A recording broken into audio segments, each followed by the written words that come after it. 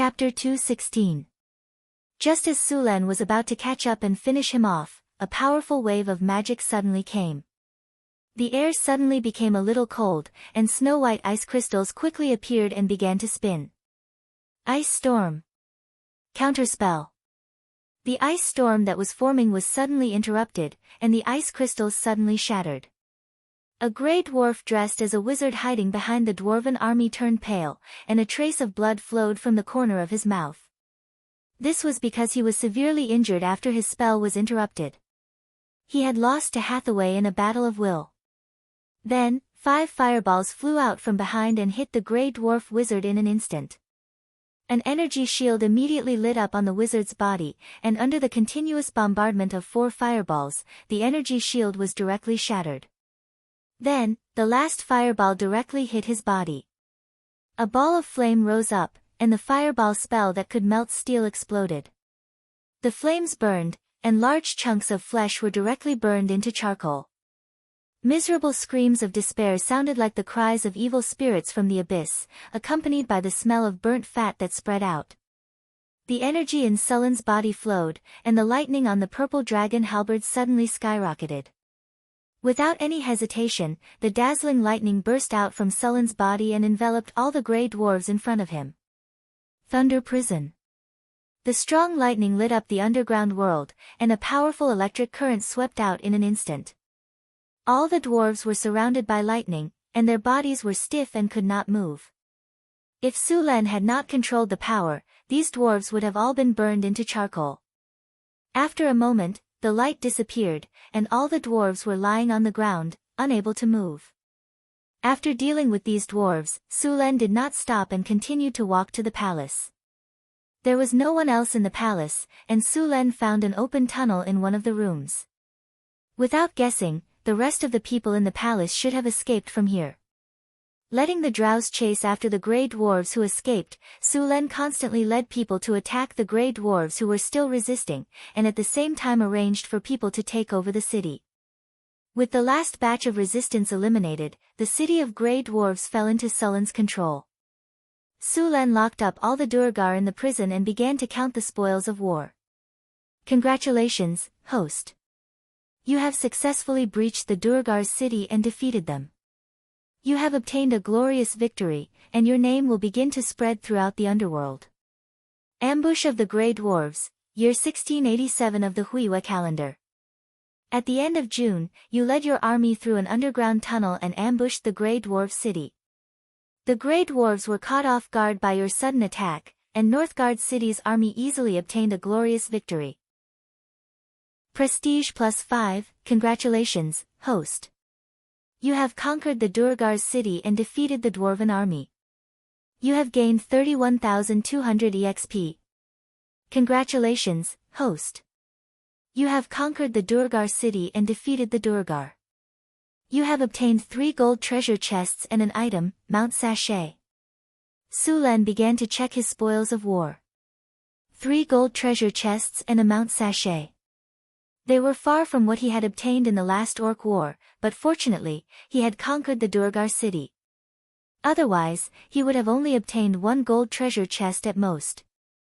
After opening the 3 gold treasure chests, 3 rays of golden light flashed, and Sulen heard the system's voice ring in his ears.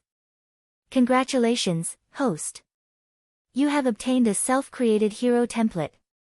Congratulations, host. You have obtained the skill, Reduce enemy's defense. Congratulations, host. You have obtained the innate skill, Lightning Reflex. Sulen was overjoyed when he saw the self-created hero template. He hadn't obtained this item in a long time, and he didn't think that he would actually obtain it this time.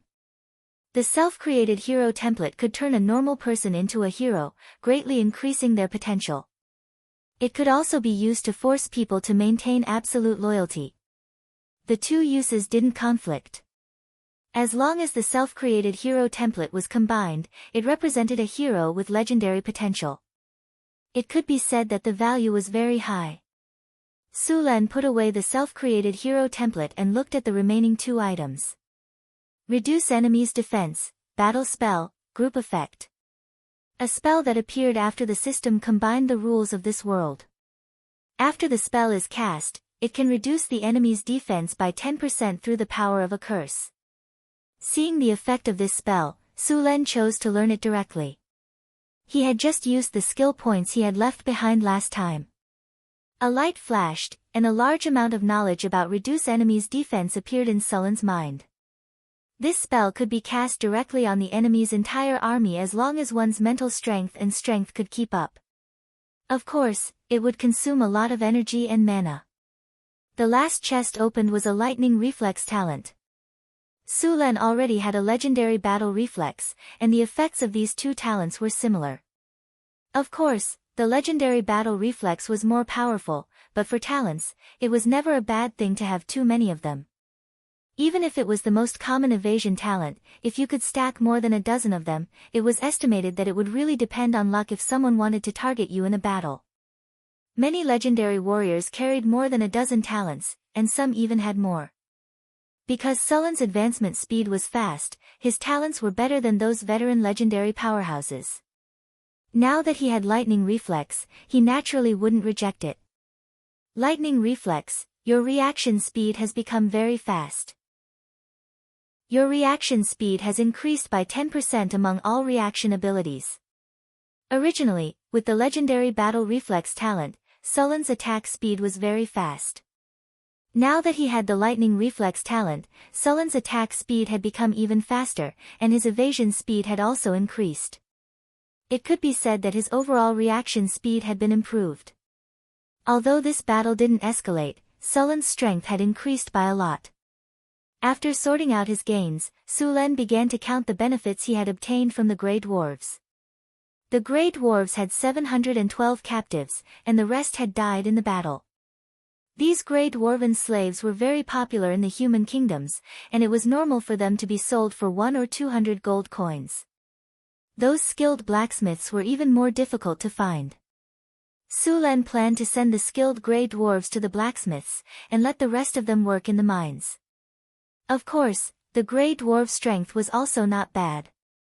Although they were quickly defeated by Sulen's sneak attack, if they were really arranged in a battle formation, although Northern Fortress City could win, they would have to pay a heavy price.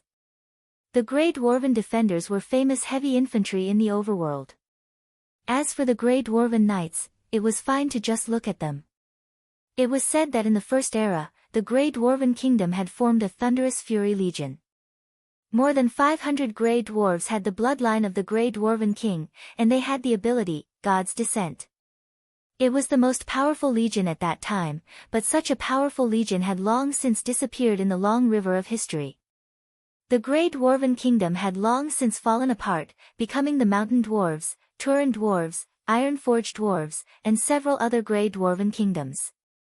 There weren't many Grey Dwarves with the ability, God's Descent, let alone the Thunderous Fury Legion from ancient times. Apart from the 700 Grey Dwarven slaves, the greatest wealth in the city was the Grey Dwarves' accumulation. Sulen found a treasury in the Grey Dwarven Palace. The moment he opened it, he was almost blinded by the golden light. The entire Grey Dwarven Kingdom had accumulated hundreds of years of wealth, and the treasury in front of him was filled to the brim. It was like a mountain of gold.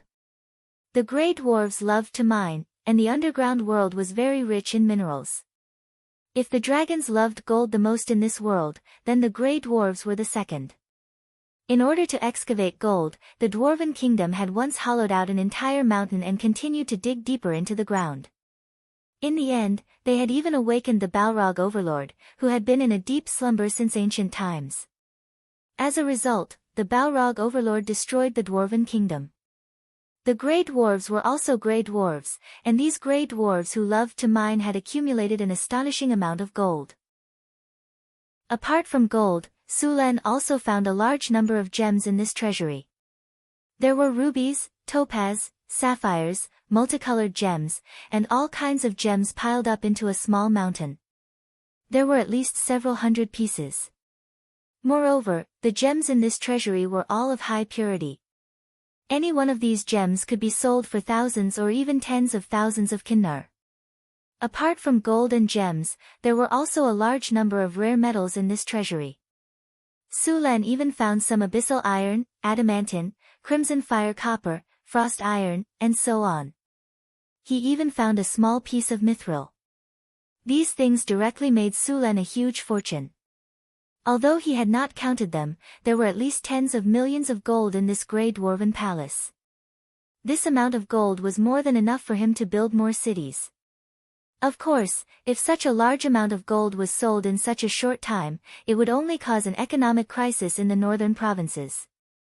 Even if all the goods in the northern provinces were sold to Sulen, they would not be able to get so much gold. Sulen's current problem was that he had too much gold. What should he do?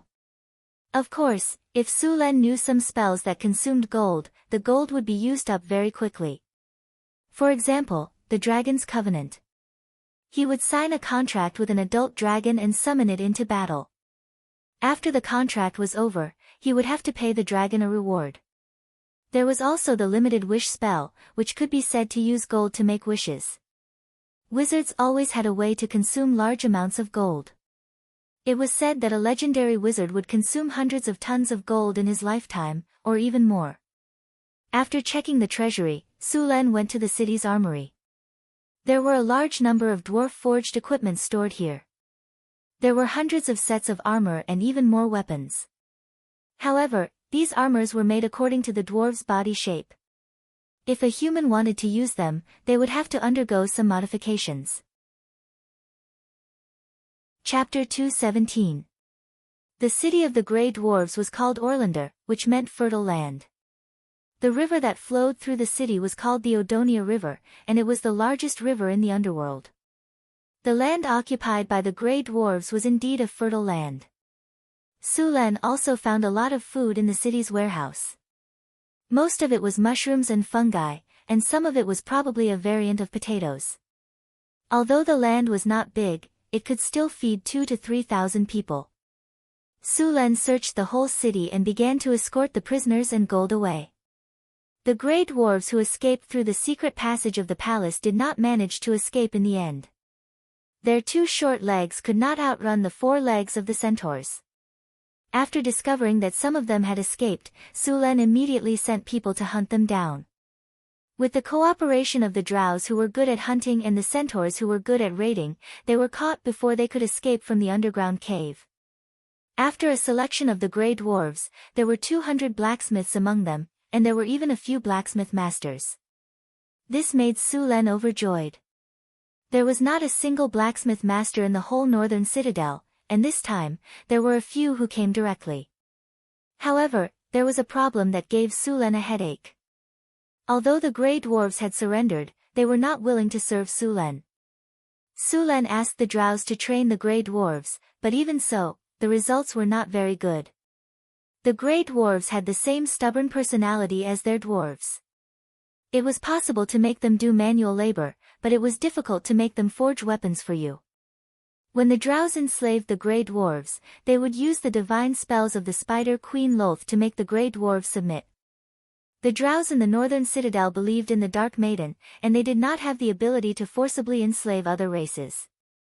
Sulen thought for a while and finally tried to build a prison camp in the northern citadel. The prison camp was not large, and there were not many facilities inside. In only 2 days, the prison camp was completed, and the completed prison camp did not disappoint. Prisoner camp, unbreakable +18, reformation +15, a wise man submits to circumstances +18, disintegrate willpower +16, give up resistance +18, prison break -30, clean and healthy +15, the stubborn Durgars wouldn't be able to resist for long. After the construction of the prison camp was completed, Sulen directly sent all the Durgars to the prison camp to be modified. Although most of the dwarves were as stubborn as rocks, there were always a few exceptions. After 3 days of sending the prisoners of war, a few Grey Dwarves had already surrendered. After receiving the news, Sulen came here to see if they had really decided to give in. Arriving at the prisoner of war camp, as soon as he entered the door, he heard a burst of swearing. "Barker, Kashi, you 2 cowards. You will be spurned by His Highness Durag. Even if you die, you will only fall into the bottomless abyss, traitor. I'm ashamed of being your neighbor. Traitor. Coward. You two cowards who are afraid of death. Behind the fence, many Durgars pointed at the two Durgars in the fence and scolded them. The two Durgars lowered their heads and remained silent, their faces red. Suluan didn't care about the noise of the grey dwarfs. Although they were shouting happily now, it wouldn't take long for them to give in. Have you made your decision? Sulan asked the two Durgars. Barker and Kashi looked at each other and nodded. My lord, we have decided. We are willing to serve you. A wise choice. Sulan nodded when he saw the names of the two Durgars in the system interface. Although their loyalty was only at 65, as long as they had surrendered, it would not take long for the remaining loyalty to rise.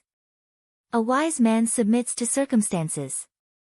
In order to reward you for surrendering to the light, I have prepared some rewards for you. Sulan said with a smile. He did not care about the two Durgars. Sulan turned to Chris and said, have someone send over a few bottles of vodka. Chris nodded and asked someone to prepare them. Vodka was the name Sulan gave to the alcoholic drink brewed with potatoes. Unlike the vodka of the Russians in his previous life, the vodka brewed in Northtown was not as alcoholic. Due to technical reasons, the vodka brewed in Northtown was only 30% alcoholic. Even so, a drink with 30% alcoholic content was very rare in this world. It was currently the most popular drink in the taverns of Northtown. The sales of rum had dropped by a lot. Soon, a guard came back with 2 bottles of vodka. Even the Durgars who were yelling stopped and stared at the 2 bottles of vodka. Puff! A soft sound rang out as the cork was opened. The rich aroma of alcohol instantly filled the air. The 2 Durgars closest to the bottles took a deep breath and their throats kept sliding down. Sulan noticed their situation and laughed inwardly. As expected, these Durgars could not resist the temptation of alcohol. Sulan handed the 2 bottles of vodka to Barker and Kathy. The 2 Durgars who had long been addicted to alcohol took a big gulp after receiving the bottles. Gulp, gulp, gulp, gulp. The 2 Durgars couldn't wait to raise their heads and drink half a bottle. Then their faces turned red. The clear liquid flowed down their thick beards and the rich aroma of alcohol spread out. Gulp. The sound of saliva being swallowed could be heard. The Durgars in the enclosure looked at the bottles in the 2 Durgars' hands with longing, as if they would rush up and snatch them in the next second. Phew! Barker let out a deep breath after he recovered from the alcohol. He then said excitedly, Sir, this is amazing. The Dwarven Fire wine is like water compared to this. This is definitely the best wine. Yes, this wine is definitely the best. I love it. Kathy yelled from the side. I'm glad you like it. Alright, since you've decided to serve the northern city, follow them to go through the formalities. You'll officially start work tomorrow, Sulen said as he pointed at an official beside him. Yes, sir. We're at your service, the 2 Durgars said happily. At this time, Suluan also discovered that the loyalty of the 2 Durgars had risen from 65 to 80. He estimated that as long as they stayed in northern Battlefront City for a while, their loyalty would soon rise to 90. After sending the 2 Durgars away, Sulen came to the front of the enclosure and said to the Durgars, Do you have anything to say? Damn human, we won't yield. Don't even think about making us work for you. That's right, we won't yield. The Durgars yelled again. Their expressions were exactly the same as when King Zay, who would rather die than submit, pointed at the door and said, Piss off. Chris, Sulen waved his hand gently. The little succubus giggled and handed over a bottle of vodka. Sulen took the bottle. The Durgars who were still cursing suddenly felt like their fates were being strangled. Sulen opened the bottle and poured out a glass. The clear liquid had a strong aroma. The aroma was like a hook that attracted the Durgars' eyes. Do you want some? Sulen asked softly. The grey dwarves nodded involuntarily. Sure, no problem. Buck and Casey are examples, Sulen said with a smile. Suluan said with a smile, and then put the glass of wine only half a meter away from them. At this distance, they could smell the strong fragrance of the wine, but they couldn't reach it. Looking at the gray dwarves who stretched out their arms to grab the glass, Suluan almost burst into laughter. That's what you get for your stinky mouths. I'm going to make you die from hunger today. I won't let you drink a single drop.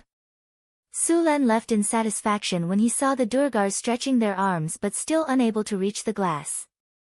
Before he left, he specifically told the guards of the prison camp to ignore the Durgars even if they were willing to yield. He didn't want them to die from hunger. After putting the Durgars aside for the time being, Sulen began to transport the various treasures in Orlando to Northtown.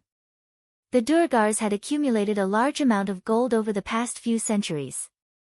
Sulen planned to use some of it as coins and put the rest into the Lord's treasury. At the same time, all the soldiers who participated in the attack on the Durgars' city would be rewarded. Sulen could take all the gold they obtained from the battle, but the soldiers would definitely be dissatisfied.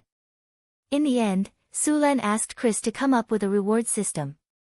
All the soldiers who participated in the battle were rewarded between 30 and 100 kinnar. The large amount of rewards made the soldiers rich in an instant. At the same time, the soldiers who didn't participate in the battle were drooling with envy. The eyes of the refugees and slaves who didn't join the army were red with envy. Suddenly, a large number of people wanted to join the army. If Sulen agreed to expand the army, it would be easy to recruit 1,000 more people. The rewards made Sulen's reputation rise again. The loyalty of the soldiers who received the rewards also increased. Moreover, the morale of the army also increased. Now, the soldiers in the barracks were all eager to go out and fight at any time. Most of the soldiers who received the rewards started to buy all kinds of goods in the market.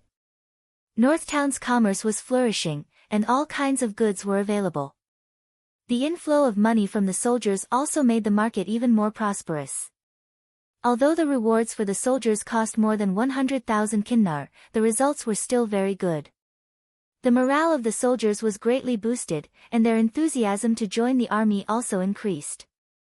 The soldiers received a better life, and the city's market became more prosperous. It could be said that it was killing many birds with one stone. Chapter 218. The prosperity of the city made Northtown more and more famous in the northern provinces, attracting many merchants to do business there.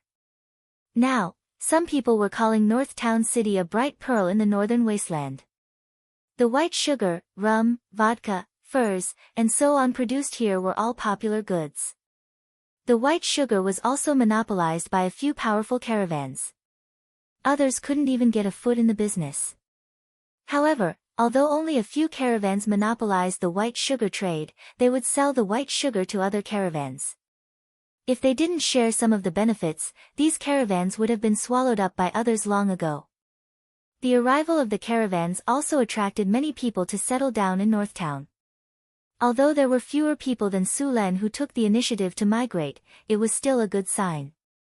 With people taking the initiative to settle down in Northtown, it meant that the city's attractiveness had increased. The rapid development of Northtown had attracted the attention of the northern provinces.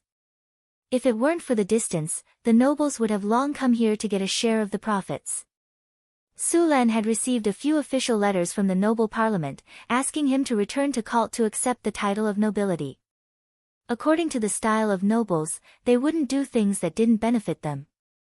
If Sulen went back to accept the title of nobility, he would have to give them enough benefits. And once he accepted the title, Sulen would officially become a noble of the Kingdom of Florence. Northtown would also be included in the territory of the Kingdom of Florence, and he would have to pay taxes to the king. One had to know that Northtown was now built by Sulen and his men. He also spent money to buy the expansion order and all kinds of resources. Sulen didn't want to find himself a king. The territory he now occupied in Northtown was comparable to a viscount's territory. Although the population was far from enough, he would surpass it in a few years with enough time. In addition to Mirror Lake City and Galloping City, which were currently under construction, Sulen's territory was no smaller than a count's territory. His strength had also reached the legendary level, and it wouldn't be a problem for him to make himself an earl. However, he didn't intend to do that yet. If he were to make himself an earl, it wouldn't be as convenient for him to recruit refugees from the Kingdom of Florence and do business. The construction of the Arc de Triomphe was still in full swing. Every day, marble from the Sierra de Lotus would be delivered to the north gate of the city. For the convenience of transportation, Sulen had already asked his men to build a pontoon bridge over the Red Sand River and the Whitewater River. He was still considering whether to build a permanent bridge over the two rivers. As for technical problems, in this world full of extraordinary powers, many problems could be solved with magic. For example, the strength of a building. As long as an object was hardened, even if it was originally a piece of wood, it would be as hard as steel. Of course, hardening an entire bridge would be a huge project. After giving the Grey Dwarves the cold shoulder for a day, Sulen went to the prisoner camp again. Today, a few more Grey Dwarves expressed their willingness to work for Sulen. When he came to the prisoner camp again, the Grey Dwarves still cursed the traitors, but this time, their voices were much softer. Sulen naturally wouldn't mistreat the Grey Dwarves who were willing to work for him. As usual, he gave each of them a bottle of vodka and arranged for them to live and work. After sending away the Grey Dwarves who were willing to work for him, Sulen once again looked at the Grey Dwarves who were still persisting. This time, Sulen came up with a new idea. In order to celebrate the huge wealth I've gained in Orlando, I've decided to give all of you Grey Dwarves a reward, Sulen said as he stood outside the fence. You invader, robber, that's the wealth of us Grey Dwarves. Hearing Sulen's words, the Grey Dwarves who were still somewhat quiet at first became agitated again. If the anger in their eyes could burn someone to death, Sulen would have been burned to ashes by now. Face reality. I think you should be more concerned about your current situation, Sulen said with a shrug. Considering that you haven't had any alcohol for a long time, I've specially prepared some alcohol for you today. If you don't want it, I'll take it away, Sulen said with a smile as he looked at the angry Grey Dwarves. Yes, we want it. Give us the alcohol. Silence. Sulen's face suddenly became cold and frosty, and an aura that belonged to a legendary powerhouse suddenly erupted from his body. The Grey Dwarves who were still yelling were like ducks whose necks were stuck. Their mouths were wide open, but no sound came out. Seeing this situation, Sulen waved his hand, and a group of soldiers came forward. Then, they gave each of the Grey Dwarves a glass about the size of a thumb, and let them come up one by one according to the order of the meal. The glass was so small that it couldn't even be considered a sip. The Grey Dwarves drank it all in one gulp. The rich wine aroma and the mellow taste made the Grey Dwarves unable to stop themselves.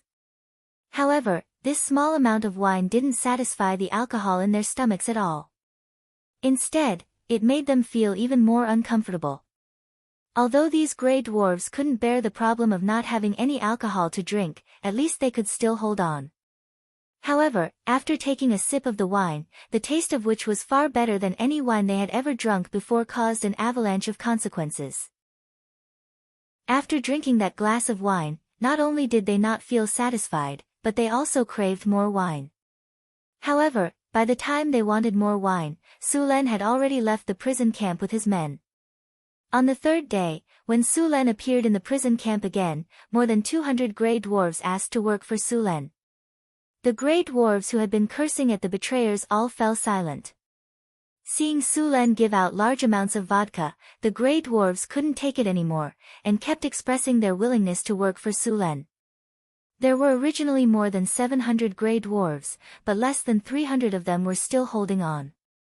However, they wouldn't be able to hold on for much longer. Sulen had enough patience to slowly wear them down. After obtaining another 400 Grey Dwarves, Sulen chose some of the skilled blacksmiths to join the smithy. With the addition of the Grey Dwarves, the blacksmiths in Northtown City improved again. The original smithy was no longer enough, so Sulen ordered the workers to start upgrading the smithy. With more than 200 Grey Dwarves and humans, Sulen planned to build a large steel workshop. With the rapid development of Northtown City, even with the hydraulic forging machine, the production capacity of the smithy was still insufficient.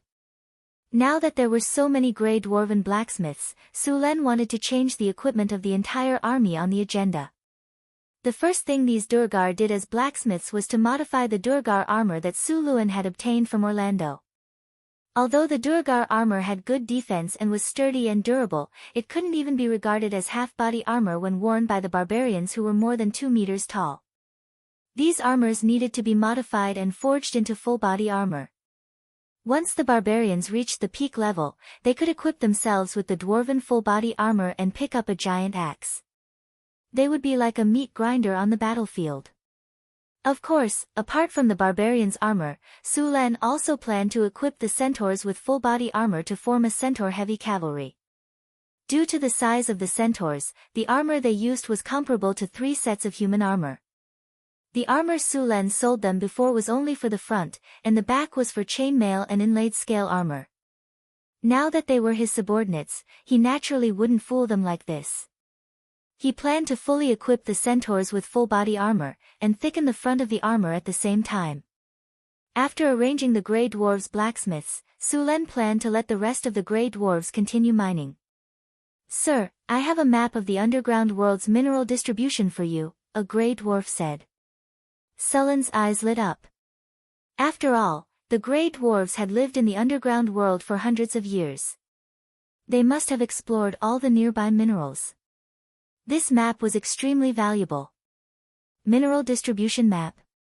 If it's true, I'll give you the reward you deserve. Enough vodka, and I appoint you as the new city lord of Orlando. When he heard Sulen say enough vodka, the Grey Dwarf's eyes instantly turned red. When he heard that he could become the city lord of Orlando, his breathing became heavier. "Sir, the map is here." With that, the dwarf sat directly on the ground and took off his leather boots. A strong smell, like pickles that had been fermented for decades, filled the air in an instant. Suluan hurriedly summoned some wind elements to blow away the smell of pickles. The Grey Dwarf fumbled around in the boots for a while before finally pulling out a grey parchment that emitted a strange smell. Sulen frowned and put on gloves. He resisted the urge to throw away the parchment that emitted a strange smell and took it. A guard behind him sensibly handed over a bottle of water. Sulen rinsed it briefly before flipping through the map. The map was not large. It marked the mineral veins that the Grey Dwarves had discovered.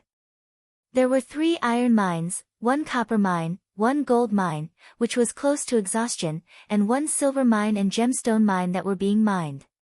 So much gold in the city of the Grey Dwarves had been mined from that gold mine. Sulen did not pay much attention to the gold mine. After all, it was close to exhaustion. He was more interested in the silver mine because the Grey Dwarves had discovered some mithril in it. Mithril was a very precious magical metal in this world. It was described in many adventure stories as light as a feather and indestructible. In fact, mithril was not as exaggerated as it was described. It was more precious because of its powerful magical properties. Many powerful magic items would use this rare metal. Now that there was mithril in this underground silver mine, its value was simply immeasurable. P.S. Insufficient holiday balance, sob sob sob. Chapter 219. What's your name? Sulen put down the map and asked. My lord, my name is Bok Ironhammer Shield.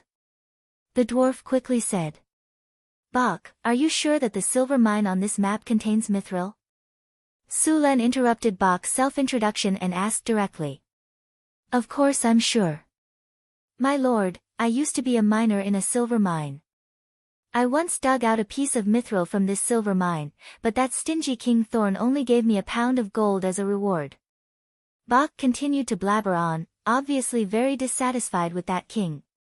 Alright, since you're sure that there's mithril here, I'll let you form a team of miners, and you'll be the leader. If you can find mithril, then I'll give you the position of the city lord of Orlando. But if you can't find mithril, then... Sulen stared at the dwarf in front of him and said. My lord, please don't worry. I'll definitely find mithril for you. Bok patted his chest and promised. In that case, it's decided. If you can find mithril, I'll reward you generously. Status, money, or even vodka will be given. Now it all depends on your performance, Su Len said with a smile. My lord, I'll form a team of miners right away. After hearing Sulen's promise, Bok could no longer sit still. He hurriedly left the lord's castle and went to find other grey dwarves to form a team. Su Len threw the map aside with some disdain and found another piece of parchment to copy the map. Although it had been washed, the parchment still had the smell of salted vegetables on it. The map on the parchment was a little crude. After all, mapping in this world was not a professional subject like it was in his previous world. Most of the time, only they could understand the map they drew. To others, it was a completely abstract drawing. Fortunately, the map was drawn well. Although it was still crude, the general location was drawn. Soon, Su Len completely copied the parchment. After comparing the two maps again to make sure that he didn't miss anything, Su Len picked up the parchment and threw it directly into the brazier. The flames rose and quickly burned the parchment into a pile of ash. He opened the window to disperse the smoke. After forming a team of 50 miners, Bok excitedly brought his team back to Orlando to mine silver. The remaining 2 iron mines and copper mines also needed to be mined. The remaining 100 or so grey dwarves also formed 3 mining teams and then went to Orlando to mine ores. After the population of the northern city expanded, there was a shortage of all kinds of tools and ironware. Moreover, the army also needed a lot of equipment. The surface iron mine was originally not big. Before Su Len obtained it, many tribes had already mined it. Now, the output of the mine was very low. Was close to exhaustion. This was one of the reasons why Su Len was in a hurry to control the underground world. After several expansions, the number of soldiers in the northern city had increased to 4,000. There were 300 barbarians, 400 centaurs, 100 drows, and 300 half-elves. Apart from the war spirits that Su Len had summoned, the rest were all humans. If the militia, the city guards, and the 500 men stationed in Mirror Lake City were included, the number of soldiers in northern Battlefront City had reached a shocking 6,000 men. Adding all the people in northern Battlefront City and the newly captured Grey Dwarves, the total population had only reached 20,000. 1/3 of the population were soldiers. Such a high proportion, no matter how one looked at it, could be said to be militaristic. If it weren't for the buffs from the harvest altar and the numerous slaves, the northern city wouldn't even be able to support themselves with food. Not to mention the money, resources, and equipment needed to raise so many soldiers. In the past, the size of the northern city's army wasn't very obvious. Now, just maintaining the number of soldiers required tens of thousands of kinars worth of pay every month. Su Len had always been curious. How did his predecessors manage to not pay the soldiers and make them listen to orders obediently? They were even braver than the other when they went into battle. If Su Len dared to not pay the soldiers in the northern city for a few months, there would be a large number of deserters. It wouldn't be strange if there was even a rebellion. If it weren't for the sugar trade that gave the northern city a lot of money, it would have taken years of hard work to develop the city to this extent. The northern city's army needed a lot of equipment. Apart from the army, the centaur tribes also needed equipment to protect their herds. Fortunately, Su Len had made a lot of money from the raid on the Grey Dwarf City. Not only did he solve the problem of money, but he also solved the problem of equipment. After settling the matters in the northern city, Su Len brought the Grey Dwarves mining team and the drows back to the underworld. He was going to restore the Grey Dwarves mines and clean up the dangerous areas around the mines. He returned to Orlando. At this time, there were 100 barbarian warriors and 100 centaurs guarding the city. A group of subterranean dweller slaves were in charge of the labor. These subterranean dwellers were short. Because they lived in the dark for a long time, their eyes had deteriorated. They relied on infrared sensing to survey their surroundings, so blindness and petrification spells didn't work on them. Most dungeons had subterranean dweller slaves. They were the best growers in the underworld. Su Len brought 3 teams of Grey Dwarves to the various mines. The Grey Dwarves had discovered a lot of ore veins, but many of them were occupied by monsters from the underworld. The Grey Dwarves had to clear out all kinds of monsters every once in a while. If it wasn't for this, the other veins would have been excavated by them long ago. After resting in Orlando for a day, Sulen brought a team of drows and miners out of the city. They passed through some narrow tunnels and headed to the first mine. This mine was the closest to Orlando. It was an iron ore mine that produced good quality iron ore. It was a few grades better than the iron ore produced by Sulen's surface mine. The group moved forward in the dark tunnel, encountering a few hook horrors along the way. Hook horrors were a common type of monster in the underworld. They had sharp hearing and walked on 2 feet. Their heads looked like vultures, and their eyes were small. They had sharp beaks and a pair of compound eyes. Their bodies were covered with a layer of hard gray carapace. They looked ugly. Their eyesight was poor, but like bats, they could emit high-frequency sound waves to determine the enemy's position. Just as Sulen led the team forward in the tunnel, a dozen shadows suddenly jumped down from above. Sulen reacted quickly. Because the tunnel was narrow, he didn't use the purple dragon halberd. Instead, he swapped it for a long sword forged by the dwarves. He subconsciously swung the long sword in his hand. The hook horrors that attacked Sulen didn't expect Sulen's reaction to be so fast. They didn't have time to react before the sharp sword swept across them. The powerful force directly split open the hard carapace on the hook horrors. The monster that was about 2.7 meters tall and weighed nearly 200 kilograms was directly cut in half. The next dozen or so hook horrors didn't affect the team at all.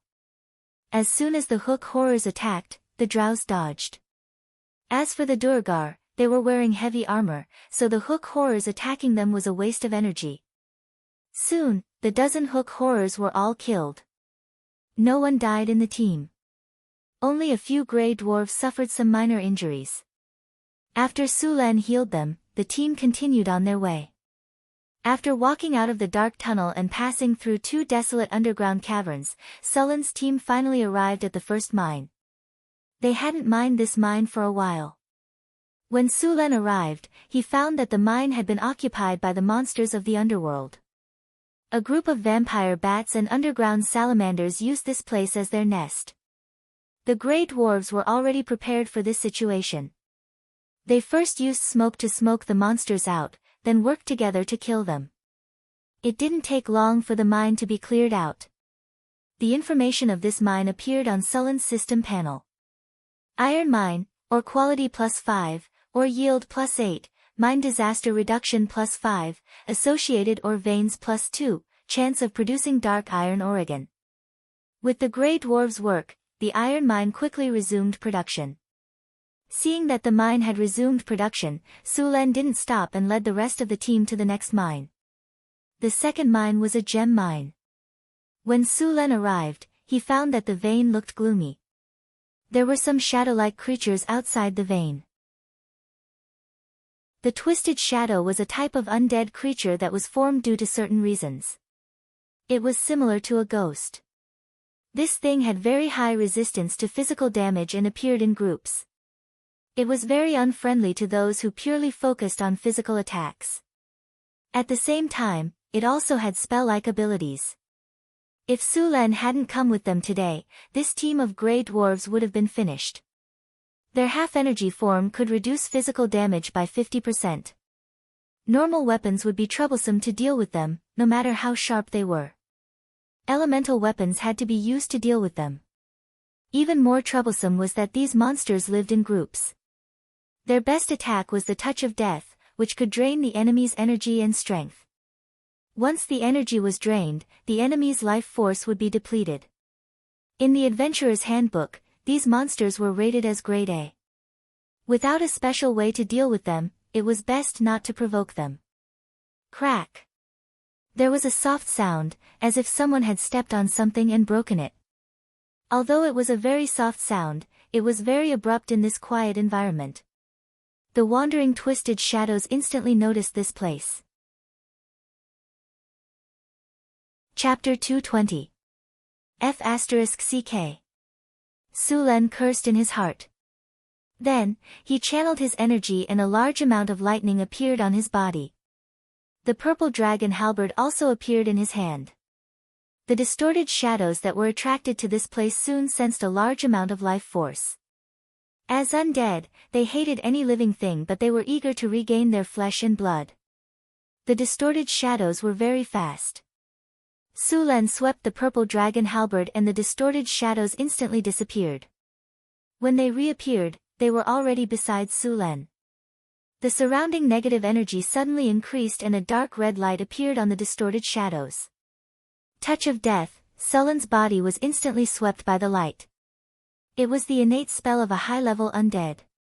A series of notifications appeared on the character panel in front of him. Attacked. The host is attacked by the spell, Touch of Death. Activated. Mandatory test of immunity. Test of fortitude passed. Test of constitution passed. You are immune to the stun effect of this spell attack. Your energy has decreased.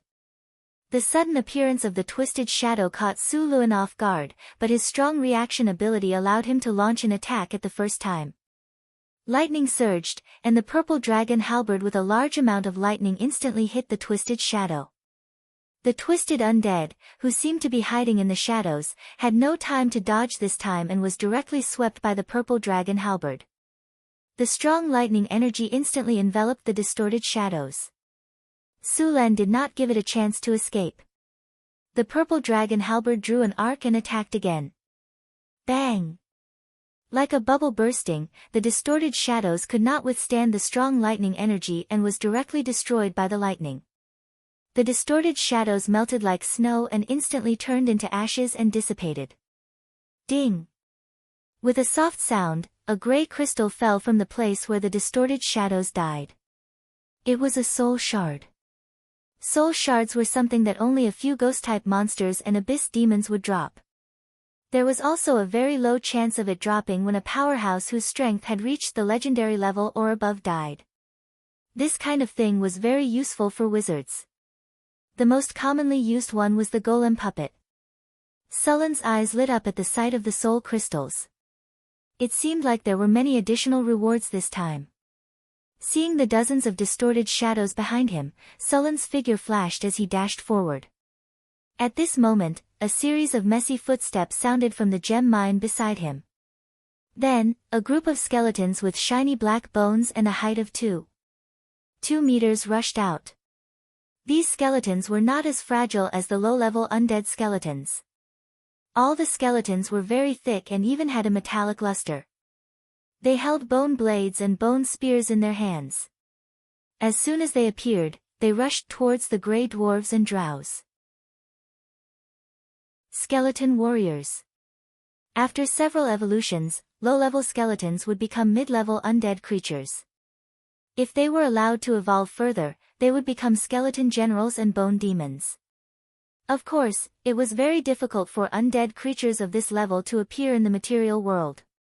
Only the legendary undead creatures of this level would exist in the world of undead. When the grey dwarves saw the skeleton warriors rushing towards them, they roared and ran forward with their 2 short legs like Hot Wheels. They raised their axes and rushed forward.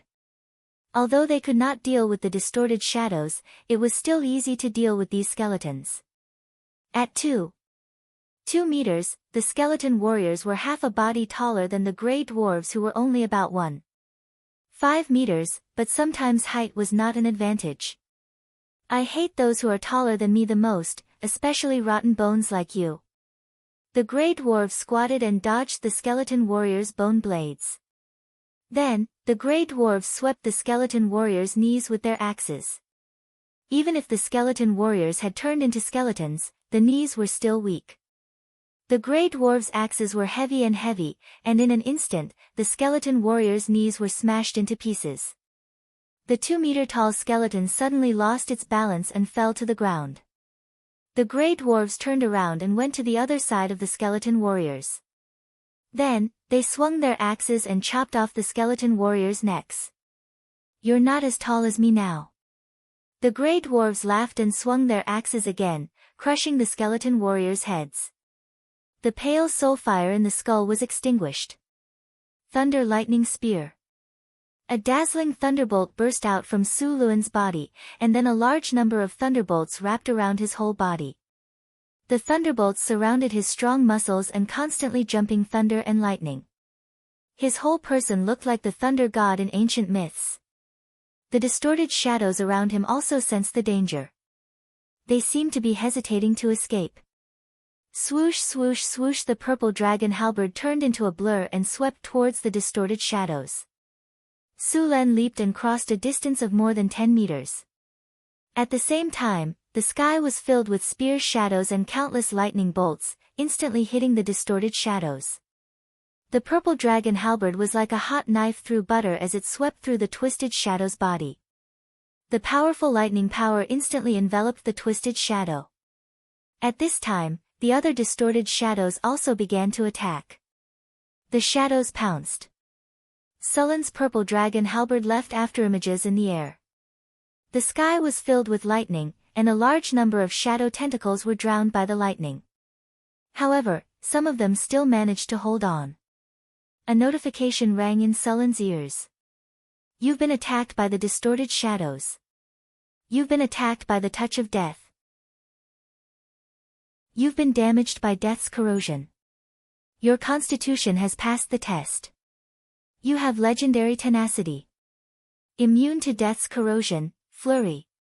Just as Su Lan was attacked, the purple dragon halberd in his hand instantly turned into silver dragons surrounded by lightning. They counterattacked in the direction of the attacks. The lightning was dazzling, and the distorted shadows around him were instantly hit. As ghost-type undead creatures, although the distorted shadows were immune to 50% of physical damage, their HP was not high. After being hit by a few lightning bolts, the distorted shadows were constantly killed by the lightning bolts. Silver Dragon Inversed Scales Spear. Countless lightning bolts condensed on Sullen's body, except for the shadow of a dragon. The moment the dragon appeared, it carried a destructive aura and rushed towards the distorted shadows around him. The huge dragon shadow swept across. Everywhere it passed, the distorted shadows' bodies instantly stiffened. Countless lightning bolts were sent into their bodies and instantly exploded. Ding dong. Ding dong. A large number of soul crystals fell from midair. The dragon's shadow dissipated, and more than half of the dozens of distorted shadows around him disappeared in an instant. Only a few distorted shadows were left that were not affected. The following battle became much simpler. The remaining distorted shadows were easily harvested by Su Lan. At the same time, the battle between the dwarves and the drows was coming to an end. Although the skeleton warriors were strong, they had no advantage against the dwarves and the drows. They were quickly wiped out under the 3 axes that chopped off their legs, necks, and heads. A large number of broken bones were left on the ground. The battle ended quickly. Su Lan arranged for people to collect the spoils of war. There were a lot of spoils this time. All of them were soul crystals, which were also the specialty of the undead creatures. The undead creatures could be said to be poor. Other than soul crystals, they basically had nothing else. After the battle, Su Lan gained more than 10,000 EXP and nothing else. Seeing the gem mine next to him, Su Lan planned to go inside to see if there were any fish that had escaped the net. He called 2 grey dwarves who were familiar with the mine, and the 3 of them entered the mine together. The gem mine was different from what Su Lan had imagined. There were rocks everywhere, and occasionally there were some colorful quartz in the mine. There were traces of a lot of mining around. Something's wrong. At this time, one of the grey dwarves suddenly said, "What's wrong?" Sullen's body tensed up instantly, and he raised the sword in his hand slightly. The traces here are very new. They were left behind recently. The grey dwarf pointed to a trace of digging in the tunnel. Recently? You grey dwarves didn't dig it. Sullen's face changed. No, we dwarves don't dig so badly, the grey dwarf said proudly. It seems that other guests have occupied this place while you were away. Su Lan said with raised eyebrows. Let's go deeper. I want to see who dared to touch my cheese. The three of them moved more carefully after discovering the traces of digging. However, all the monsters in the mine had been killed, and they did not encounter anything else along the way. As they went deeper, more and more traces of digging appeared in the mine. Sulen and the two gray dwarves continued to follow the traces. After a few minutes, the group stopped in front of a tunnel. The tunnel was blocked by a stone wall. Why is there a stone wall here? I remember there was a hall behind it for resting, a gray dwarf said. Looks like we've found the little rat who stole the mine. Sulen had a warm smile on his face, but his tone was as cold as the cold wind of the Arctic tundra, instantly freezing people into ice sculptures. Get out of the way. Sulen came to the side of the wall and pressed his hand on the side of the tunnel. The hard rock quickly softened and turned into a pile of mud. Soon, a hole as tall as a man appeared in the side of the tunnel. In order not to alert the enemy, Sulen did not directly open a hole in the wall that blocked the tunnel. Instead, he struggled to open a passage on the side of the wall. Under Sulen's spell, the hard rock quickly softened. It only took a few minutes for a passage to be opened. Sulen only felt that the space in front of him was empty. He had already arrived at the hall behind the stone wall. The scene in front of him surprised Sulen, but it was also very familiar. This place had actually been set up as a laboratory, but it was different from Hathaway's laboratory. This laboratory had a large amount of glassware filled with all kinds of liquids, and some unknown lifeforms' organs were soaked in them. A lot of skeletons were piled up around the laboratory. These skeletons were very similar to the skeletons of the skeleton warriors outside. This gem mine had been occupied by a necromancer. Chapter 221. While Sulen was cleaning up the twisted shadows. The underground world. The dim light caused this place to be shrouded in darkness all year round. At this moment, a huge shadow suddenly emerged from the darkness. The shadow was more than 6 meters long and had a majestic body like a lion. However, unlike a lion, it had a pair of wings like a pterosaur. As it swayed its tail, it revealed a hook that flashed with cold light. It was a scorpion tail. A manticore. It was a powerful magical beast in the underground world. It was said that this monster also had the bloodline of a dragon. The pair of dragon wings was proof. As a high-level predator in the underground world, although the manticore did not have any magic abilities, its venom was very difficult to deal with. Compared to its venom, the thing used by assassins was simply a potion. In addition to being very poisonous, its venom also had the characteristic of paralysis. The manticore's venom was a prohibited item in the human kingdom. In the black market, it was sold for up to 2,000 kinnar. But now, this manticore, which was at the top of the food chain in the underground world, was fleeing in a sorry state. A pair of dragon wings flapped rapidly as the manticore quickly flew through the air. At this moment, a bone spear shot out from the darkness and instantly pierced the manticore's wing.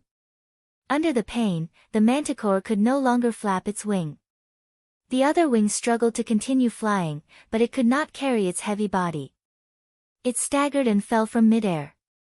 As soon as the manticore landed, a few figures rushed up. With the weak light of the fluorescent moss, one could see the dark bones on their bodies. They were skeleton warriors. The manticore found that there was no hope of escaping and fiercely pounced.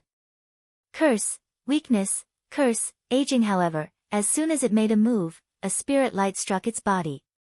Its originally strong body instantly became weak and powerless, and its originally strong body suddenly became old. The surrounding skeleton warriors swarmed forward, and the lion-scorpion beast was completely trapped. Although it could still bite off the skeleton warriors, even more skeleton warriors had surrounded it when it attacked. In the face of these skeletons, the manticore beast's most powerful poison attack was completely ineffective. Not long after, a skeleton warrior seized the opportunity to pierce its throat. Although this skeleton warrior was also split into two by the manticore beast's counterattack before it died, to undead skeletons, a damaged body could be replaced. As long as the soul fire was not extinguished, they would not die. A large amount of blood gushed out of the manticore's throat. The counterattack before death had exhausted its strength. The light in its eyes dimmed quickly, and its body collapsed. At this time, a figure wrapped in a black robe and riding a skeleton horse came out. It had the characteristics of the Highlanders. It had a hooked nose, wrinkles, a rigid face, and cold eyes. Although it was tall, it looked very pale. There were 3 different rings on its fingers. One of them looked like a skeleton that was dozens of times smaller. It held a white bone staff in its hand and was surrounded by a cold aura. Seeing that the manticore was dead, the middle-aged man waved his hand. A few skeleton warriors behind him stepped forward and began to skin and cut the manticore. Damn it! Just as the skeleton warriors were cutting the manticore, the middle-aged man's expression changed drastically. He quickly took out a gemstone that looked like an eye. The originally exquisite gemstone was now cracked. Who dares to attack my guards and invade my laboratory? Keaton's expression was gloomy. Damn rat! Don't let me catch you. Otherwise, I'll pull out your soul and stuff it into a rat's body. Keaton packed up the manticore. He didn't ride the skeleton horse anymore. Instead, he directly flew in the direction of the gemstone mine. Sulan didn't know that he had alarmed the necromancer. The laboratory in the gemstone mine wasn't big. Soon, Sulan turned the entire laboratory upside down. Sulan didn't touch the bones and other things inside. These things were useless. Only the necromancers would collect them. As for the bottles and jars in the laboratory, Sulan didn't take them. After all, who knew what was inside? However, in the storage room next to it, Sulan found a large number of gemstones. Obviously, these gemstones had just been excavated by the necromancer. In addition to these gemstones, there were also some books in the laboratory. Human anatomy diagrams, how to make a skeleton warrior, detailed explanation of necromancy, and more than 10 other books. Suluan packed them all up and took them away. Tui, what a pauper. Even these gemstones were excavated from my gemstone mine. Sulan pursed his lips. He casually put some magic materials into his storage space. You too, throw away those bone sticks. Don't touch those glass bottles. Now hurry up and get out. We've already searched his nest. With the necromancer's abilities, he must know by now. Let's get out of here quickly. Sulan yelled at the 2 grey dwarves who were playing with the skeleton of a skeleton warrior. He then left the gemstone mine. In the underground world, a hazy figure was flying quickly. A few distorted shadows circled around him to help him fly faster. There were also many skeleton warriors running on the ground. Along the way, Keaton didn't rest at all. With the help of distorted shadows, his flying speed was very fast. However, it didn't consume much mana. Wherever this group of necromancers passed, all monsters would retreat. As he continued to speed up, Keaton saw the gemstone mine in the distance. Landing from the sky, Keaton didn't rush in recklessly. Although he had used fly to reduce the consumption of mana with the help of distorted shadows, he had also used up a lot of mana. Someone who dared to kill the large number of skeleton warriors and distorted shadows that he had left behind to guard the laboratory was undoubtedly powerful. If he rushed in like this, there was a high chance that he would fail miserably. Moreover, he had come back in a hurry. His skeleton warriors didn't catch up. Taking out a bottle of blue potion, Keaton tilted his head back and drank it. He then had distorted shadows protect him while he used the potion to quickly recover his will and mana. About half an hour later, a group of skeleton warriors finally arrived. Keaton opened his eyes. A cold light flashed in his eyes. Little rat, I'm here. How dare you steal my laboratory? I'll make you regret being born in this world. Keaton stood up. The gloomy aura around him intensified. Sulan had the grey dwarves retreat from the mine and hide in a corner. He found a stone room outside the gemstone mine and waited quietly. Suddenly, he opened his eyes. His body flashed and he was outside. Just then, a large number of red dots appeared on his strategic map.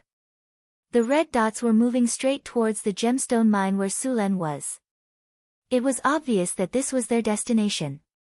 It was obvious that the necromancer had returned. Interesting. You stole my laboratory and didn't run away. You're still standing here. Are you begging me to forgive you? A middle-aged wizard on a skeleton horse, his body shrouded in mist, walked in with a large number of necromancers. He glanced at the messy skeletons on the ground and then looked at Sulen. You're quite strong. I've decided. I'll refine your corpse into a black knight. Then I'll stuff your soul into a rat's body.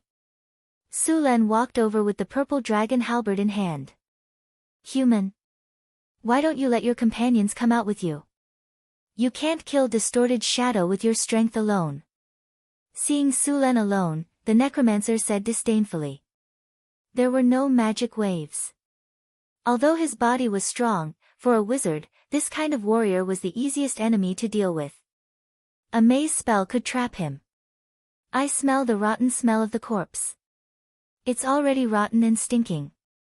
You should have just stayed in the coffin. Why did you have to come out and scare people? Sulen calmly looked at the necromancer in front of him. Although the way he appeared looked like a big boss leading a group of guards, in the system interface, he had not broken through to the legendary level. He was only a grade 4 necromancer. It would be troublesome to deal with a wizard above the legendary level. After all, his anti-magic skill was only effective against wizards below the legendary level. Although there were many limitations to the anti-magic skill, it was enough to crush enemies below the legendary level. The eyes of the middle-aged man in front of him were dark red. Although he looked like a human, Sulen could sense that there was almost no life in his body. Instead, there was a strong undead energy surrounding him. Even if he was a necromancer, although he could use undead magic and energy, he was still a living person. Sulen felt that the man in front of him was not much different from a corpse. No, there was still a difference. He could run and jump. That strong undead energy could even make a normal corpse come alive. Hearing Sulen's words, the middle-aged wizard's face suddenly changed. In the next moment, a strange black fog gathered and quickly rushed towards Sulen. Sulen's body flashed and dodged, but the black fog seemed to have a life of its own. It turned around and rushed towards Sulen again. It turned into a cloud of smoke and directly covered the surroundings, not giving Sulen a chance to dodge. Curse. The invisible energy directly acted on Sulen's body. Sulen only felt that his body seemed to have become much heavier. But then this feeling disappeared. A large number of data appeared on the system interface. The host has been weakened by the curse. Going through a forced immunity test. Immunity test successful. The host is immune to this curse attack. Voodoo school, necromancy school. Sulen's eyes flashed. He did not expect to meet a necromancer who was also a voodoo school wizard when he came out to open a mine. One must know that these two schools were famous for being insidious. Chapter 222. Necromancers played with the dead and desecrated souls. In the eyes of many churches, they were heretics.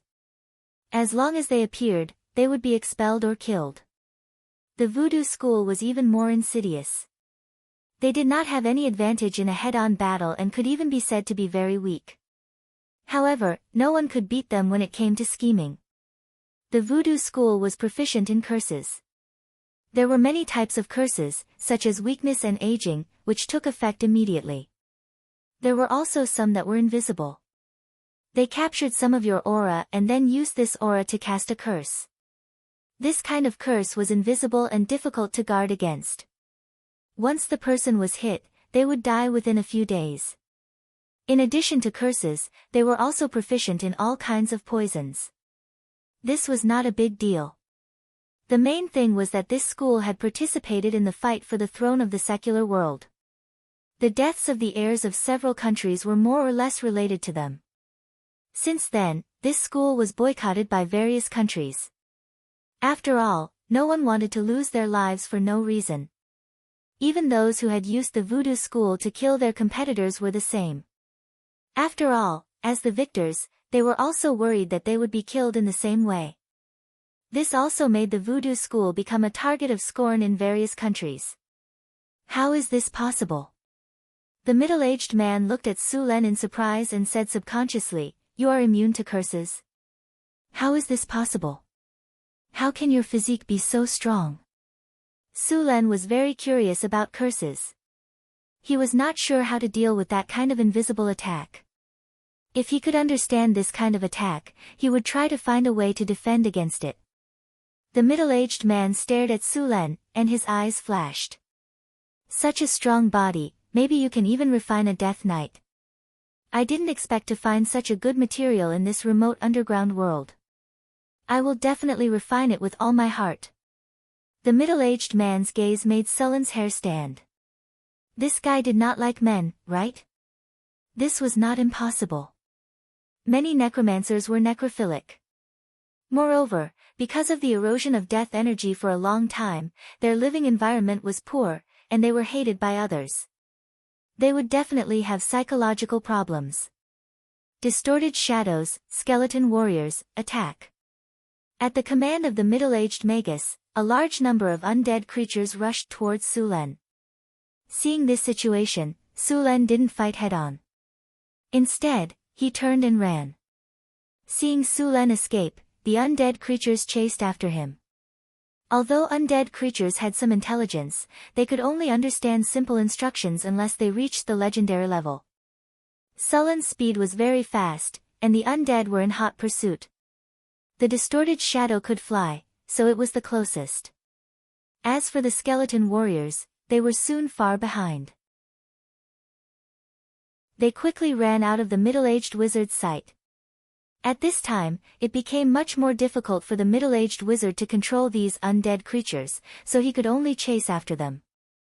Su Len led the undead creatures to where the grey dwarves were hiding. Both sides moved quickly, and in a few minutes, Su Len found the grey dwarves' ambush. At this point, Su Len finally stopped running. The energy in his body instantly exploded, and powerful lightning energy swept through the surrounding space. The distorted shadows that were chasing him were instantly enveloped by lightning energy. The purple dragon halberd carried the powerful lightning energy and drew out a dragon shadow. Silver dragon inversed scale spear. The dragon shadow formed by lightning took shape in an instant, and then directly rushed towards the distorted shadows behind him. These distorted shadows had no time to dodge, and were swept by the dragon shadow. All of the distorted shadows stopped moving, and then their bodies exploded with lightning, drowning them in lightning.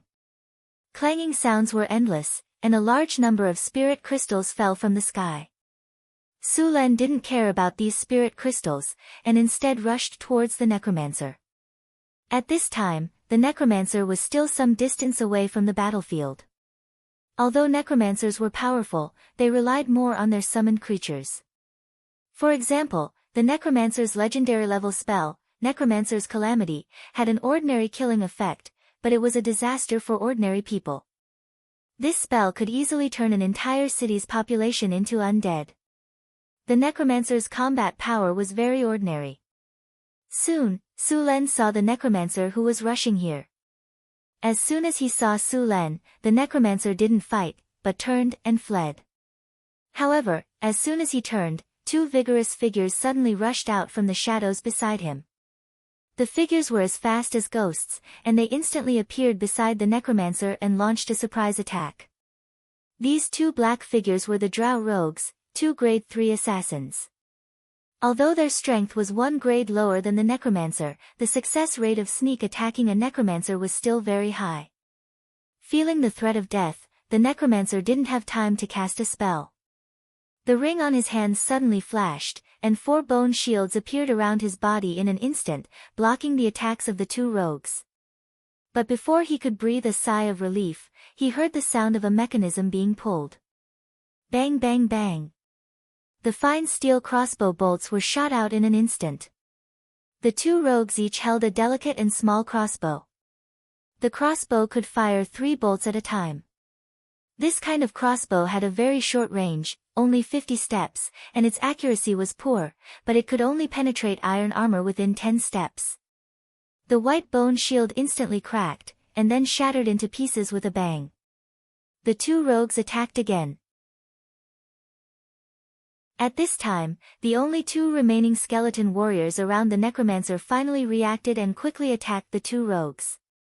Attacked by the assassins, the necromancer, who was in a hurry, was shocked. He quickly cast a protective spell on himself and then turned to escape. However, he was delayed by the two rogues, and Sulen had already caught up. Seeing the necromancer who was about to escape, Sulen clenched his hand. Lightning spear. A spear made of lightning appeared in his hand in an instant, and then he threw it at the necromancer. Boom! The lightning spear instantly hit the energy shield in front of the necromancer. The energy shield only froze for a second before it shattered. Then the remaining two bone shields blocked in front of the lightning spear, but they still shattered in less than a second, and the light of the lightning spear only dimmed a little. The middle-aged necromancer's face changed greatly.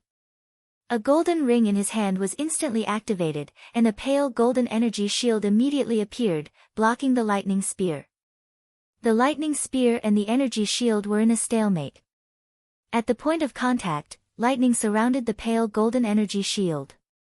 Finally, with a bang, it turned into countless light spots and dissipated in the air.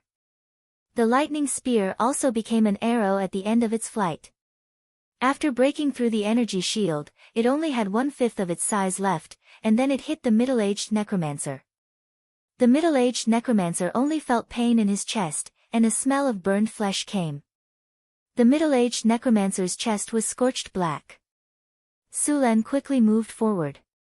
Seeing that the middle-aged necromancer was about to continue casting, he directly threw a forbidden magic at him.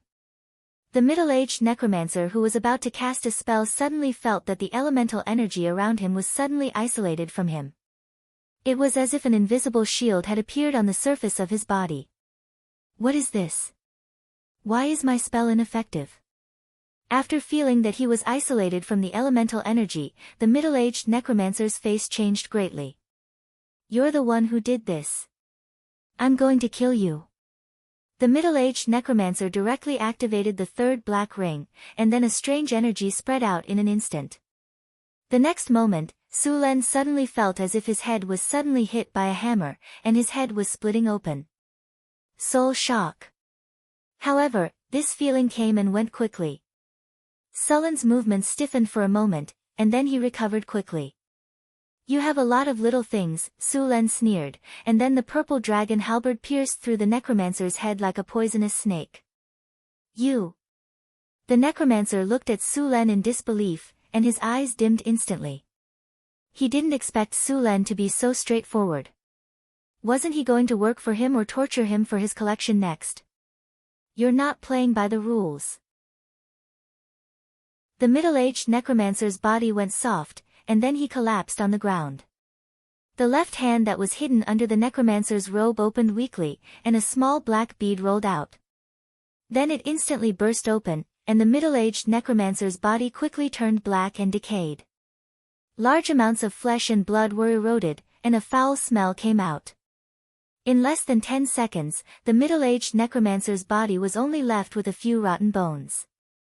Damn, what kind of poison is this?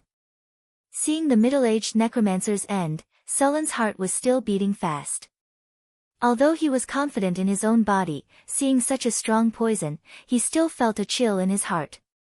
If this thing touched his body, even if he didn't die, his skin would be peeled off. Fortunately, he didn't learn from the villain and talk to him before the battle ended. Otherwise, the consequences wouldn't be too good. However, this poison was a little strange. It was only effective on flesh and blood, and the necromancer's clothes were not damaged at all. Sulen gently lifted the clothes with the purple dragon halberd, and 3 rings slid down. Seeing these 3 rings, Sulen's eyes lit up. He clearly saw the rings that the necromancer used just now, and these 3 rings were all magic items. He picked up the rings and checked them. The rings were not damaged. The 3 rings were embedded with 3 different colored gems, and the quality of the gems was very high. The spells in the rings had been released, and if he wanted to use them again, he would need to recharge them. Among the magic items, rings and earrings were very expensive because they were difficult to make. According to the effect of the necromancer's use, 2 of the 3 rings were protective spells, and the last one could launch a soul attack. Although the soul attack was blocked by Su Len had the talent of iron will, and the effect of the soul attack was limited. If it was someone else today, the necromancer might have turned the tables. P.S. There's one more chapter, and it might be late. Chapter 223. Generally speaking, soul magic could only be used after reaching the legendary realm. Even at the legendary realm, the soul was still very mysterious. The ring in front of him could actually launch a soul attack. This kind of magic item could be said to be very precious. The disadvantages of forbidden magic were obvious. First, it was ineffective against legendary level, and second, it was ineffective against the spells that came with the magic item.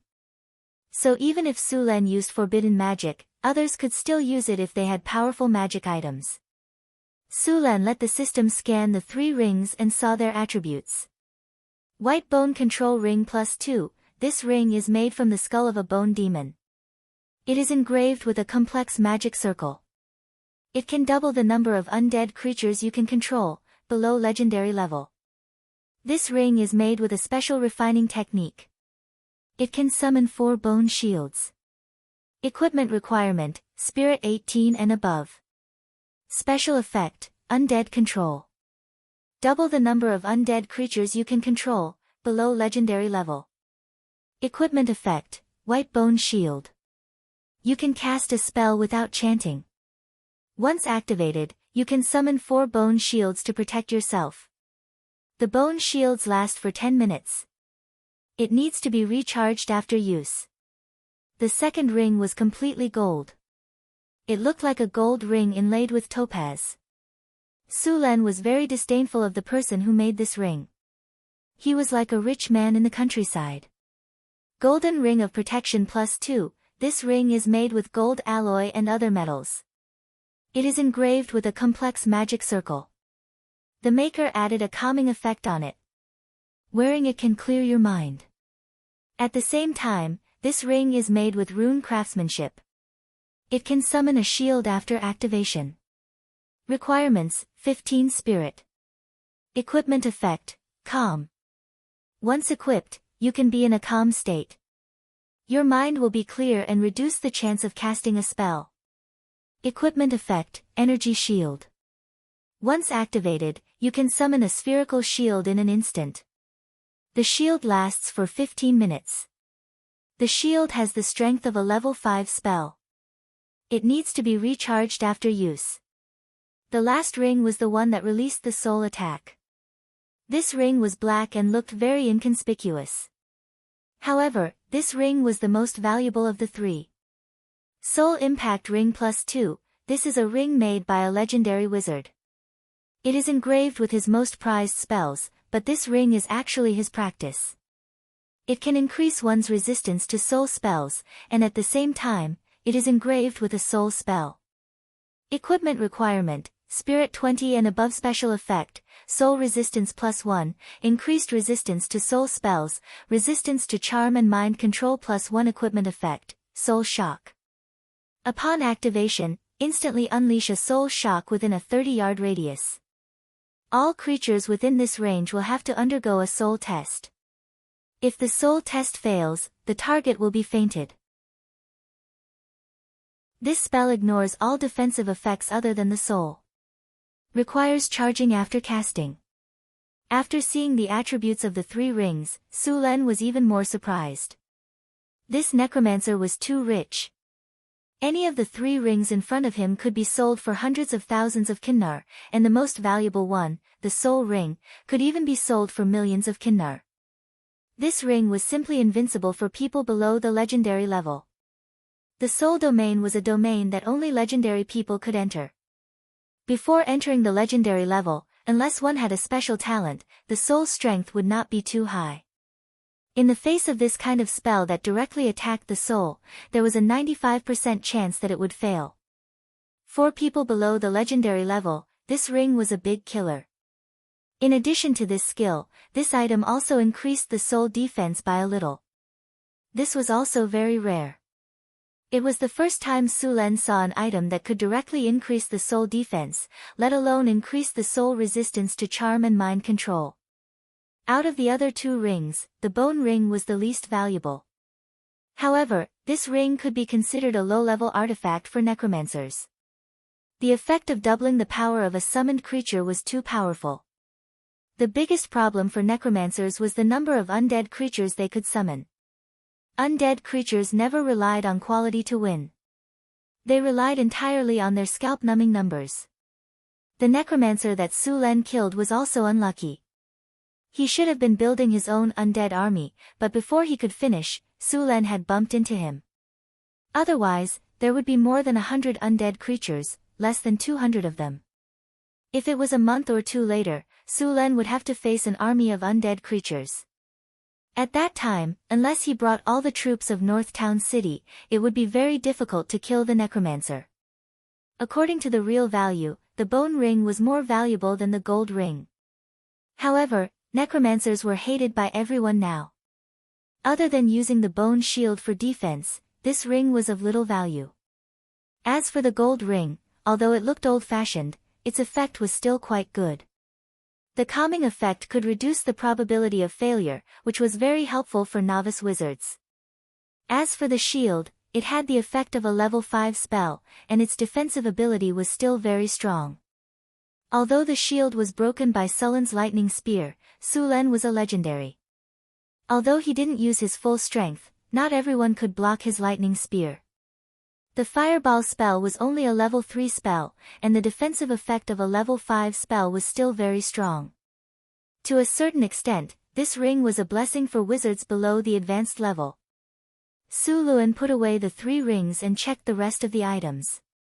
There was a wizard robe, a white bone staff, 2 portal bags, and some miscellaneous items. The wizard robe was also a magic item, but it was a low-level magic item. It increased some magic resistance and defensive effect. It also had 3 additional spells, a cleaning spell, a repair spell, and an adaptation spell.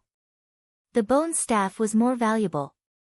It could reduce the difficulty of casting spells and increase the power of spells. Unfortunately, the appearance of the bone staff was too bad. Anyone who took it out would know it was a villain. No one would take it out. When he went back, he would ask Hathaway to change the shape and make it look like a halberd. He would peel an apple for show air. Next were the 2 portal bags. Su Len was looking forward to these 2 portal bags. The 3 magic rings were a big harvest. He didn't know what good things were in these 2 portal bags. Since the original owner was dead, the secret imprint he left behind had lost its effect. Su Len easily destroyed the imprint and opened the portal bag. The space in the portal bag was not big. No, it was very small. The length, width, and height of this portal bag were only 50 centimeters, which was only 1/8 of a cubic meter.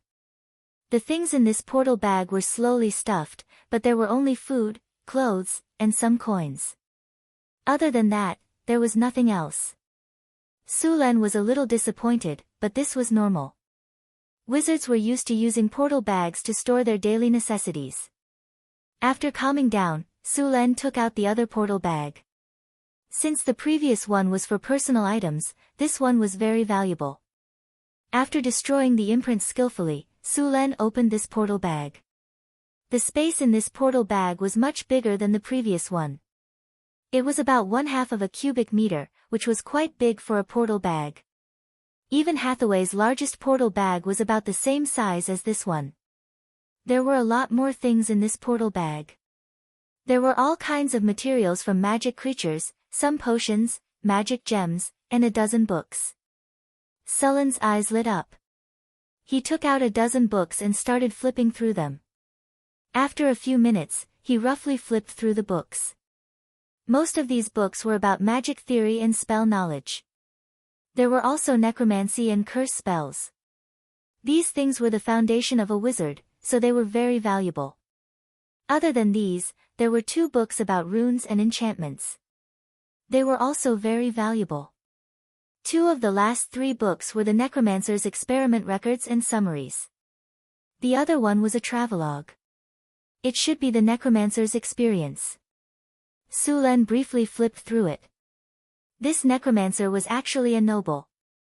His name was Keaton Abbott. He was a noble from a western country. Because he had the potential to become a wizard, he was accepted by a wizard school. However, his potential was average, and he was very compatible with shadow undead. These 2 schools were not popular, so he was not taken seriously in the academy. However, during one of his adventures, he accidentally discovered the inheritance left behind by a necromancer. The bone ring and soul ring were found here. Keaton, who had obtained the necromancer's inheritance, naturally couldn't help but learn necromancy magic. At first, everything was normal. However, after he advanced, he was discovered by the organization that he was practicing forbidden spells. That wizard organization naturally demanded that he give up on practicing necromancy and imprisoned him. Faced with such a situation, Keaton defected with the inheritance of the necromancy wizard and fled. Because of his defection, he was wanted by the organization. At the same time, because of his practice of necromancy, other wizard schools did not welcome him. There were even radical ones who wanted him. In the end, he accidentally found a passage to the underground world and hid there. After making great progress in his practice of necromancy, he began to sneak back to the surface world to take revenge. After committing a few big crimes, he was severely injured. It was not easy for him to escape. The golden ring was his trophy. After recuperating, he began to travel in the underground world. This desolate underground world was a tunnel that he accidentally discovered, which led him to this place. In the records of this notebook, several drow cities were marked, but they were all very far from here. At the same time, Sulen had a preliminary understanding of the drow in the Underdark. Chapter 224. Other than the 3 rings, the necromancer's most precious items were the books. Including the ones Sulen found in his laboratory, there were more than 30 books. However, most of them were about necromancy and voodoo, and some were about magic theory. Other than that, there were books about alchemy, potioneering, golem making, anatomy, and a lich reincarnation spell. This lich reincarnation spell was a witchcraft ritual that could reincarnate a necromancer into a lich. It was said that this was a choice that many powerful necromancers made when their lives were about to end. The minimum requirement for the lich reincarnation spell was to be a grade 3 necromancer. They were usually necromancers or warlocks, but there were also some priests. Building a lich reincarnation spell circle required a lot of resources, including rare magic materials, high-quality gems, gold, and so on. If a lich was successfully reincarnated, it would turn into an undead creature and retain all of its memories and spells.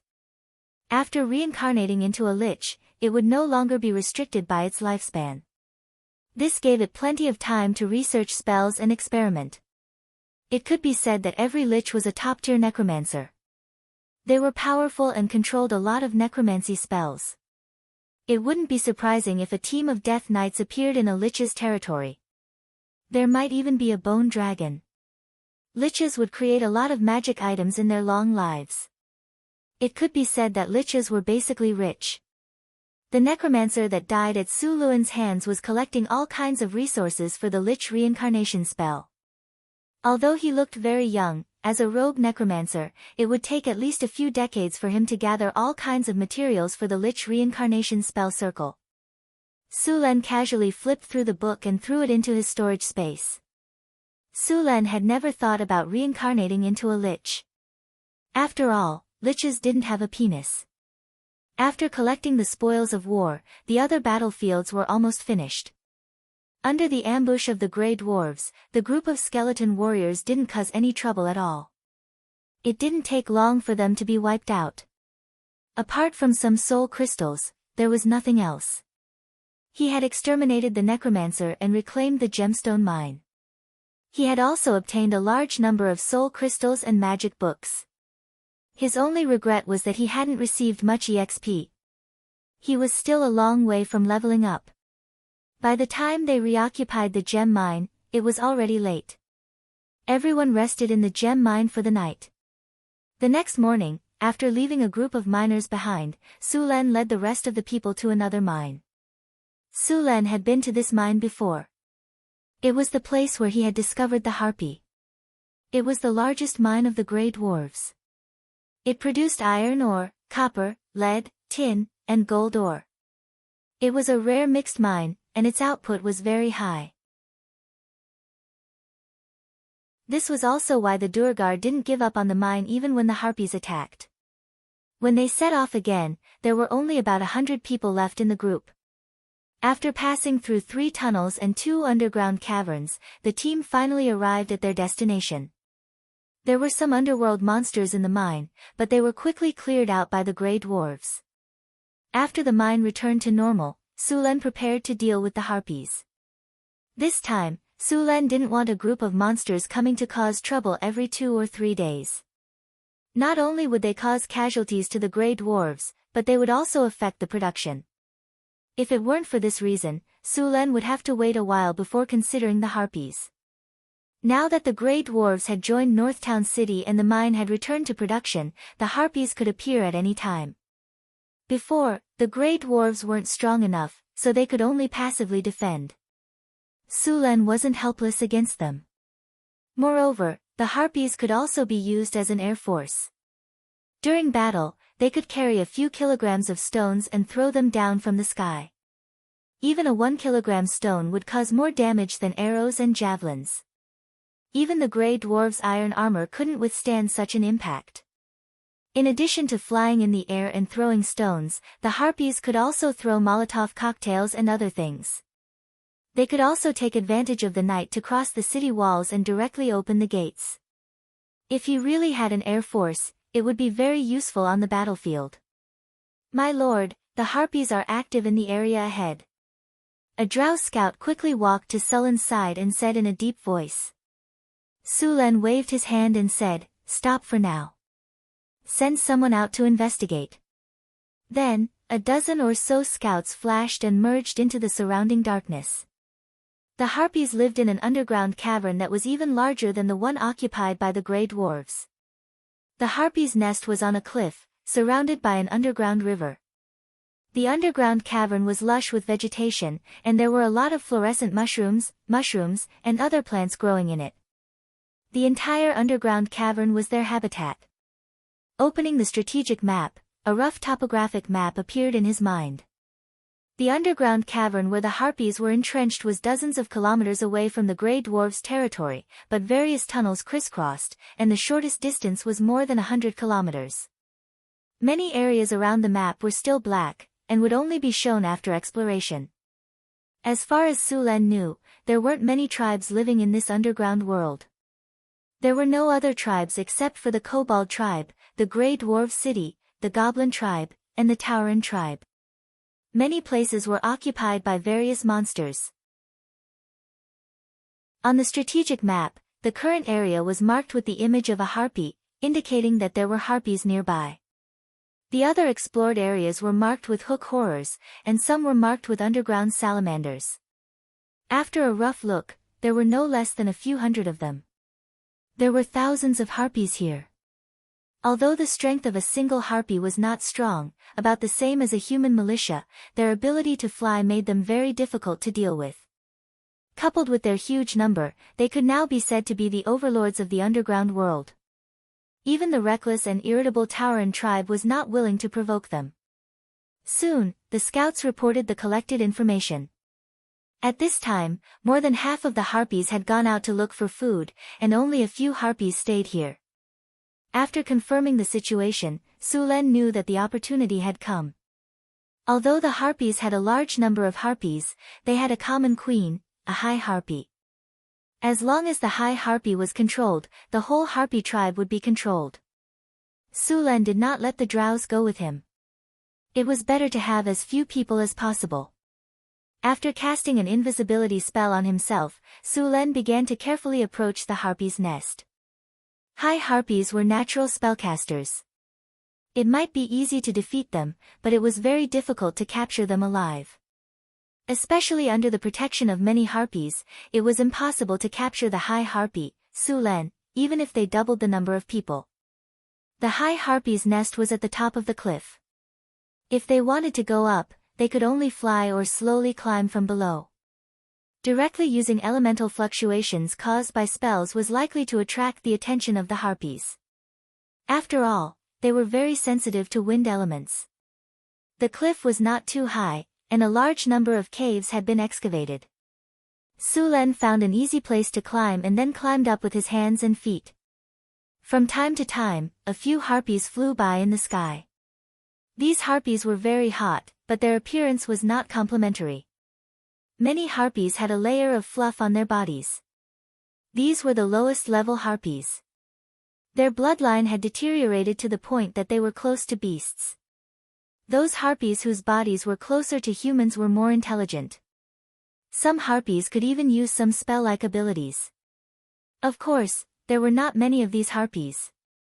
They were generally the guards of the high harpies.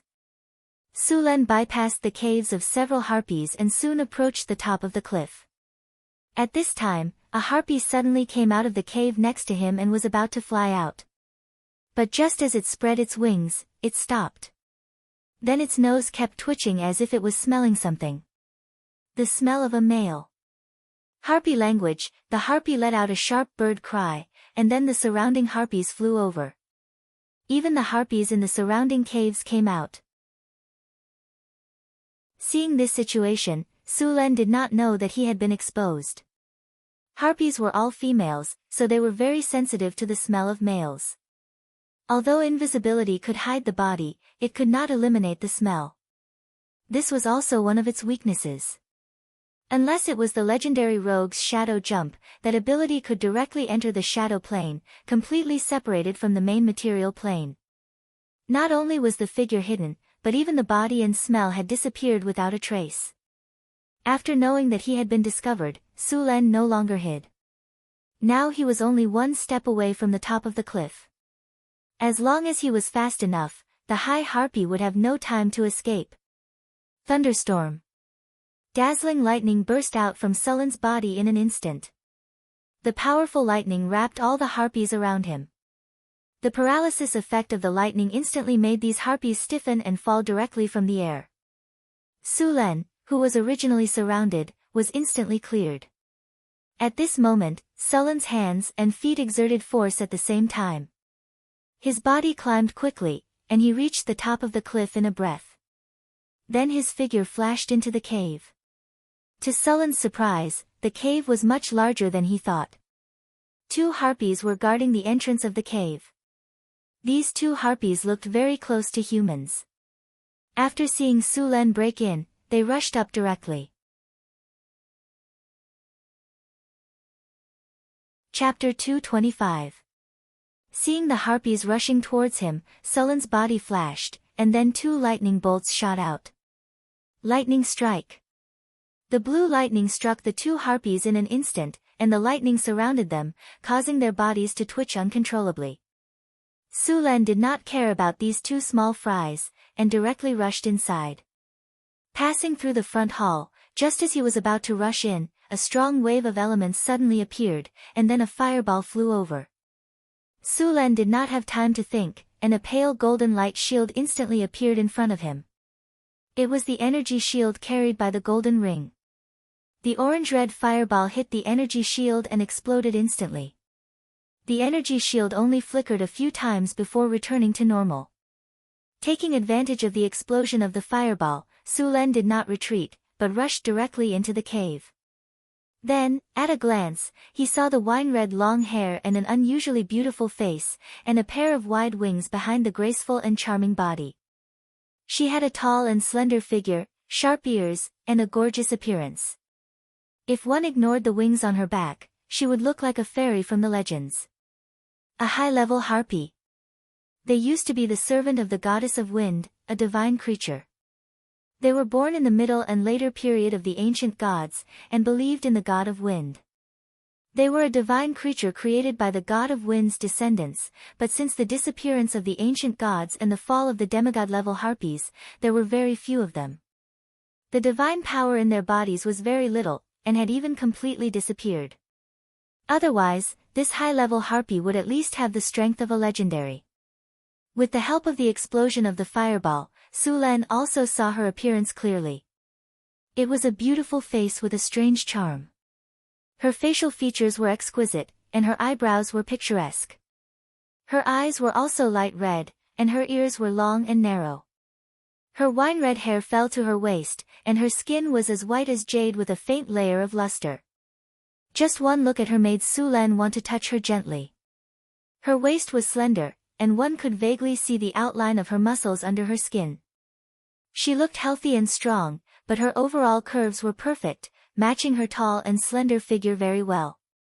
From her graceful swan-like neck, to her perfectly round and beautiful breasts, all the way to her slender waist, and then to her perky and firm buttocks, and slender and straight legs, the entire curve was perfect. The wings on her back were faintly discernible in front of her, and the wide wings were white without a trace of impurities. She was wearing a dress made of feathers, and there was no fluff on her body like other harpies. She was looking at Sulan with a vigilant expression. At this time, wind blades had already appeared around her body. After Sulan rushed in, she pointed her finger, and all the wind blades flew toward him. At such a close distance, the wind blades flew very fast, and Sulan had no time to dodge at all. More than a dozen wind blades had already hit the energy shield. The pale golden energy shield flickered continuously, and circles of ripples appeared on the shield. Seeing this situation, Sulan directly threw a forbidding spell at the high-level harpy.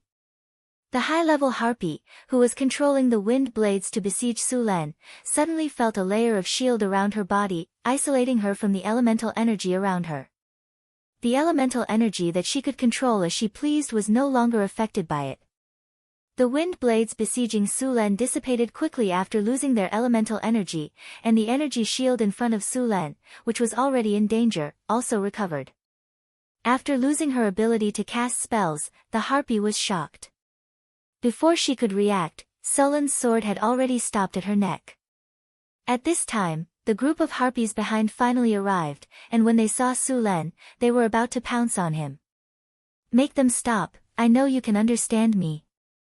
Sulan raised his sword slightly and touched the chin of the high-level harpy in front of him. "Stop!" Language of the harpy, a clear and melodious voice sounded, and the harpies that were rushing up immediately stopped. Sulan looked at the harpies, and then said, "Make them retreat." The high-level harpy was unwilling, but she had no choice but to lower her head. Her life was in the hands of others, so she could only make the harpies retreat outside the cave. "Okay, now we can talk." Sulan looked at the high-level harpy and said, "What is your name?" "Alex Windtalker." Alex looked at Sulan with dissatisfaction and said, "Is there anyone like you who rushes into a lady's room and points a sword at her neck to talk?" His melodious voice sounded very comfortable. "Sorry, you have so many people. If I didn't do this, I would only be caught by those harpies if I wanted to get close to you." Sulan shrugged and said, "Okay, we can talk about this later. Now, let me introduce myself. My name is Sulan, the Lord of Northern City. You probably haven't heard of me, but I am also the Lord of Orlando City. Those gray dwarves have already submitted to me, and now you are my captive. I'll give you two choices," Sulan said with a grin. "One is to submit to me, and the other is to force you to submit to me. You have two choices." Hearing Sulan's words, Alex was so angry that his chest kept heaving up and down. The curve that was originally C+ had risen directly to D, which was very magical. "How is it not two choices?" Sulan said righteously. "One is you taking the initiative, and the other is me forcing you. These are two completely different positions. Although the result will be the same, you can choose a different process. Moreover, the taste of the two processes will also be different. For example, if you take the initiative, we will cooperate more tacitly and get along very well. If you choose to be forced, then it will seem more expectant. Moreover, I have many ideas that you can try. Alex? Cough, cough. You choose one. Sulen waved his sword.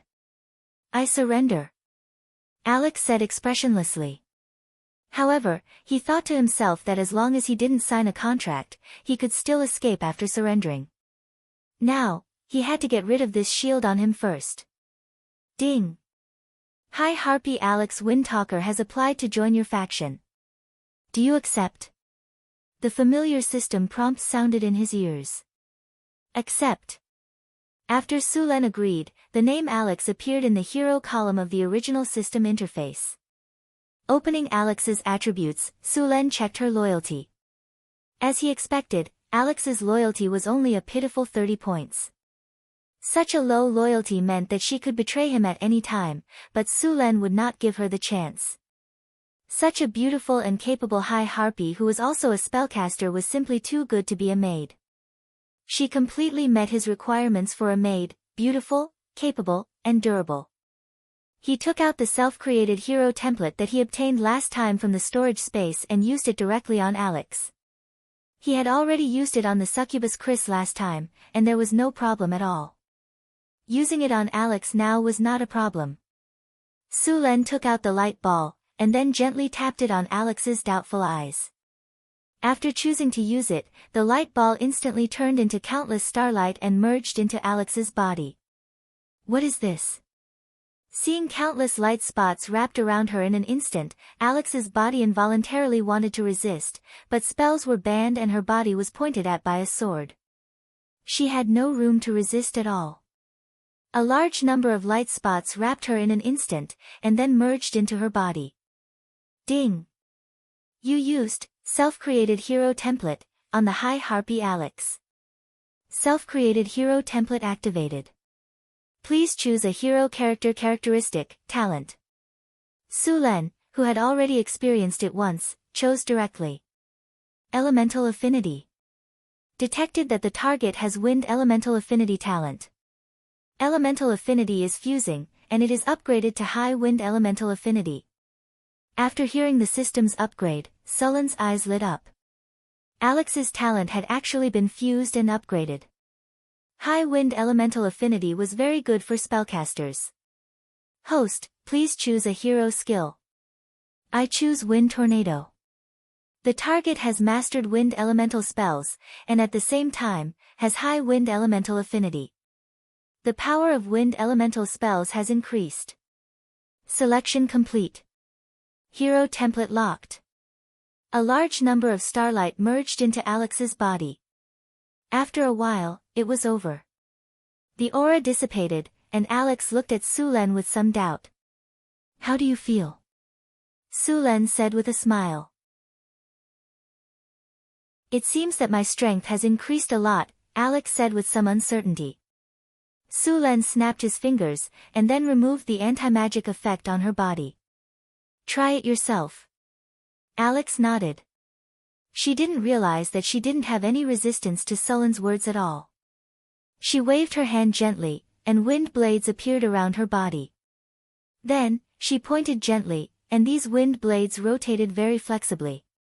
Then, these wind blades shot towards the surrounding rock walls. With a soft sound, the hard rock was like tofu, and the wind blades instantly sank into the wall. It's so powerful. After seeing the effect of the wind blades, Alex's beautiful eyes widened. The power of these wind blades was more than twice as strong as before. She felt that she could summon wind blades more easily, and even her control had become more tacit. There was no feeling of unfamiliarity at all. Next, apart from a few powerful spells, Alex tested them again and discovered that it wasn't just wind blades. All the other spells that involved the wind element had increased in power. As for the other spells, there wasn't much of a change, only a bit easier to control. Okay, you're done with the test. Now, let's talk about the next thing, Sulen looked at Alex and said. Yes, Master. Alex nodded. I will leave the underground world soon. You will come with me. These harpies also need to come with me, but I hope you can restrain them. Chapter 226. Master, don't worry.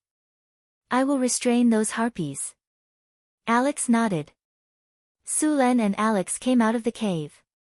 The outside was already surrounded by harpies. It seemed that the whole sky was filled with harpies. After seeing Sulen appear, all the harpies stared at him with red eyes, which made his hair stand on end. Alex spread his wings and flew up, quickly calming all the harpies. After a while, the harpies finally dispersed. However, there were still a few harpies around Alex. When they looked at Sulen, their eyes were full of vigilance. These harpies were quite different from ordinary harpies. They also had gorgeous fiery red hair, and their appearance was more similar to humans. Their arms had been separated from their wings, and their lower bodies were smooth legs. Only their calves had the sharp claws of birds. These harpies were called harpies. The lower body of ordinary harpies was closer to the legs and claws of eagles, and their arms and wings were connected. Most of their feathers were grayish-brown. Sulen didn't take the hostility of the harpies to heart. Instead, he asked Alex about the surrounding environment. There were many other underground creatures living around here. 30 kilometers away, through 2 tunnels to the north, there was a stone forest. There was a group of petrifying lizards living in it, and there were more than a dozen of them. In the northeast, there was an underground lake. There were many fish living in it, including some underground magic fish. There was also a group of lion scorpions living around the lake. As for the mineral resources, Alex didn't know. After all, the harpies didn't know how to mine. In the southwest was the tunnel Sulen came from. Soon, the harpies packed up and set off. The harpies didn't have many items, so Sulen and the others moved very quickly. After a while, they came to the place where Sulen and the drows agreed to meet.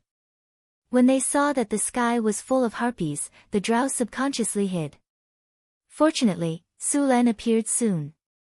Looking at the harpies flying in the sky, the drows looked at Sulen with even more awe. After all, it hadn't been long since Sulen had single-handedly subdued this group of harpies.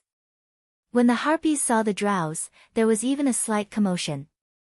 Many of the harpies were eager to have a try. Their old habit of capturing males to mate had resurfaced. Fortunately, with Alex's restraint, these harpies were well behaved.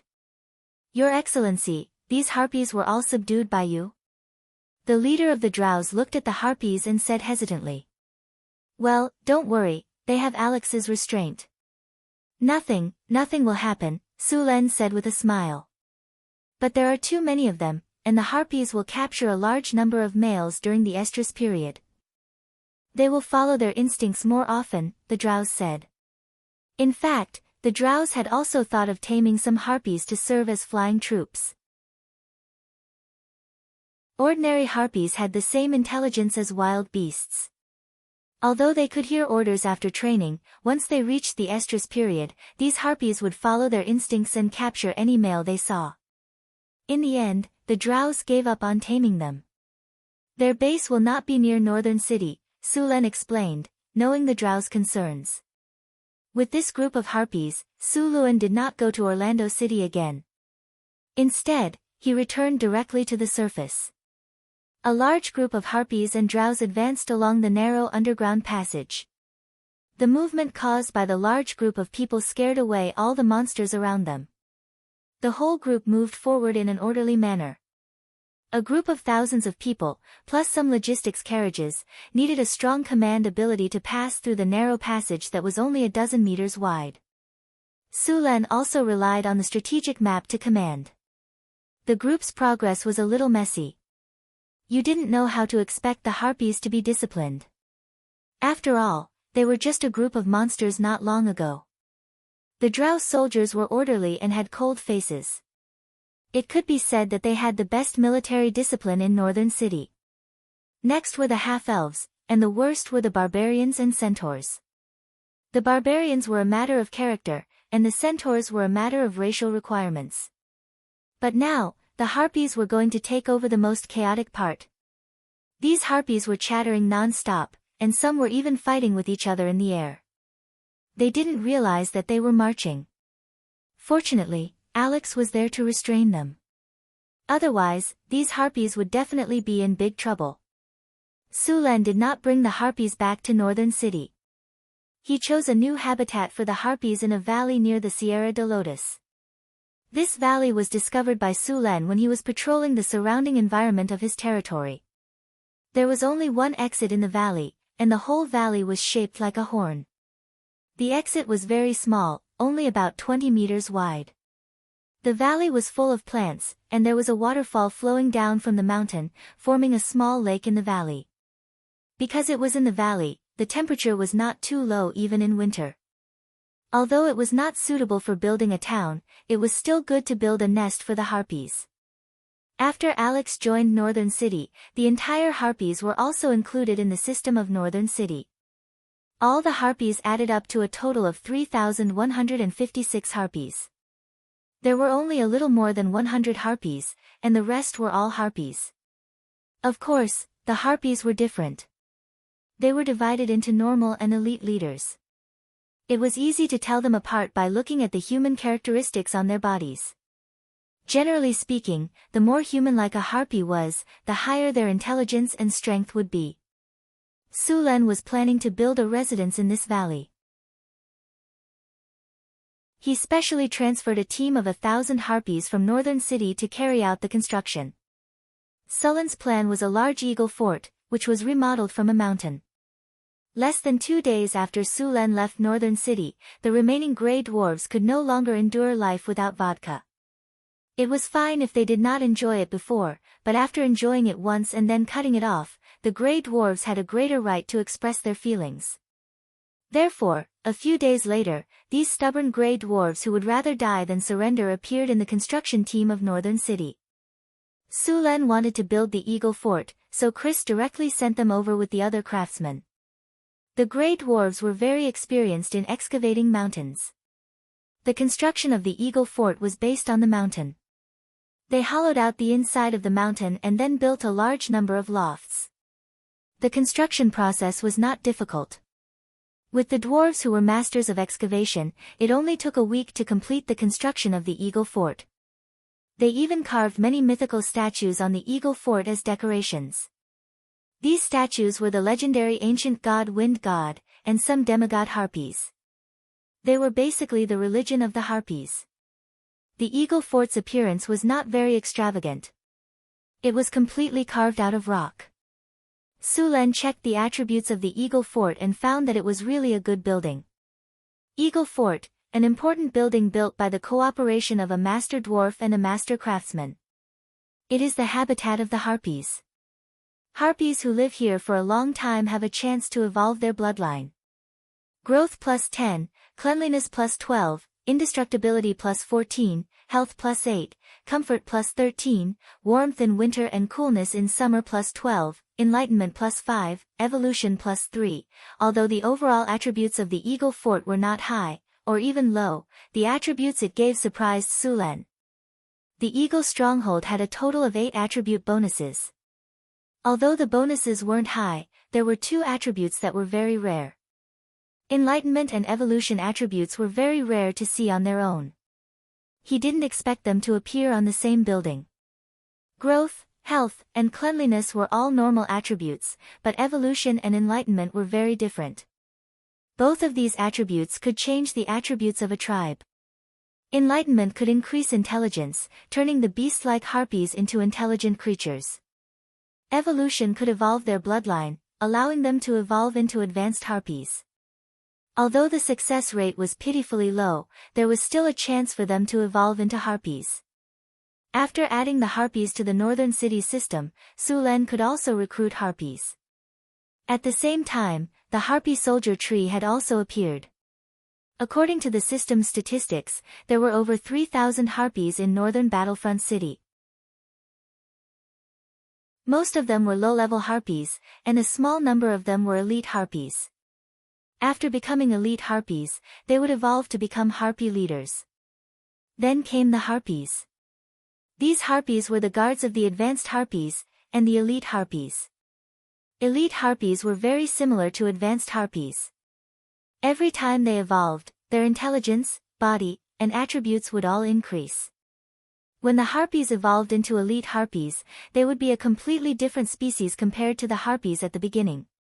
What surprised Sulan even more was that the elite harpies had already mastered elemental abilities. Although their power was limited, if all the harpies evolved into elite harpies, the northern city would be able to dominate the wasteland with just these elite harpies.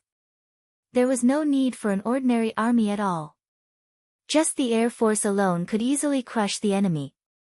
Of course, the process would definitely be very long.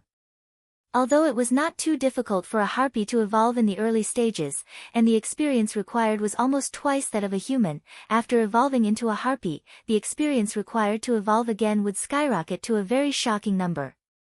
It was not that easy to evolve into an elite harpy. But then again, the difference between an elite harpy and an elite harpy was huge. It was equivalent to a bloodline evolution. Chapter 227. Both Alex and the harpies were very satisfied with Sullen's Eagle Fort. Sulan had recruited all the harpies as soldiers. Luckily, the harpies weren't very intelligent, so they were very easy to trick. They didn't need to be paid at all. All they had to do was provide them with food. Once their intelligence increased and they became harpies, Sulan would have to pay for it.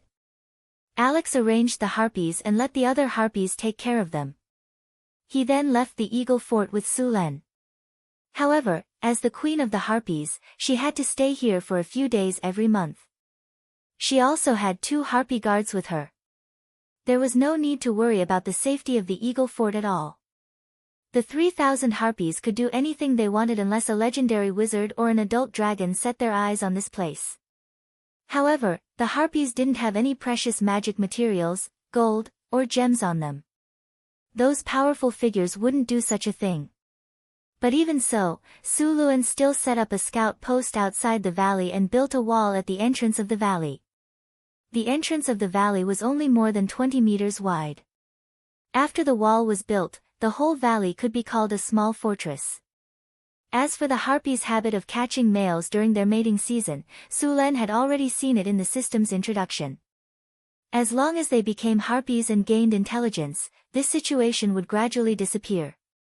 After gaining intelligence, they would no longer act like beasts. When they returned to the northern city, Sulan hosted a welcome party for Alex in the Lord's castle. All the heroes under Sullen's command in the northern city attended the party.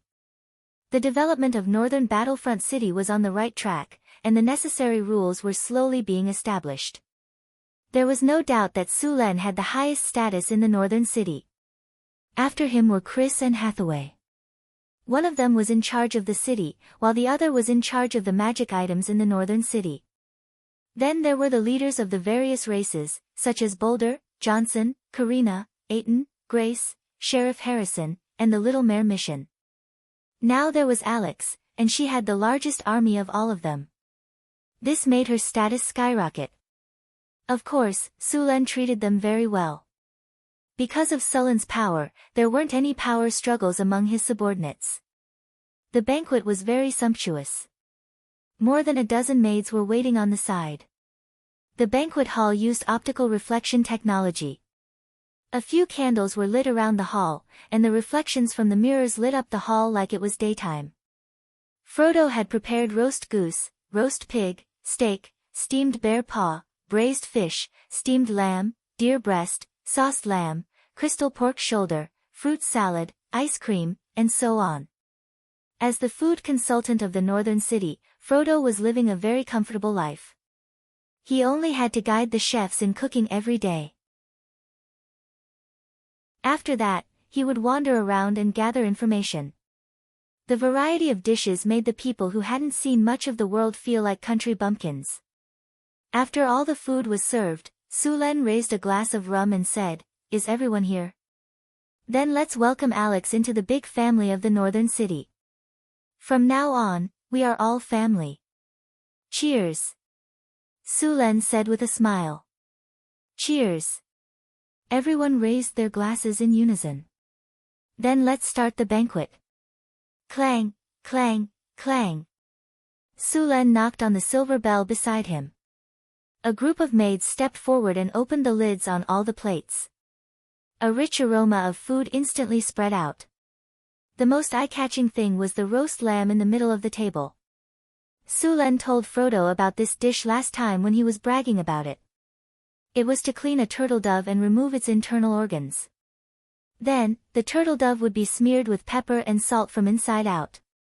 Next, the turtle dove would be put into the stomach of a goose. After that, the turtle dove would be washed clean and sewn together. Next, the goose was stuffed into the stomach of a sheep. The sheep was skinned and its internal organs were removed. The goose, a carp, and the prepared spices were put in together. After that, the whole sheep was roasted over a slow fire according to the method of roasting a whole sheep. When it was time to eat, only the turtle dove would be eaten and the rest would be thrown away. Of course, it would be a waste.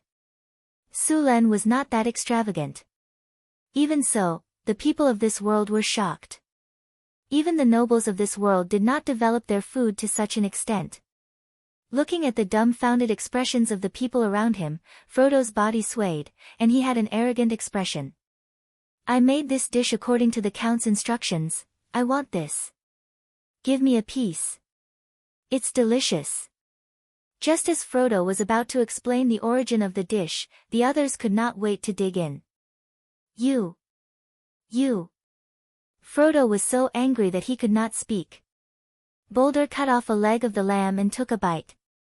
Johnson did not hesitate and took the other leg. The rest of the roasted lamb was divided among the others. Sulen did not touch the lamb. Instead, he leisurely took the roast goose from the roasted lamb. Then, he separated the roast goose and stuffed it with a type of wild water bird. It tasted delicious. He skillfully cut the birds and geese into pieces and distributed them to the others. Compared to Boulder and Johnson, the others were much more elegant. Apart from the whole roasted lamb, the other dishes were also delicious. In the face of these delicacies, everyone let go of their reservations and ate heartily. Alex's table manners were very bold. He held a crystal pork shoulder in one hand and an ice cream in the other. The soft, fragrant pork shoulder was paired with all kinds of spices. The drink was made with honey and white sugar. It was paired with a variety of colorful fruits and cream ice cream. Alex almost swallowed his tongue as it was his first time tasting such food. Even Hathaway and Chris, who had tasted it a few times, were quick to enjoy the food. Every physical profession was basically a glutton, so Frodo had prepared a large portion of food. But even so, there was not much left in the banquet. With Boulder and Johnson, the two gluttons, Suluan estimated that even if there was another roast lamb, they would still be able to finish it. After the feast, everyone went back to their rooms. Sulen also brought his maids to exercise after the meal. Especially the newly joined Alex, who had a pair of white wings. With the two of them working together, Sulen even became a sky rider. The rising sun pierced through the darkness and dispersed the mist in the air. The northern battlefront city had also awakened from its slumber. The merchants had already opened their shops for business. The workers also started to work under the orders of the foreman. The city gates opened and caravans began to slowly move out. Caravans came and went every day in the northern battlefront city. Since last month, caravans from the southern provinces had also appeared here. The most popular product among the southern caravans was rum. The second most popular product was the various furs produced in the northern wilderness. As for white sugar, because the white sugar trade was monopolized by other caravans, they could only buy some from other caravans. The planting area of sugar beets in the northern battlefront city had expanded once again. During this period of time, the northern battlefront city was not only carrying out large-scale infrastructure construction, but also reclaiming more land. A large number of goblins, serfs and refugees were driven to reclaim land. The original 10,000 mu land outside the northern battlefront city had now expanded to 40,000 mu. However, there was still a lot of land outside the northern battlefront city that had not been reclaimed. In addition to reclaiming land, according to Sulan's plan, the irrigation facilities outside the city were not neglected. In order to irrigate the land, the brick kilns were used to build water supply canals. The water supply canals extended in all directions. A large number of canals were branched out from the main water supply canals. All the canals were equipped with gates. As long as the gates were opened, the river water would flow into the canals and irrigate the farmland. In order to provide sufficient water for the farmland, 7 to 8 large water wheels were erected on both sides of the Red Sand River. The most common crop in the northern battlefront city was potatoes. However, as the land was reclaimed, the crop had decreased to 1/3. The crop that was growing the fastest was sugar beets. As the raw material for the two leading industries in the northern battlefront city, sugar and rum, the demand for sugar beets had also increased. All the wild sugar beets had been dug up. Only a large number of sugar beets could barely keep up with the consumption. Just last month, the first batch of sugar beets in the northern battlefront city had just ripened. Sugar beets had a growth cycle of over 300 days. If it weren't for the harvest altar in the northern battlefront city, fermented farm manure, and the careful cultivation of the half-elven druids, the sugar beets would have taken at least 2 months to ripen, even if they were worth the harvest altar. In fact, ever since the sugar was produced in the northern battlefront city, the caravans that came to the northern battlefront city for trade had been secretly listening to the sugar production process in the northern battlefront city. However, Sulan built the sugar workshop in the inner city, and at the same time carried out a strict division of labor management. Every worker only knew the process that they were in charge of.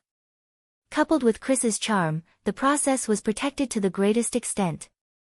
For a period of time, the drows would catch spies from all over the world who came to steal the sugar production process every day. Sulan directly made all the spies evaporate. He also gave a warning to the most outrageous caravans. As for those who still ignored the warning, when the caravans left the northern battlefront city and returned to the provinces in the north, they were directly attacked by bandits in the wilderness and wiped out. A large number of bandits were active in the northern wilderness. It was normal for caravans to disappear in the wilderness. Sulan specifically ordered the army to clean up these bandits. With a few lessons learned from the past, and with the tighter defense of the inner city, those who coveted the sugar could only temporarily put down their greed.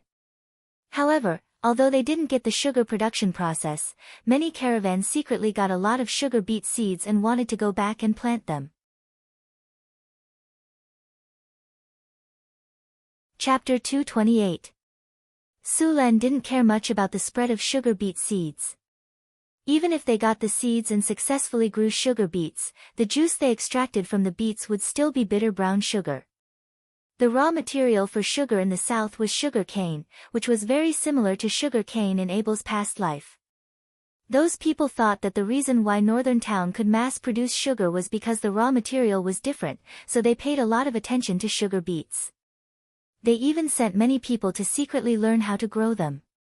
What they didn't know was that the planting technology in Northern Town was based on the influence of the harvest altar. If they followed Northern Town's method to grow sugar beets, the results wouldn't be as good.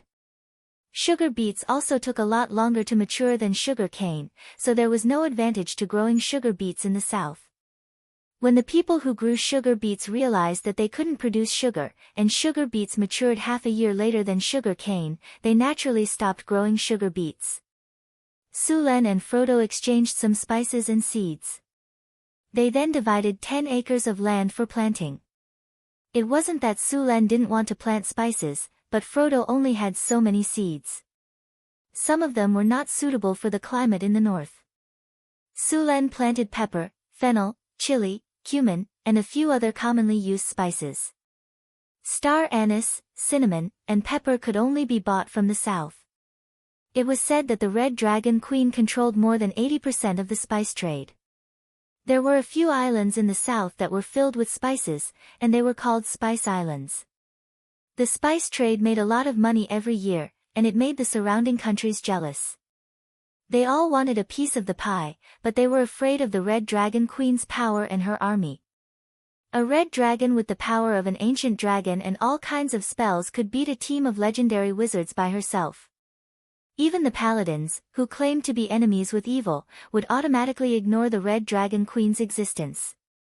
In the prime material plane, an ancient dragon that was good at spells was basically the limit of power. Even the avatar of a holy spirit might not be able to defeat her. Sulan was also envious of the red dragon queen. She occupied an important hub of the sea trade and controlled the spice trade. She was also shockingly powerful. She was a winner in life, no, a winner in dragon life. The spices planted last year were growing very well. Among them, the chili peppers had already turned red and could be harvested in at most half a month.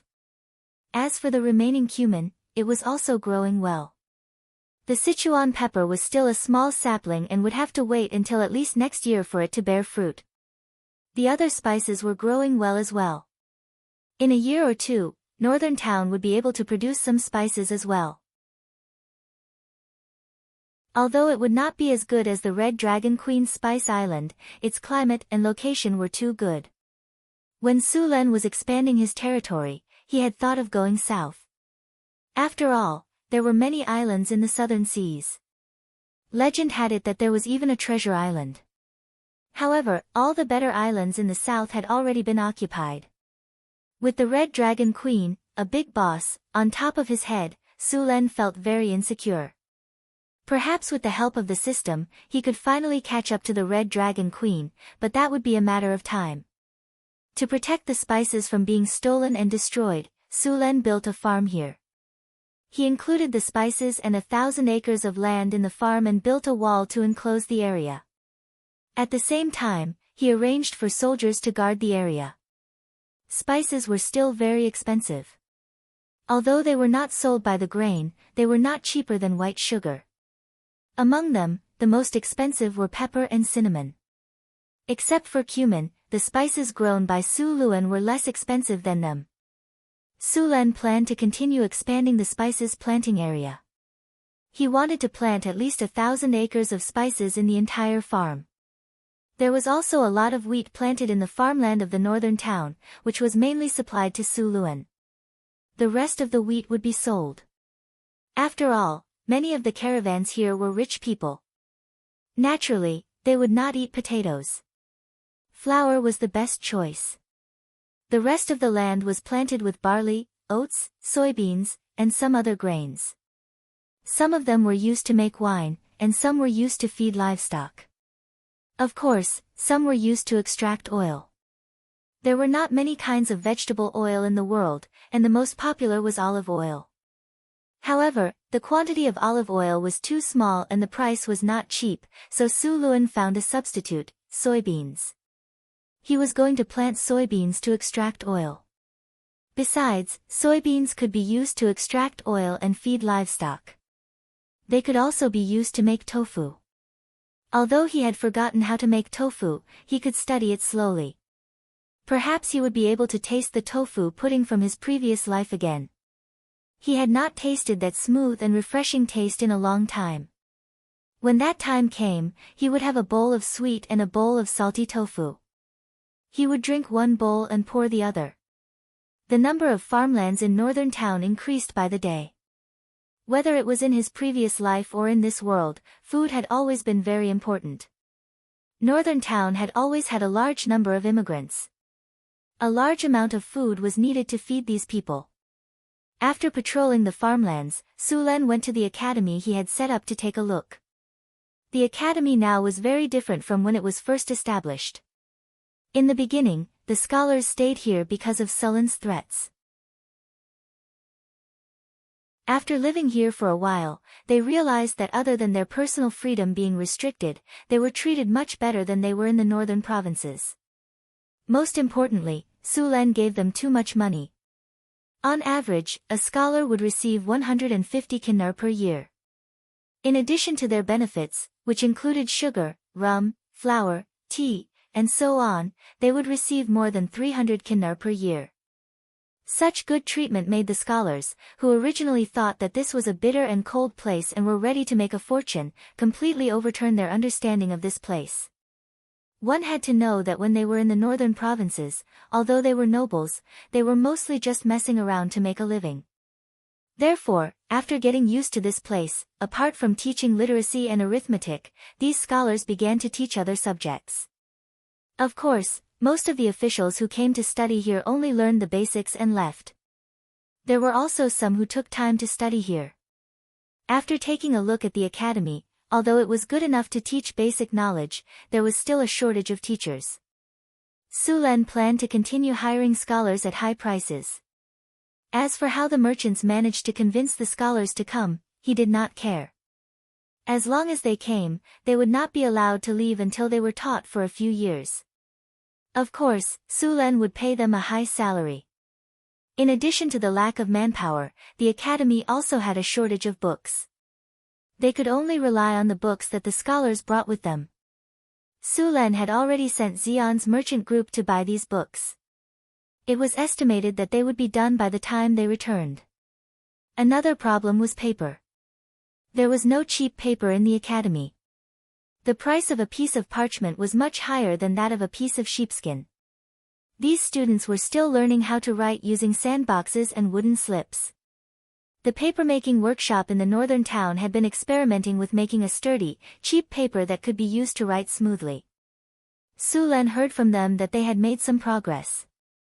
The paper they used before was too soft and absorbent, so it could not be used to write at all. After following Sulen's instructions, these craftsmen used several kinds of trees to make paper.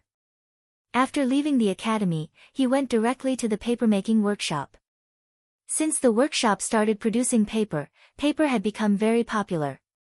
After all, not all nobles liked to share the same thick hemp rope or the same wooden stick. As soon as paper was introduced, it was widely praised by the nobles. Since Suluan built the papermaking workshop last time and produced a batch of paper, the papermaking workshop had expanded a lot after this period of production. The number of craftsmen inside had doubled. Half of them were producing toilet paper, and the rest were experimenting with new materials.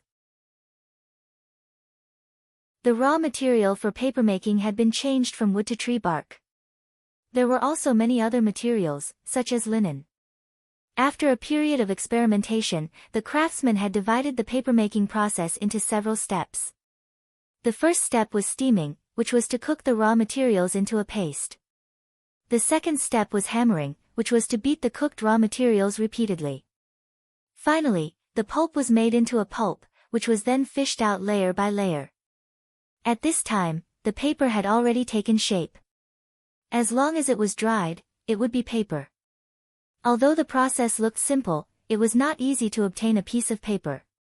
After dozens or even hundreds of experiments, the workshop finally made a barely usable paper after changing the bark of various trees and plants in the northern wastelands.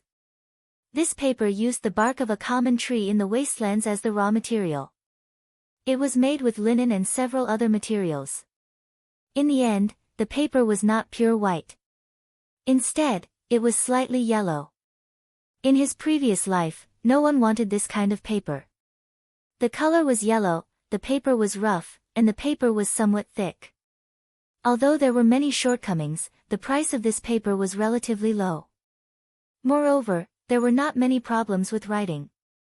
It was completely usable. After the papermaking workshop successfully produced this kind of paper, Sulen heard a system notification. Congratulations to the host. The papermaking technique has been successfully broken through. The mastery of papermaking technique has been upgraded. Papermaking technique, using tree bark, linen, fishing nets, and other materials after steaming, hammering, copying, and drying, paper that can be used to write. Territory civilization progress +10, territory culture +10, learning ability +5.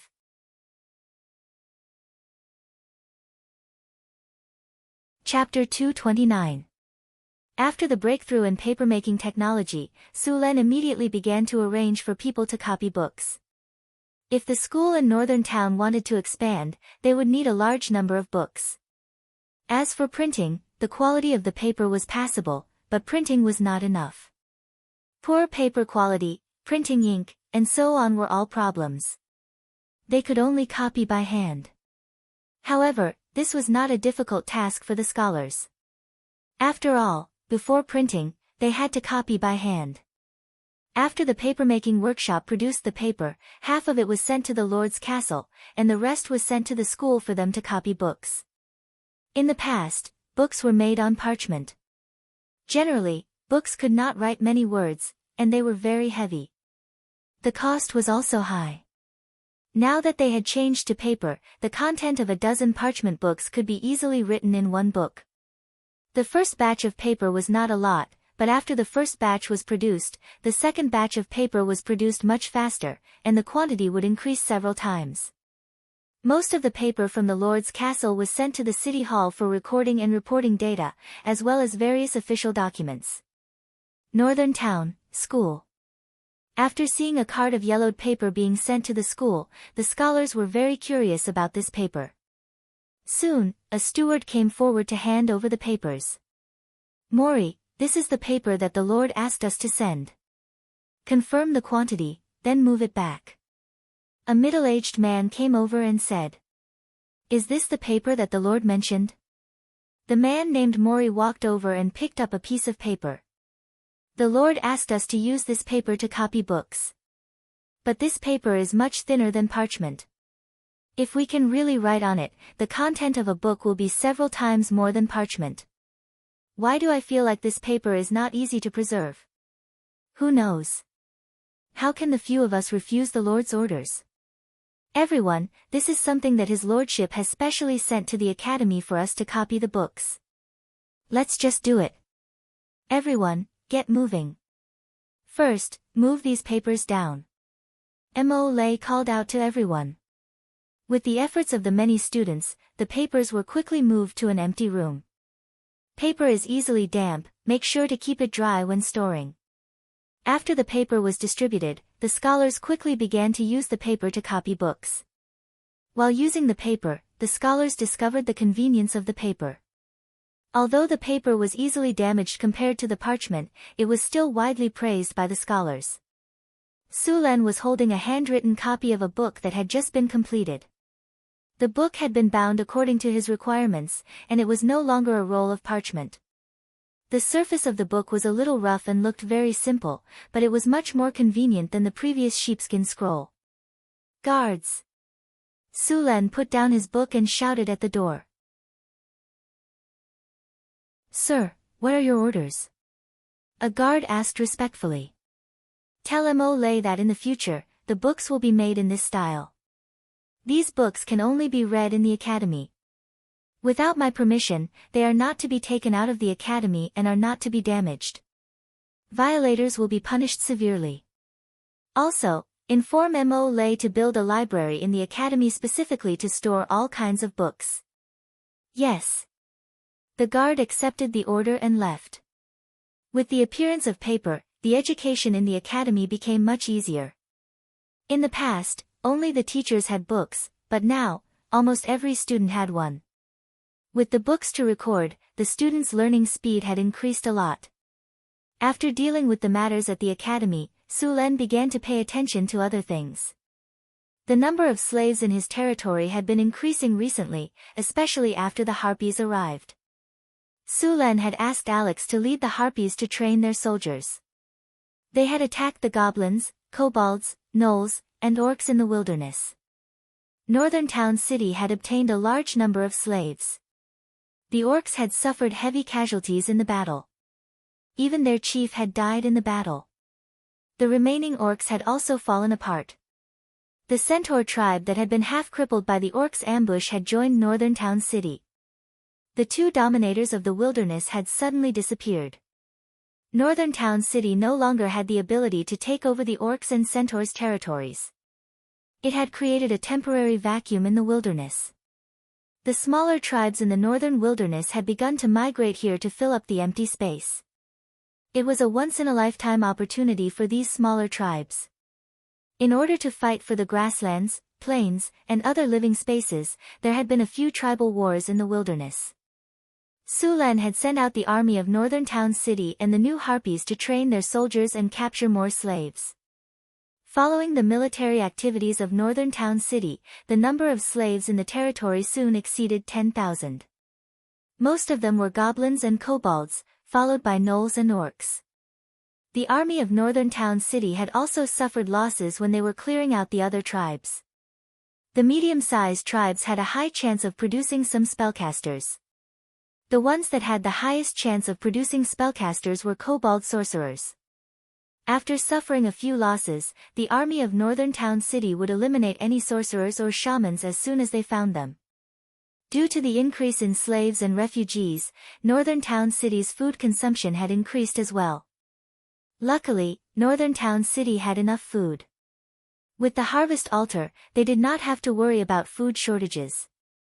After a year of development, Northern Town City had become quite famous in the northern provinces. Many bankrupt farmers and merchants had started to come to the city. The population of Northern Town City had grown rapidly. Excluding the slaves, Mirror Lake City, and Centaur City, Northern Town City now had a population of over 22,000. With sufficient labor resources, Suluan sped up the construction of the Arc de Triomphe. Because of the construction of the Mirror Lake City and the Centaur City, about half of the slaves had been transferred to the Northern Town City. Now, after a large number of arrests, the number of slaves had skyrocketed, and the construction of the entire Northern Town City had accelerated. The Arc de Triomphe was the second most spectacular building in Northern Town City. It was built to celebrate Sulan's greatness, so it was of utmost importance. White marble was mined from the Sierra de Lotus. They were transported to Northern Town City by camel beasts and polished by stonemasons before they could be used. The pieces of marble were polished until they were smooth and flat. They were then dragged over by slaves. Each piece of marble weighed over a ton. Some of the bigger ones even weighed over 3 tons. The middle gate of the Arc de Triomphe was 10 meters wide. The smaller gates on both sides were 6 meters wide. The Arc de Triomphe was built on Sunrise Street, the main street of Northern Town City. After passing through the Arc de Triomphe, one would reach the central square. The gate was 19 meters tall. After the Arc de Triomphe was completed, it would be the tallest building in Northern Town City, second only to the Harvest Altar. The inner walls of the gate were carved with lifelike reliefs. These reliefs depicted Sulan's victories against his enemies. From the gnolls to the Cryopterus, the trolls, the orcs, and so on, the many battles. After some artistic embellishment by the master sculptors, even Sulan felt like he was watching an epic. With enough manpower, the construction of the Arc de Triomphe was very fast. Karina and Grace had to cast all kinds of spells to help with the construction. The arched gate of the Arc de Triomphe was very heavy. It was very difficult to move it with the current manpower, but it was just a little troublesome for the wizards.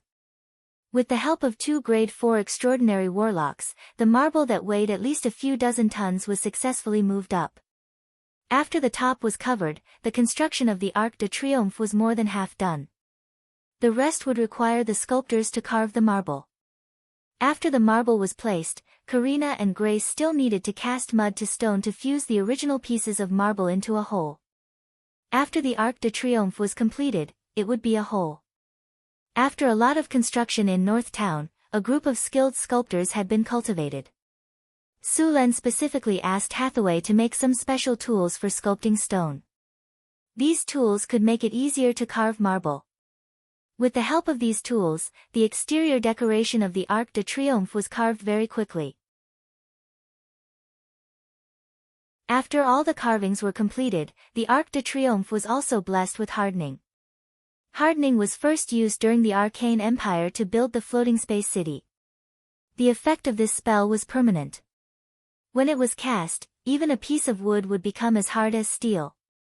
It was said that during the Arcane Empire era, the floating space city's defense could withstand the most powerful prophecy spell, Meteorite Fall, without any damage.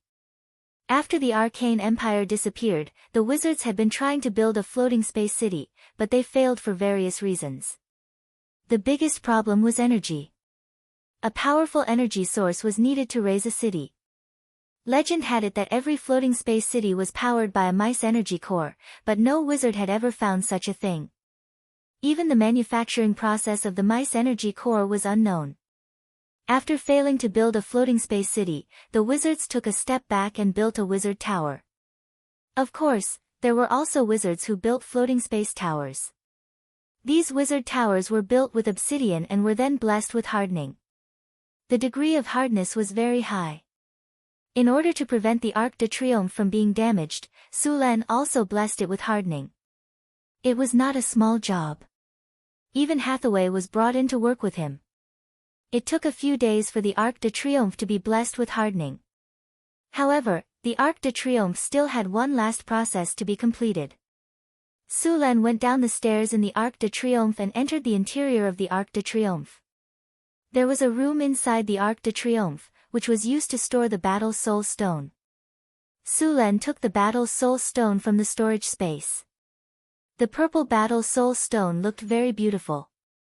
Sulen came to the altar in the center of the room. He took a deep breath and placed the Battle Soul Stone on the base of the altar.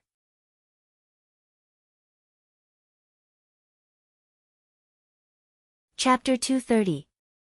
The purple Battle Soul Stone was gently placed on the altar. Pa! With a soft sound, the Battle Soul Stone was perfectly embedded. Su Luan took a few steps back, and a magnificent and majestic energy suddenly erupted. There was a faintly discernible sound of fighting. Soon, the sound of fighting gradually disappeared and was replaced by an impassioned battle song. Su Luan seemed to see a majestic army shouting and marching to the battlefield on the beat of drums. A magnificent door appeared above the altar. Two hero spirits stood quietly at the door. The soldiers who died with Sulen appeared one by one and disappeared into the door. After a while, all the light disappeared and everything returned to normal. The familiar system notification sounded in his ears. Congratulations, you have successfully built a wonder building, the Arc de Triomphe. Arc de Triomphe, this is a building used to praise the victors. Owning this building will make the territory more active. The army values honor and the territory is full of martial spirit. Indestructible +50, War God will +30, People's martial spirit +30, Military enthusiasm +30, Battle to the death +30, Territory prosperity +15, Territory culture +10, Army morale +30, Enemy deterrence +30, Additional skill, Song of Triumph, Song of Triumph. Every time the melody of the Song of Triumph is played, the army's morale will be increased by 50%. The effect lasts for 24 hours. The army's combat power will be increased by 30%. There is a chance to activate the Battle to the Death effect. Battle to the Death. After activating the Battle to the Death effect, the army of the northern battlefront city will be motivated to fight to the last soldier. After activating the Battle to the Death effect, the soldiers' attack will be increased by 30% and their defense will be lowered. After the Arc de Triomphe was completed, a strange energy spread from the building and shrouded the entire city. After the Arc de Triomphe was completed, Sulen prepared a grand celebration. After the celebration, the army in the northern battlefront city became more enthusiastic. However, Sulen did not continue to expand the army. The ratio of the army in the northern battlefront city was already very high.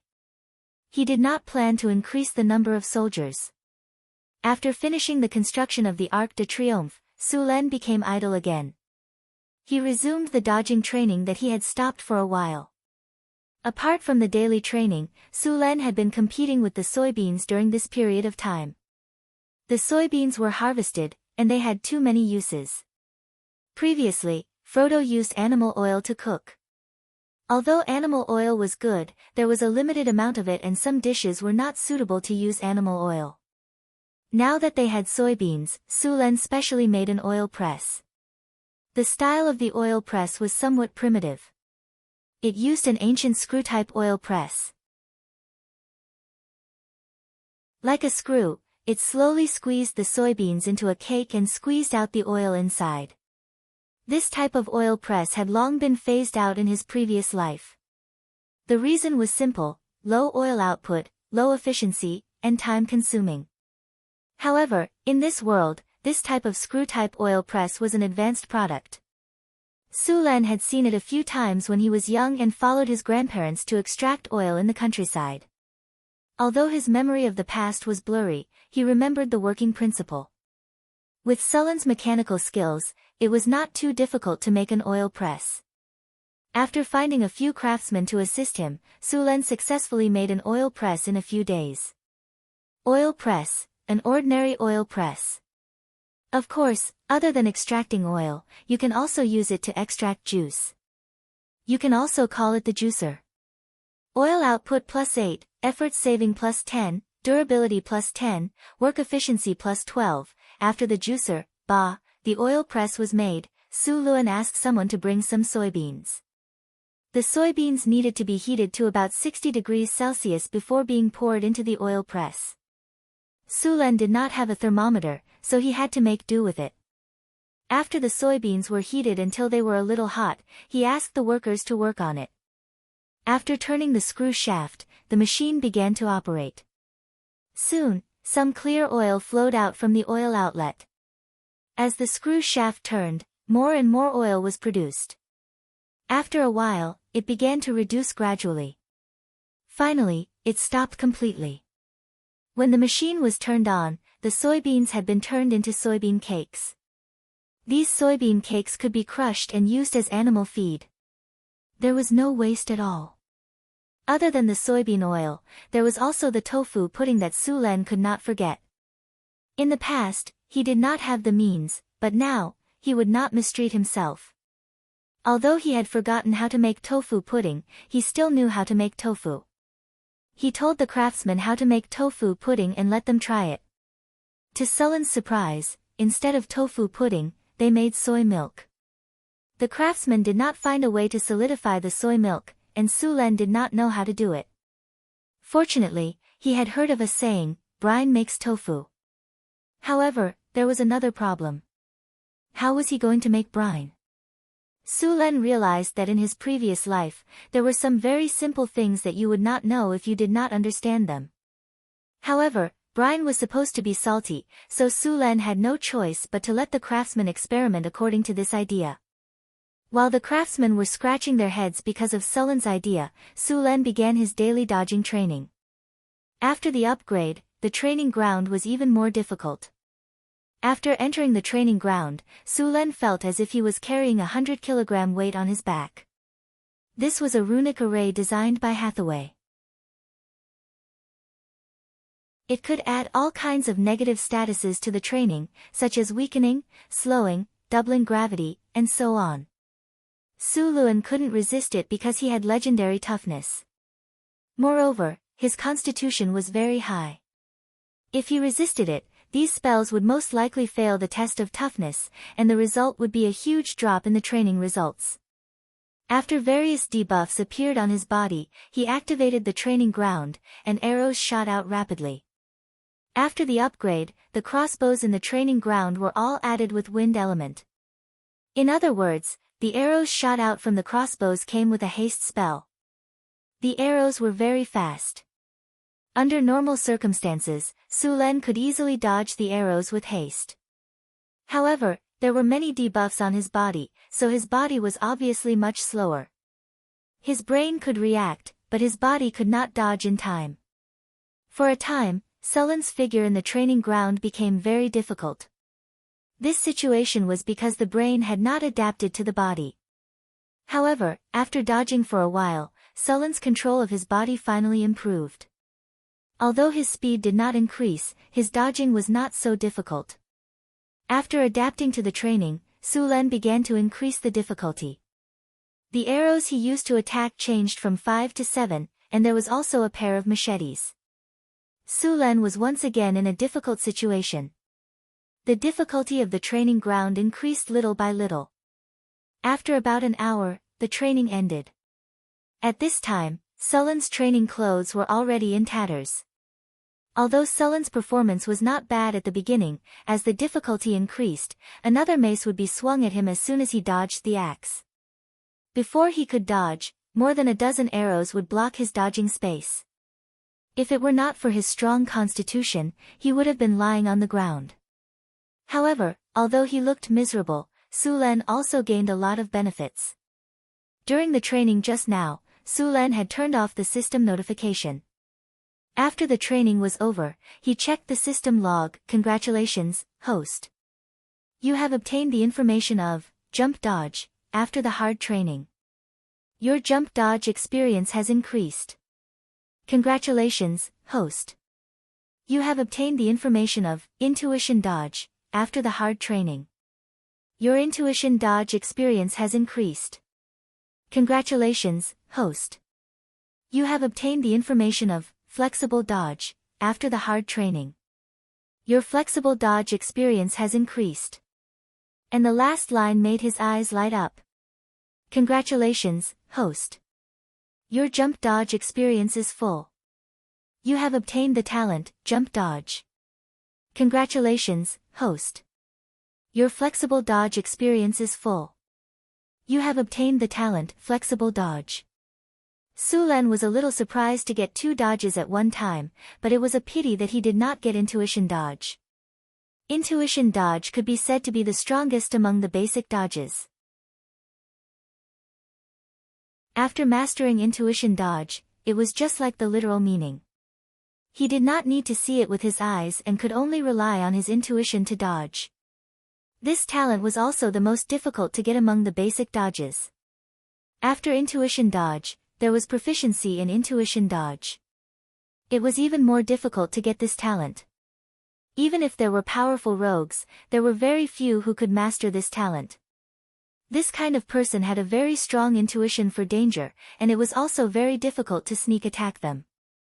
Of course, proficiency in intuition dodge was not the most powerful talent.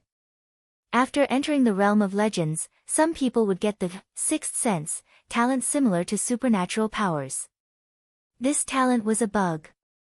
It seemed to have some ability to predict the future. It was said that the gods generally had the sixth sense talent. As for the more advanced, super sixth sense, this was already a legendary talent. People who had this talent could be regarded as little experts and dare to venture into all kinds of dangerous areas. However, this talent could not be obtained through postnatal training. Even the upper level, sixth sense, talent was innate or naturally awakened after entering the realm of legends. After going through various commandments and completing many practices, it was possible to further strengthen the sixth sense talent. For other professions, it was completely dependent on luck. Sulan did not think that far yet. He now wanted to max out his basic dodges and get proficiency in intuition dodge.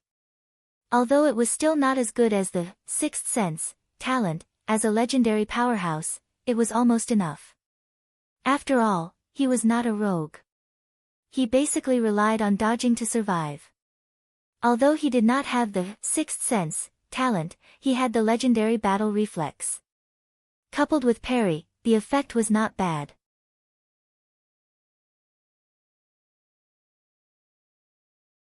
Chapter 231. After the Arc de Triomphe in Northern Town City was completed, many workers and slaves were free. As a black-hearted capitalist and an evil slave owner, there was no way he would let his workers rest.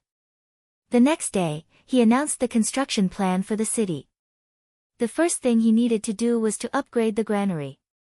The granary in Northern Town was very simple and crude. After all, they did not have a lot of food. However, due to the harvest altar, the food production had skyrocketed. Northern Town's granary was now full. In order to preserve the food, some of the granaries were taken out for storage. However, they could only be stored temporarily. After all, potatoes were not easy to preserve. Without a professional granary, the potatoes would sprout easily. Potatoes were different from other crops. The sprouted potatoes were poisonous. Once they sprouted, they would be inedible. The granaries in North Town City were built underground. The space above ground only took up a third or even less. This kind of underground granary had a low internal temperature, which made it easier to preserve the food. Since it was located in the underground, even if a fire broke out, only the top layer of the food would be burned down. The food buried in the underground would be fine. Sulan attached great importance to the granaries. He specifically found an official from the basic level to be in charge of the granaries. He also set up a strict management and inspection system. He did not want a fire dragon to burn the granaries, or soldiers from the dead to borrow food, like in ancient times. The granaries in northern town were built in the northwest, close to the Red Sand River. The aqueduct was close, too. Once a fire broke out, it would be solved in the shortest time possible. A granary could store around 10 tons of food. Sulen planned to build 20 to 30 granaries. The food they stored would be enough to feed northern town for 3 years. These granaries were the reserve granaries. They would not be used under normal circumstances to prevent wars and other disasters. Apart from the strategic reserve granary, northern town also had a normal granary. This granary was used to provide food for northern town. As for the strategic reserve granary, it would not be used unless it was purchased at a low price. Even if the food became moldy after a long time, it would be sent to the winery to be brewed. With 1,000 craftsmen and even more slaves, the granaries in the North Town city were built very quickly. A standard granary had a diameter of 8 meters and a depth of 6 meters. The granary was located in a relatively high area in the North Town city. The ground was dry and hard, and there was a layer of bricks inside the granary. The bricks were covered with chaff and hay to prevent moisture. In order to build this granary, Su Luan had read a lot of information and asked those experienced craftsmen. Then he started the construction. After all the granaries were excavated, they were dried with firewood. The next step of construction was not started until there was no more moisture. The interior of the granary was paved with a layer of bricks. The sand from the Red Sand River was washed, dried, and placed into the granary. Together with the chaff and hay, the granary took 7 days from start to finish. When the last door was put in, the granary was considered complete. Excellent granary, indestructible plus 23, durability plus 24, fire plus 28, moisture resistance plus 26, insect and rat repellent plus 25, mildew reduction plus 25. As it turned out, Sulen's granary was quite good. All the granaries in the future were built according to this model.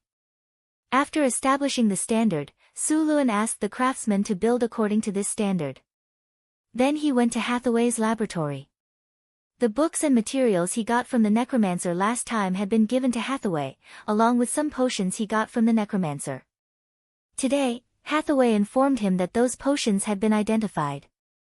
He went to Hathaway's lab. Now, Hathaway's lab was several times bigger than before. The functions inside were more complete. When Sulen came in, a clay golem opened the door for him. Hathaway's lab was no longer the same as before. There were 6 clay golems alone. These golems were in charge of all kinds of basic work in the lab. Sometimes, they would also help Hathaway with some dangerous experiments. Hathaway, have these potions been identified? Sulen looked at the various bottles on the test bench next to him and asked. These bottles were no different from when Sulen sent them. Yes. Hathaway nodded gently. She didn't raise her head. She was holding a carving knife in her hand and was carving a dragon skin armor. A mysterious runic array quickly formed in her hand. Then, Hathaway snapped her fingers. All kinds of materials that had been mixed flew out of the box next to her. These materials quickly fused under the control of magic. Then, as if they had a life of their own, they fused into the dragon skin armor that had been completely engraved with runes. The aura dissipated, and the runes shone brightly. Then, the brilliance faded, and the dragon skin armor returned to its previous ordinary appearance. Strong Gale Dragon Skin Armor plus 3, Indestructible plus 10, Light and Flexible plus 8, Spell Resistance plus 10, Acid Resistance plus 10, Spells, Haste, Bull's Strength. Once a day. Additional effect, Deterrence, originated from the innate ability of dragons. Although your own creatures don't have a powerful dragon deterrence like a real dragon, their majesty is still a great deterrence to lower creatures. When the dragon skin armor was made, part of the Euron's deterrence effect was retained. There was a chance to scare away unsteady enemies. There was a chance to cause a deterrence test to the enemy during battle. The enemy would have to undergo a will test. Seeing this dragonskin armor, Su Luan was also a little surprised. Hathaway's skills were getting more and more exquisite. This dragonskin armor could be said to be the best among all the dragonskin armors she made. After putting away the tools, Hathaway picked up the black tea next to her and took a sip. Then she said, "The potions you got from the necromancer are not simple. I was shocked when I identified them." "Really? Could it be that those potions can greatly increase one's strength after taking them?" Sullen's eyes lit up. Hathaway rolled her eyes and looked at him as if he was an idiot. "Do you think that necromancer would not use those potions himself and run around with them? Maybe his brain had a cramp." Sulan pursed his lips.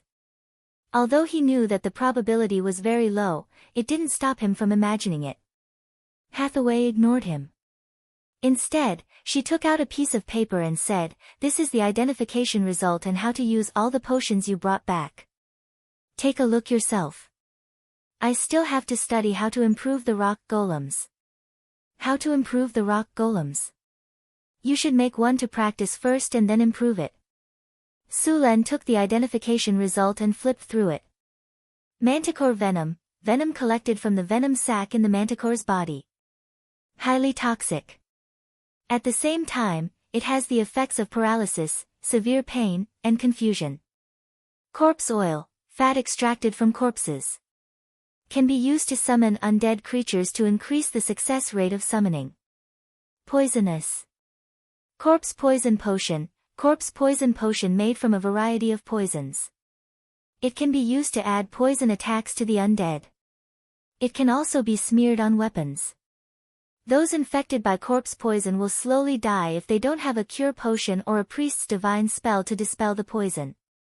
Explosive potion, after use, it can cause an explosion with a diameter of 15 meters. The strength of the explosion is 30 degrees. The strength of the explosion of the fireball spell is 15 degrees. Corruption potion, after use, it will cause a corruption effect. If the constitution fails to resist, the body will rot in a short period of time. Petrification potion, a potion made from the heart of a petrifying lizard and other materials. After use, it will enter a petrified state. If the petrified state is not removed within 2 hours, it will completely turn into stone. Plague potion, after use, it will release a green plague. The plague will pollute water sources, kill trees and animals, and finally create a plague. People or other humanoid creatures infected by the plague will be resurrected as low-level undead. With enough plague potion, it can even transform an area into a plague zone. Sullen's heart couldn't help but twitch when he saw the plague potion. Sure enough, these undead wizards were terrorists. They even brought this kind of destructive weapon with them. If this thing was used in a densely populated city, it wouldn't take long for the whole city to become a ghost town if it wasn't discovered or dealt with in time. It was like a fantasy version of a biological weapon. After seeing the potion, Sulan also remembered who this undead wizard called Keaton was. This guy was the plague bane of the Aubrey's kingdom. The biggest thing he did was to use this plague potion to destroy a small city. This potion was Keaton's secret recipe. It was also because of this potion that Keaton became famous. There were more than 20,000 people in that small city.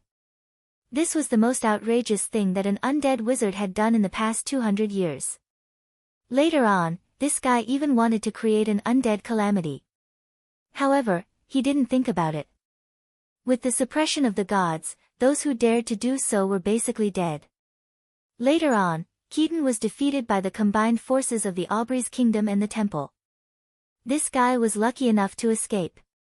The Aubrey's kingdom put a bounty of 500,000 kinnar on his head. Who would have thought that he was hiding in the underworld? This price was already very high. After all, the Red Dragon Queen's head was secretly offering only 5 million, but no one was willing to do it. The risk and reward were completely disproportionate. The Red Dragon Queen controlled the Golden Sea route and the spice trade. Her annual income was more than that. Those people were offering too little. Sullen's heart ached when he thought about how Keaton's body had been destroyed by the plague potion. 500,000 gold coins flew away from his hands just like that. Even if he used Keaton's equipment to prove that he was the one who killed Keaton, the Aubrey Kingdom would still believe him. However, he wouldn't be able to get a single gold coin because the Aubrey Kingdom wouldn't pay him without Keaton's head.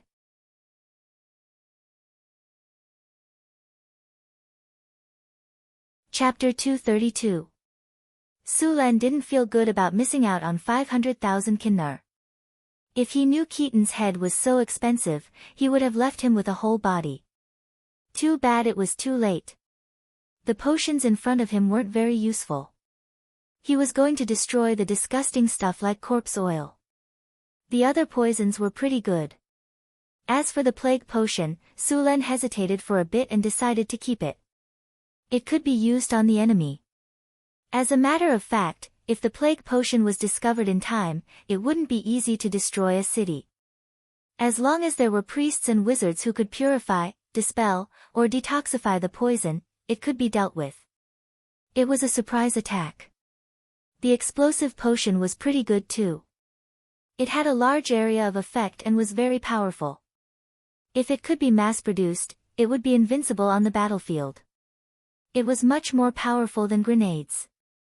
If he could get the secret recipe and build a grenadier squad, he would be invincible on the battlefield.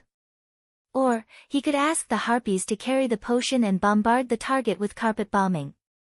The effect would be enough to flatten a city. Sulan picked up a bottle of explosive potion and asked, "Hathaway, can you derive the recipe for the explosive potion?" "The recipe for the explosive potion? That's a bit difficult. I'm not sure how long it will take." Hathaway replied as she flipped through the book, "But the cost of this explosive potion isn't cheap. You'll have to be prepared if you want to mass-produce it." "Don't worry, it's just money. Northern Battlefront City is full of money now," Sulan said generously. After annexing Orlando, the Grey Dwarf, Northern Battlefront City had more than 10 million kinnar residents.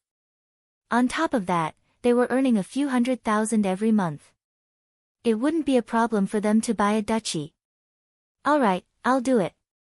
But I suggest you recruit a few alchemists and wizards.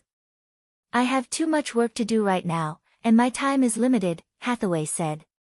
Sulan looked at Hathaway's lab and nodded. "You do need to recruit more alchemists and wizards. It's just that Northern Battlefront City is too secluded right now.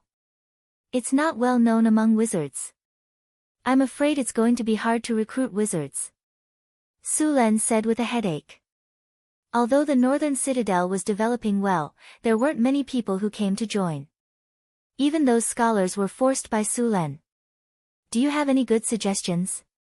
Most wizards are short on money. Hire them with money." Hathaway felt a little helpless. Many wizards were otakus.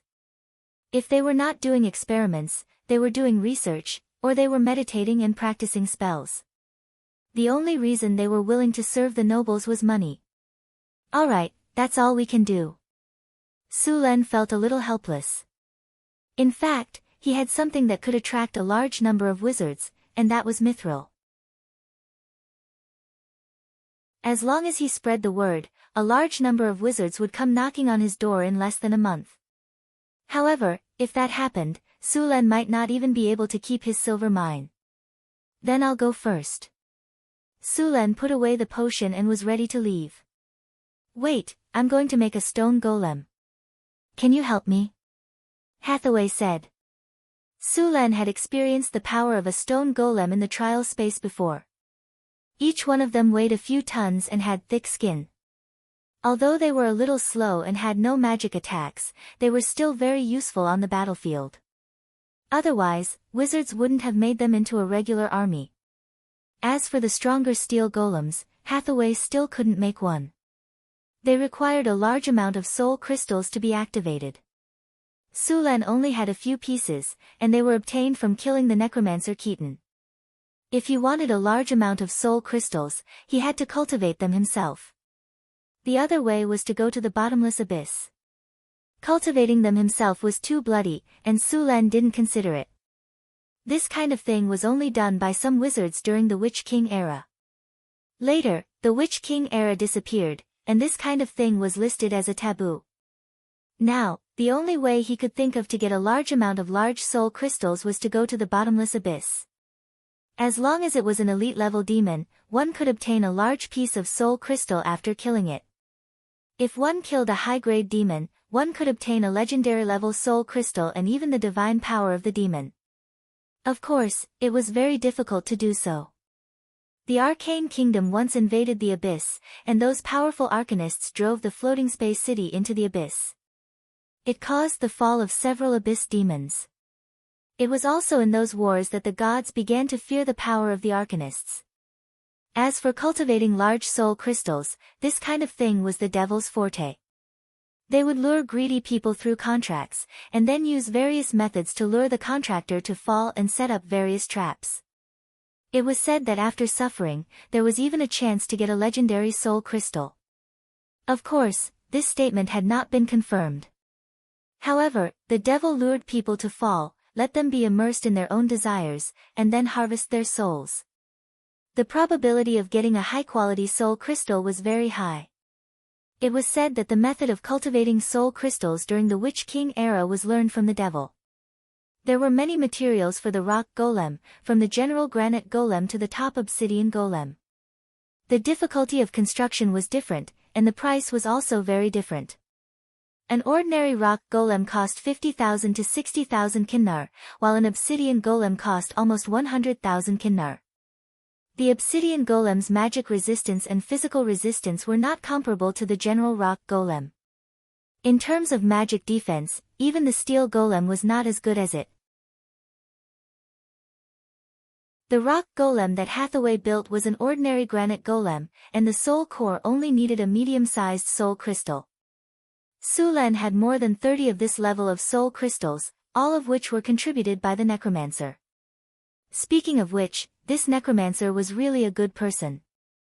Not only did he give them EXP and equipment, but he also gave them books, knowledge, and materials. He was simply the captain of the transport team. The materials for the rock golem were now available in the northern battlefront city. The high-quality granite was directly sent to the quarry, and then the carvers would carve it. The process of making a rock golem was not too complicated, and it was not too difficult for the two who already had experience in making clay golems. The creation of the rock golem could be divided into 3 parts. The first part was the construction of the body parts. This step could be done by taking them apart. Fortunately, the northern battlefront city had a large number of carvers, and Sulen was relieved to let them carve it. The second part was the assembly of the body parts.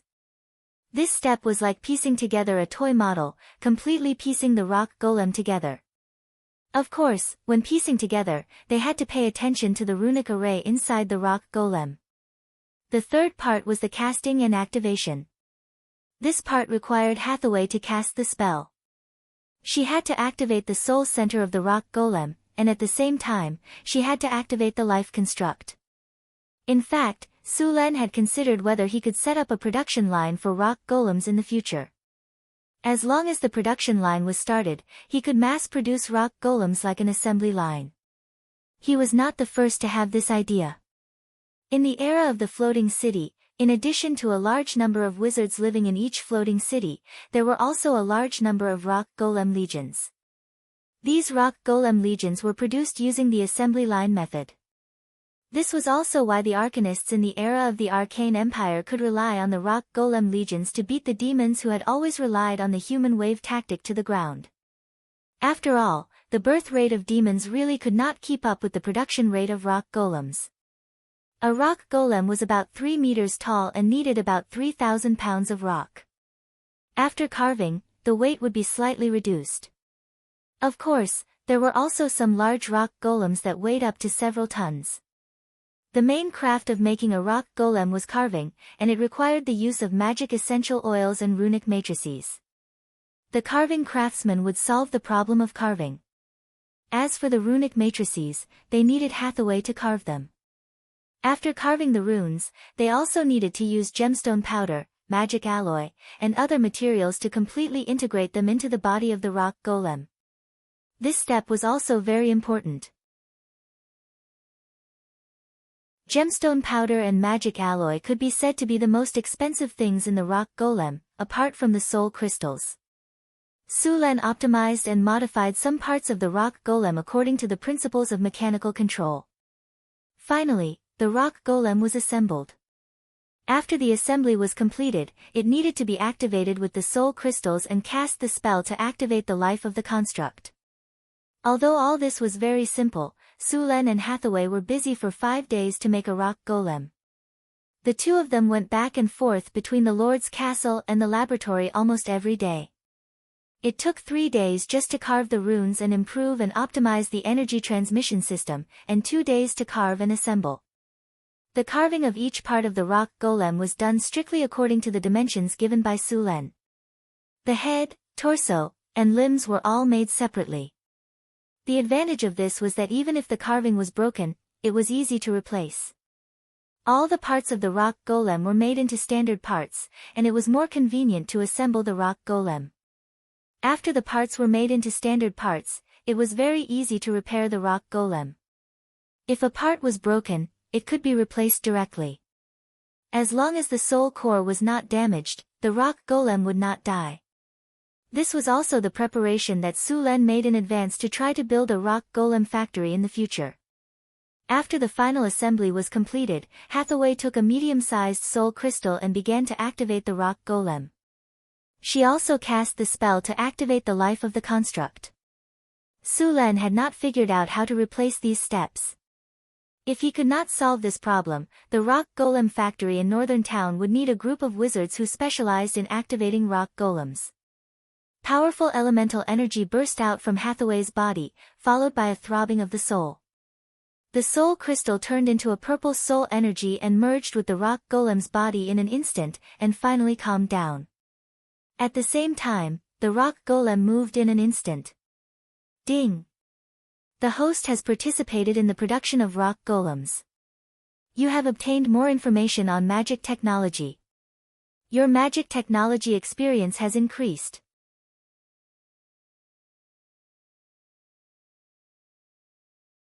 Chapter 233. Northern Wasteland. It was already midsummer.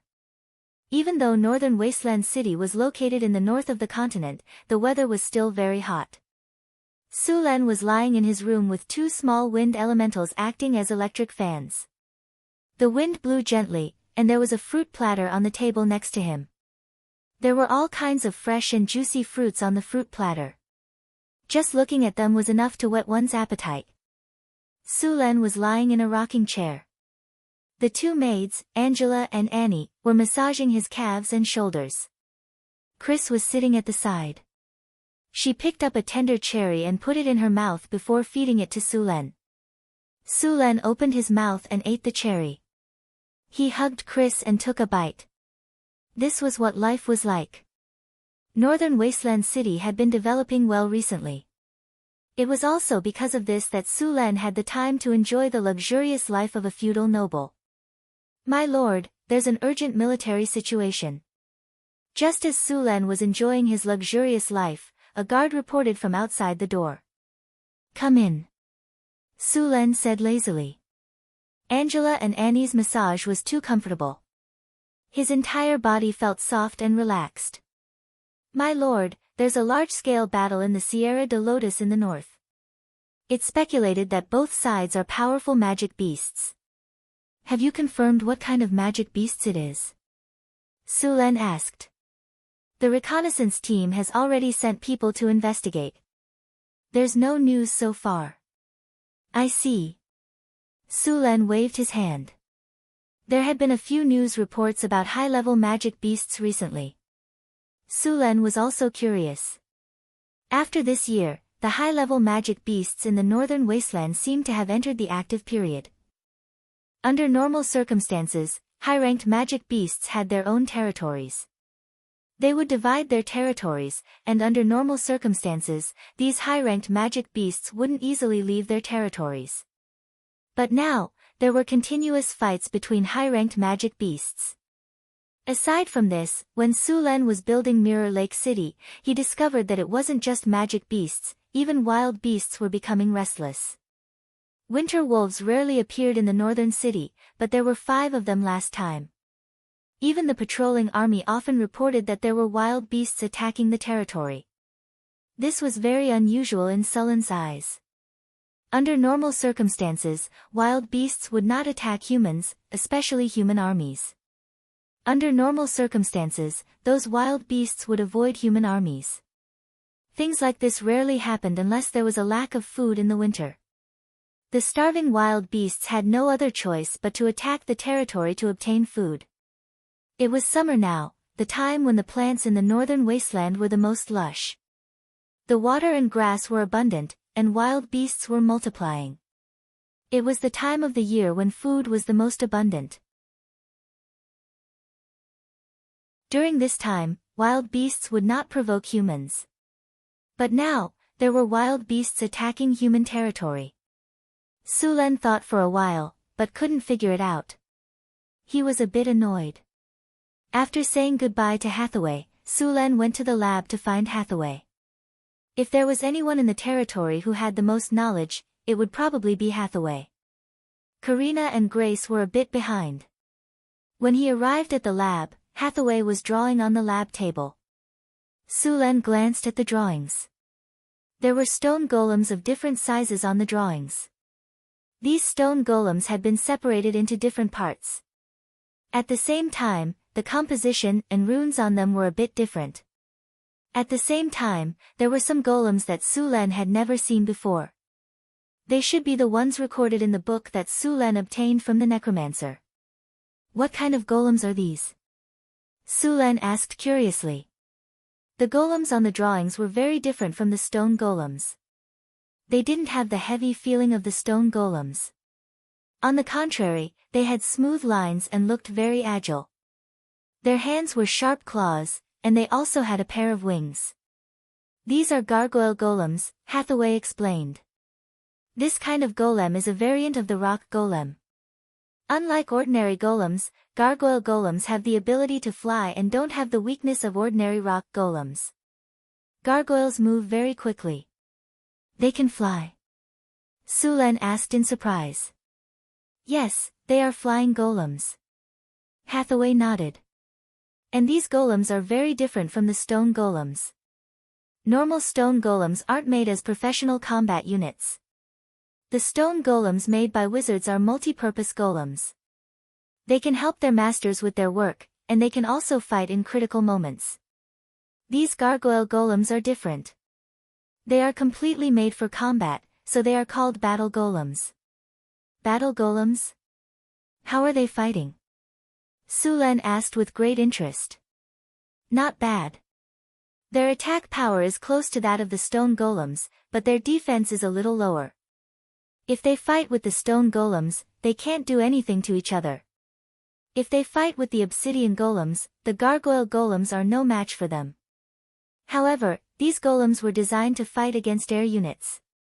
After hearing Hathaway's explanation, Sulen also understood the characteristics of these gargoyle golems. First, they were more expensive than stone golems, but less expensive than obsidian golems. Second, the gargoyle golems had decent attack power and low energy consumption, which was only consumed when they were activated. The dormant gargoyle was like a normal stone golem, so it didn't consume any energy. Third, they could fight against air units, which was the original intention of the gargoyle golems. Ordinary golems, from clay golems to stone golems to steel golems, basically didn't have the ability to fight against air units. They could only do so after special modifications. The gargoyle golems were specifically designed to deal with air units. Most wizard schools had the technology to create ordinary golems, but after the modification of the basic golems, there was a big difference. Each school had their own technology to create golems. For example, the armor golem looked like a knight's plate armor. It was flexible and fast, and its cost was lower than that of the stone golems. There was also the skeleton golem, which cost even less. The gargoyle golem was a special type of golem in the necromancer school. The cost of this golem was only half of the obsidian golem, and it also used some knowledge of the necromancer. Because it used obsidian as its main body, the gargoyle golem had high magic and physical resistance. We have the harpies now, so we don't need the gargoyle golems for the time being, but they can be used as a technical reserve, Sulen said after thinking for a moment. I know. I only plan to make a few and put them on the roof of the castle. Once someone invades from above, they will wake up and attack immediately, Hathaway said with a nod. By the way, why did you come to see me this time? Hathaway asked. Sulen said with dissatisfaction, can't I just come to see you? Ha! Hathaway rolled her eyes at Sulen. Okay. I admit that I came to see you about something, but it was just in passing. I came to see you specifically, Sulen emphasized. Hathaway looked at Sulen without saying anything. Her expression was as if to say, do you think I'll believe you? Scumbag. Something happened in the territory recently. I want to ask if you know the reason. Sulen pretended not to see her expression and changed the topic. What's the problem? Hathaway asked. There have been a lot of wild beasts attacking the army and slaves in the territory recently. Now is not the winter season when there is a lack of food, so they shouldn't be in such a situation. Also, the soldiers of the reconnaissance camp have reported that they have found several high-grade magical beasts fighting. I feel that something is not right in the wasteland recently, Sulen said with confusion. Something is not right. Hathaway nodded and said, maybe you didn't notice it because you're not a wizard, but I noticed that the concentration of elements in Northgard City is slowly increasing. The elemental energy is also a bit chaotic. I think there's a connection between these things. What connection? I wonder if you've heard of the elemental tide? Hathaway asked as she took off her spectacles. Sulen frowned and said, elemental tide? What's that? The elemental tide is a term for the periodic changes in elemental energy discovered by wizards. It involves a lot of advanced knowledge, and it's hard to understand without systematic study. Hathaway looked at Sulen with an expression that said, you're stupid. I can't explain it to you. The veins on Sulen's forehead twitched. Tell me about it. Sulen resisted the urge to spank her and said. All right. Hathaway shrugged and continued, you should know that the place we're living in is called a plane in wizard theory. There are many planes like this in the multiverse. Some planes are flat, wrapped in a layer of membrane to protect them. Some planes are planets, and some are half-planes, and so on. All of these planes were first born in the origin sea. Some people call it the ether. The origin sea is boundless. It's filled with the most primitive energy. All the energy in the multiverse comes from the origin sea. In other words, the elemental energy around us originated from the origin sea. As for the elemental tide, let's make a simple analogy. Think of the origin sea as a vast ocean. This ocean is constantly moving. You should know that the ocean has its own ebb and flow. These are all natural phenomena. So, the origin sea is an ocean of energy. It has its own ebb and flow, and this energy ebb and flow is called the elemental tide by wizards. Normally, the sea level will only rise after the ebb and flood the coast. However, the elemental tide is different. It's energy that rises. The rise of energy in the origin sea will directly lead to the rise of energy in the multiverse.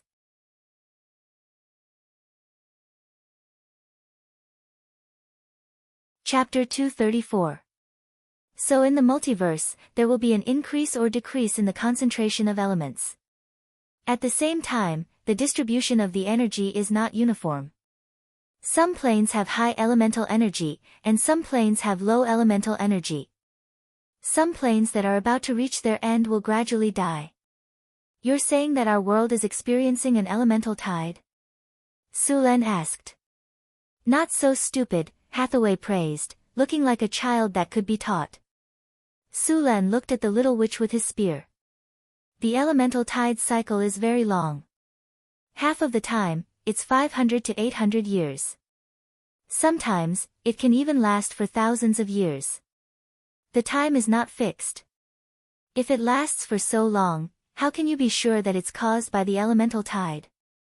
Sulen was a little curious. And it's only happening to beasts and high-level magical beasts.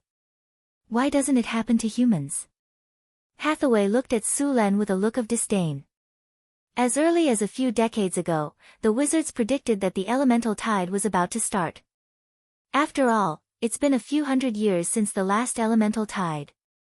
As for the beasts and magical beasts, it's because they are more sensitive to elements than humans. Many beasts may look like normal beasts, but who knows if they have the blood of magical beasts. These beasts can easily mutate during the elemental tide and evolve into magical beasts. Magical beasts are born to control elements. In terms of their sensitivity to elements, even wizards can't compare. Didn't you learn a domain? Open your domain and feel the changes in the elemental energy in your domain. You should find something. Sulen nodded, then slowly closed his eyes and activated his lightning domain. He did not move the elemental energy around him. Instead, Sulen opened up his huge spiritual network and began to feel the elemental energy around him. Soon, he found that the elemental energy around him was a little different. The elemental energy in the outside world was a lot denser today, and it was very active. He could also clearly feel that the consumption of energy when he used his domain had decreased. There are many benefits to the elemental tide. For example, it will make it easier for wizards to cast spells, and the number of ordinary people with the potential to become a wizard will also increase. Other than these benefits, the disadvantage is that the magic beasts will become more powerful, and their numbers will also increase. The elemental tide is fair to everyone, including magical beasts. The requirement to become a wizard was very high. If he wanted to become a wizard, he had to have at least 18 points of spirit. Of course, as a child with the potential to become a wizard, there would need to reach at least 12 points. Then, according to the training method of wizard apprentices, there would reach 18 points when they reached adulthood. Under normal circumstances, the apprentice would be trained between the ages of 8 to 14. Only those who had a will of 12 points would have the opportunity to become a wizard. It was said that during the period of the Arcane Empire, the Arcanists had a magical weave. As long as one's mental strength reached 15 points when they reached adulthood, they could become an Arcanist. The magic net greatly reduced the threshold for becoming an Arcanist, which led to the number of Arcanists in the Arcane Empire being 100 times more than the current wizards. The huge number of Arcanists created the glorious civilization of the Arcane Empire. Sulen slowly opened his eyes. Just now, he had felt the difference in the world. The elements had become more active, and the difficulty of casting spells had decreased. This meant that more wizards would appear, and at the same time, the world would change. The most obvious change at the beginning of the elemental tide was the increase in the number of powerful beings. The original old pattern would definitely be broken. Even many powerful creatures active in the last era would awaken. Some powerful creatures would fall into a deep slumber or leave the prime material plane for the astral plane due to the weakening of the elemental concentration. The main material world would make them feel uncomfortable, and the stronger the creature, the more obvious it would be. The increase in strength would definitely breed more ambition. They would be dissatisfied with the old order and want to gain more benefits. Then, the only way was to fight. Sulen could already foresee that there would be endless wars on the continent in the future. Sulen was not worried about the upcoming challenges. The elemental tide gave everyone an experience buff, not just some people. With the system, he was confident that he would become stronger and stronger. In the quiet night, everything returned to normal. In the summer night, there was still a dry heat in the air. There were sounds of insects outside. In the room in the Lord's castle, Sulen did not sleep after the battle. After knowing that the elemental tide was coming, he felt a sense of urgency. In the Sage era, his mind was the clearest. In the end, Sulen gave up. The elemental tide was not something that could be changed by human power. The only thing he could do was to make himself stronger. He could not change the changes in the world, so he had to occupy an advantageous position in this change. After thinking it through, Sulen no longer hesitated. He hugged the soft body beside him and found a comfortable position to fall asleep. When he woke up the next day, Sulen felt refreshed. Hathaway and Alex had not woken up yet. The little succubus Chris had already left. Sulen got dressed under the care of Angela and Annie. After getting used to the feudal aristocratic life of being served by others, it felt great. After a simple breakfast, Sulen did some simple exercises. Then, he started his work for the day. During this time, the summer grain had started to mature. The wheat planted in the northern city could be harvested. A portion of the wheat would be sent to the city lord's castle. The other portion would be sold. In addition to purchasing the summer grain, Sulen went to the military camp. During this time, the army in the northern city did not engage in any large-scale battles. However, there were continuous small-scale battles. Some of the spearmen had finally been promoted to the spear guard. Now, there were only 2 formation breaker soldiers in the northern city. If he wanted to obtain more soldiers, he would need a large number of spear guard soldiers to undergo training. The training method of the formation breaker soldiers was crueler than that of the spear guard soldiers. After a period of training, they would be arranged to try to advance. If Sulen could recruit 700 formation breaker soldiers, he could completely rely on the formation breaker to defeat the orc army like the last time he encountered the orc invasion. Now, the strength of the soldiers in the northern city had begun to develop into a high-end combat force. With the beginning of the elemental tide, the enemies they would encounter in the future would become stronger and stronger. In the face of such enemies, the effect of ordinary soldiers was infinitely close to zero. Moreover, the population of the northern city limited Sulen's ability to use the human wave tactic. Since he could not gain an advantage in numbers, he could only crush them in terms of quality. As long as he had enough time, Sulen was confident that he could obtain more spear guard soldiers and formation breaker soldiers. However, while Sulen was training, more and more attacks began to occur in the territory. In order to ensure the safety of the territory, Sulen began to send more people to the territory. At the same time, he took the initiative to eliminate the potential dangers around the territory. In order to let more spear guards become spear guards, Sulen personally led the spear guards to clear out all kinds of monsters. The thorn forest was the name Sulen gave to the area because there were a lot of low shrubs growing in the forest. According to the scouts, there seemed to be magic beasts appearing here. In fact, the stronger a beast was, the faster it would evolve into a magic beast. On the contrary, the weaker a beast was, the faster it would evolve into a magic beast. Of course, the potential between the two was different.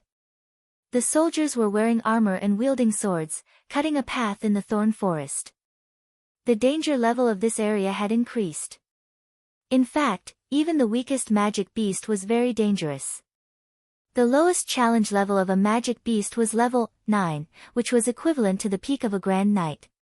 It was only one step away from becoming a Knight Commander.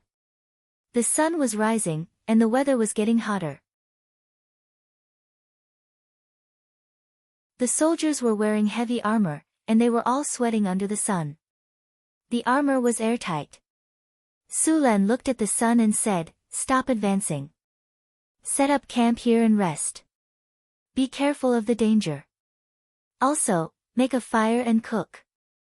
Continue searching in the afternoon." "Yes, sir." The soldiers breathed a sigh of relief and began to find a cool place to rest. Although they were resting, none of the soldiers took off their armor.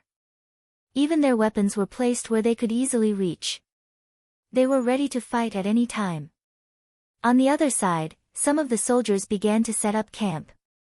According to the requirements, even if it was a temporary camp, it had to be protected. This was a special requirement in the training of the Northern Town Army.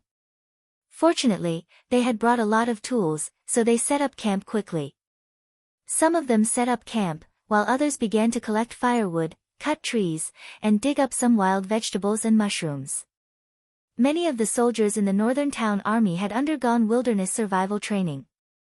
After all, the barbarians lived in the wilderness all year round. They had a lot of wilderness survival skills. Although they couldn't read and couldn't even write their own names, they were like fish in water in the wilderness. They didn't have to worry about starving to death. Even in the wilderness, they could identify the size and species of animals based on their footprints. With such ability, Sulen naturally wouldn't let it go.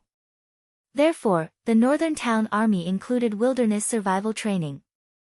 If someone from the previous world saw this, they would instantly understand that Sulen was planning to train all the soldiers according to the requirements of the special forces. The construction of the camp was very fast. At the same time, smoke rose from the kitchen. The soldiers took out the dry food they had prepared and poured it into the pot. Then, they added some wild vegetables and mushrooms. Soon, the aroma of the food filled the air. Ah! Just as everyone was about to eat, a scream suddenly came. Sulen didn't even think. His body turned into a shadow and rushed over.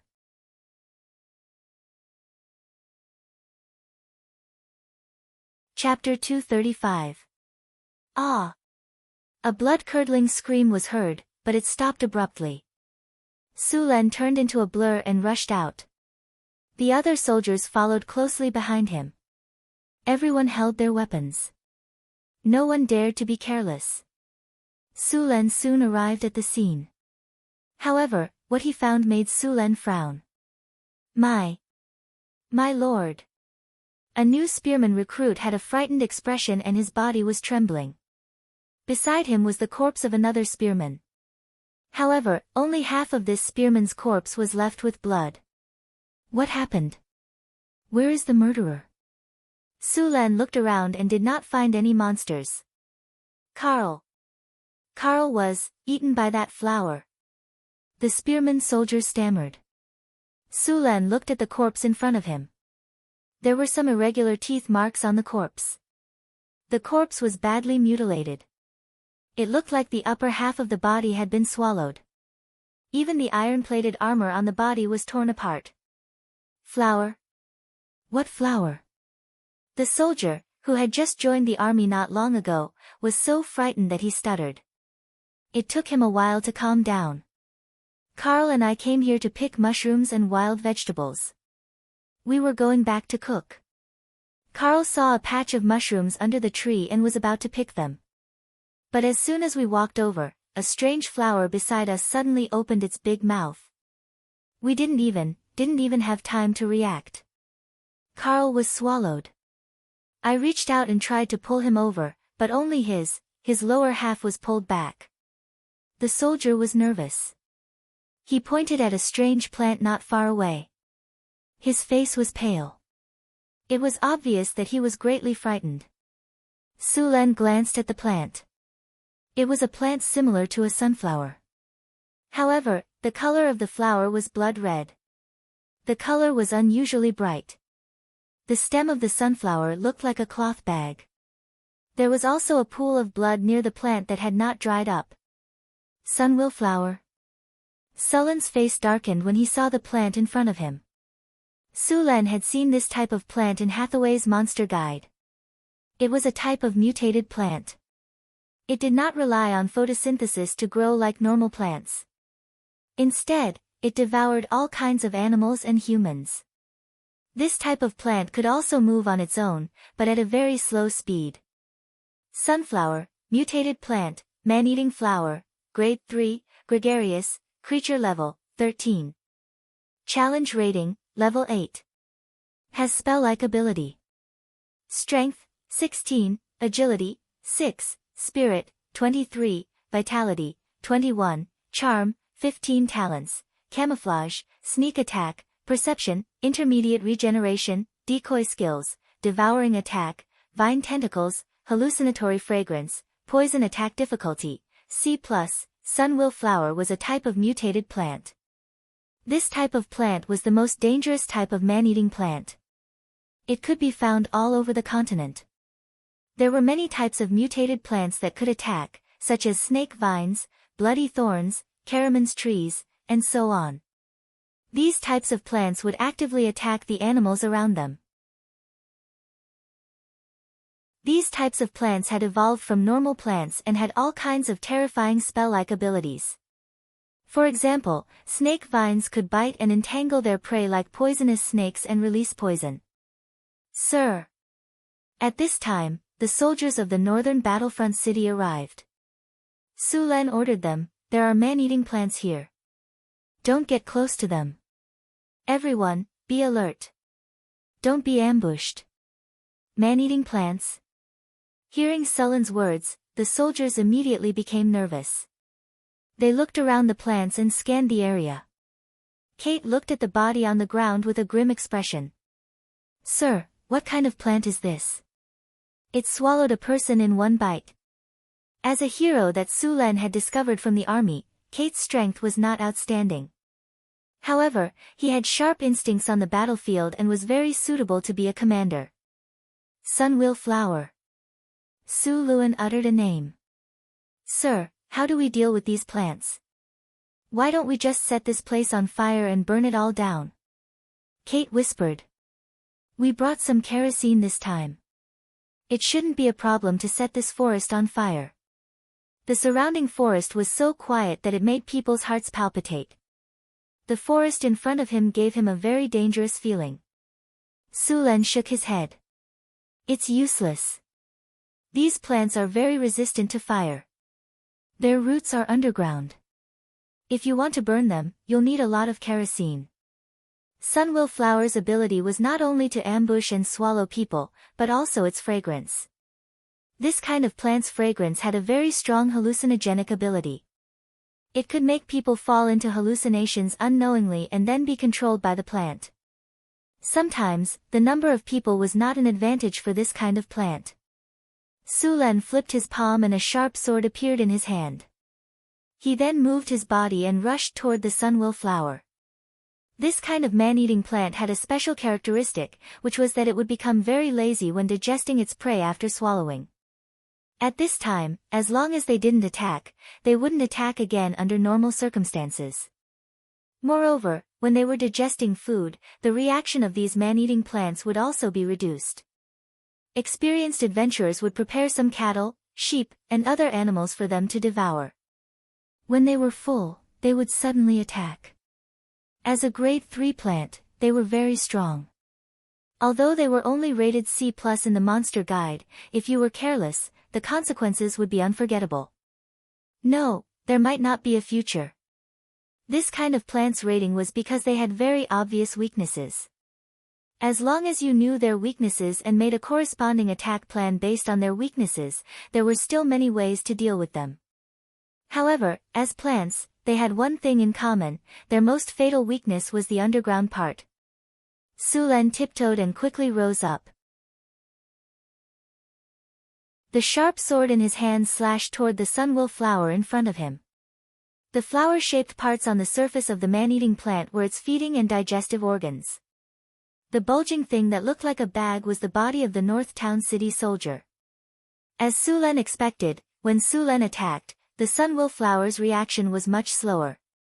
When Su Len's sword stabbed into the stem, the sunwheel flower suddenly attacked.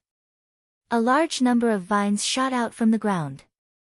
Su Len's sharp sword cut horizontally. It was a plant, but it felt like cutting rubber with a knife. The vines broke, and bright red liquid flowed out of the cracks. It looked like blood. These vines were very strong. Although they had been cut off, they kept twisting after falling to the ground. It felt like the tentacles of an octopus were cut off. Whoosh! At this moment, the huge mouth that looked like a sunflower suddenly opened. The huge mouth opened ferociously. Inside the huge petals of the sunwheel flower, there were densely packed dagger-like teeth. If you were bitten by these teeth, you would immediately be torn into pieces. Inside the petals, there were things like blood vessels. Those were channels used to transport nutrients. At this time, the body of the soldier inside was already beyond recognition. At the same time, a bloody smell came, mixed with the smell of acid. It was the digestive fluid secreted by plants to digest their prey. Su Len stabbed a few times, causing some damage to the petals. However, these were not fatal. At the same time, a large number of root-like things suddenly broke out of the ground and surrounded Sulen. Sword skill, sweep sword skill, cut iron. 2 streaks of sword light shot out from the sword.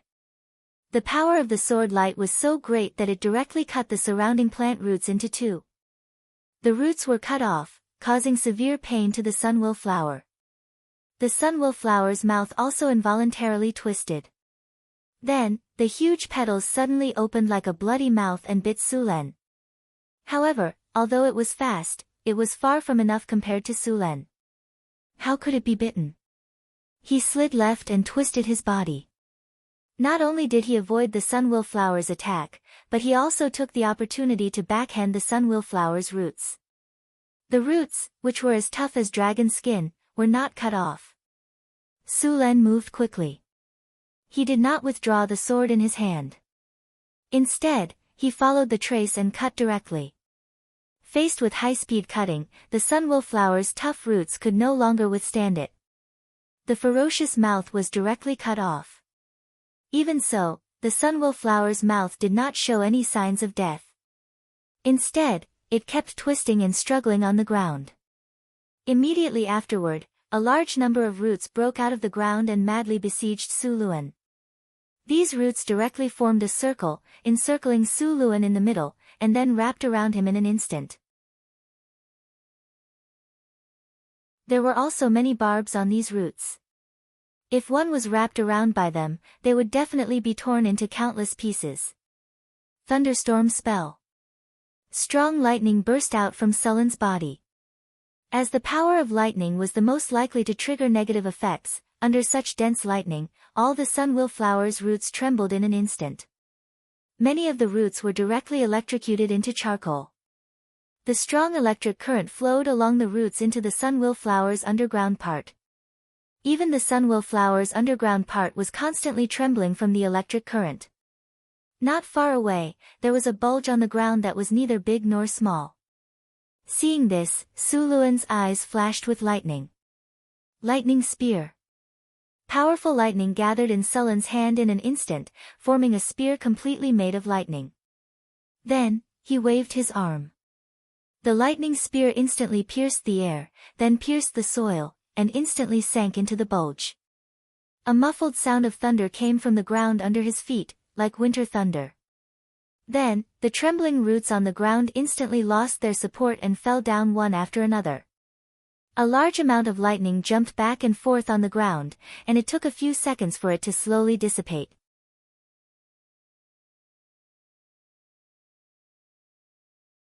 Chapter 236. Ding!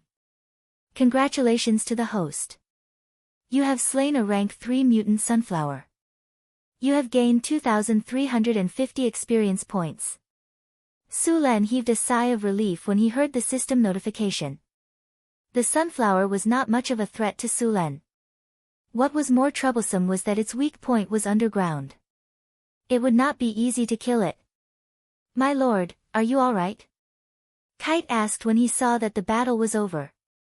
Sulen shook his head. I'm fine. Take your men and dig out the roots of the sunflower. Yes, my lord.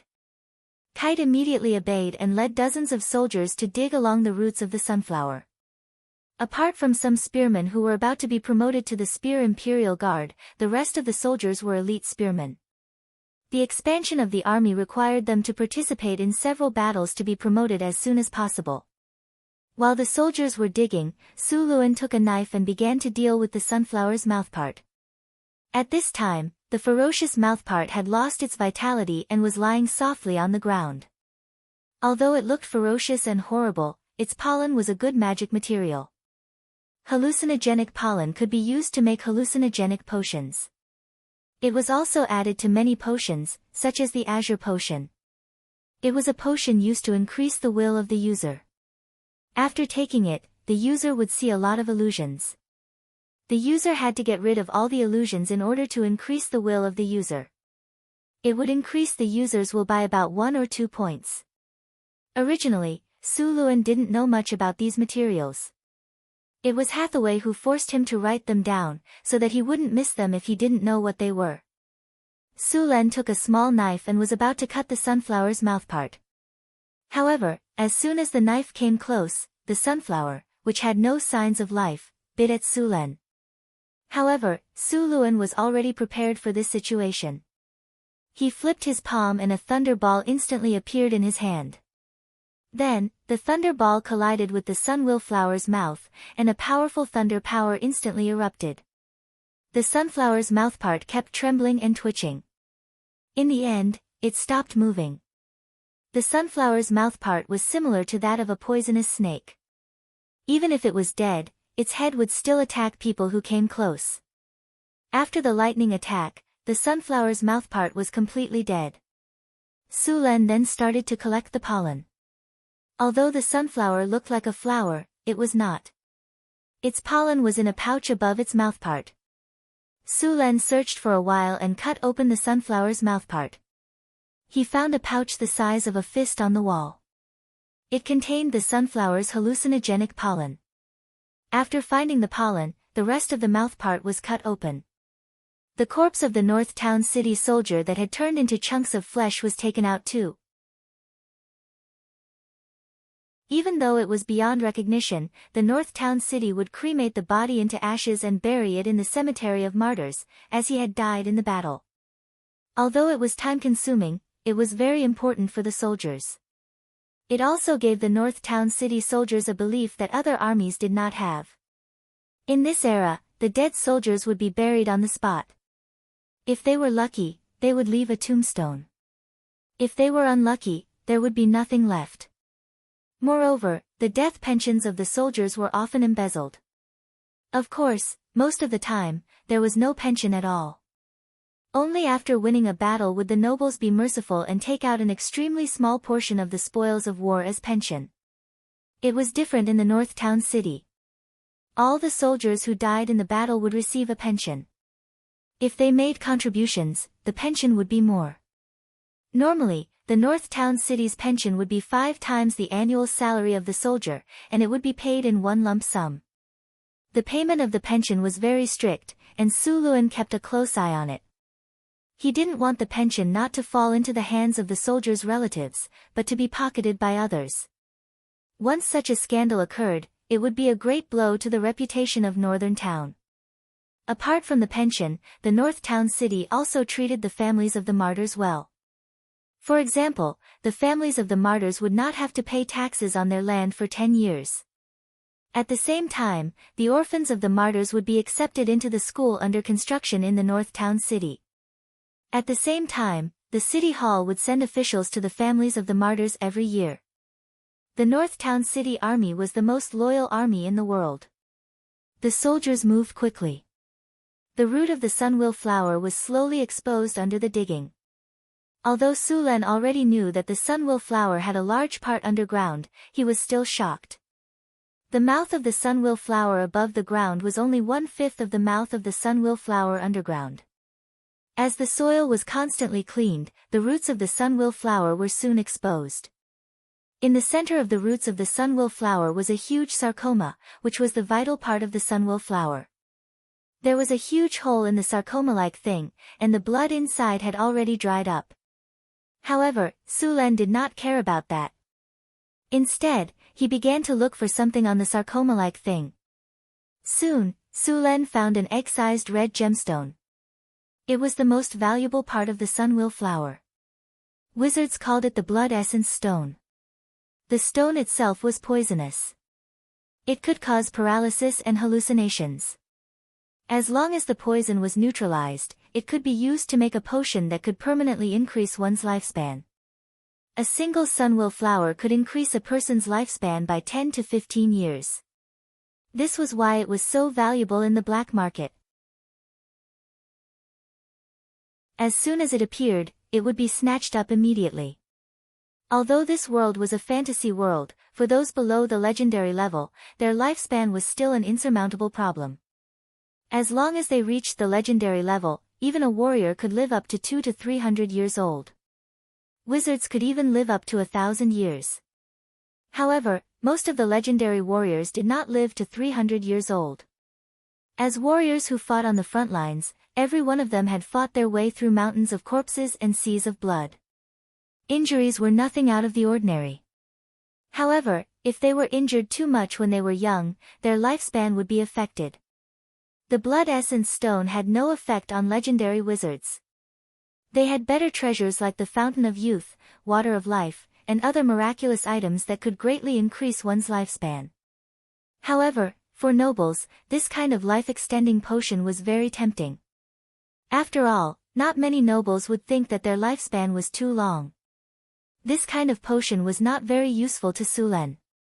Although he was also a warrior, he was also a wizard. When he reached the legendary level, he had awakened his domain power. Even if he lived according to his normal lifespan, he would still live longer than legendary wizards. Sulen did not plan to use it himself. Instead, he planned to let Hathaway make the potion and sell it. If this thing appeared in the auction house, he was sure that the nobles would give him a satisfactory price. After putting away the blood essence stone, Suluan ordered the soldiers to burn the roots of the sunwell flower and then ordered the army to withdraw from the forest. If there were more mutant plants similar to the sunwell flower in the forest, these soldiers would not be able to do much. Therefore, he planned to explore alone. After ordering Kate to defend the camp, Sulen entered the forest alone. This forest was very strange. There were not even many insects. Although the plants looked lush, there was a sense of eeriness. At this time, it was already a little dark, and the light in the forest was even worse. Suluan blessed himself with an invisibility spell, and then went around from the side.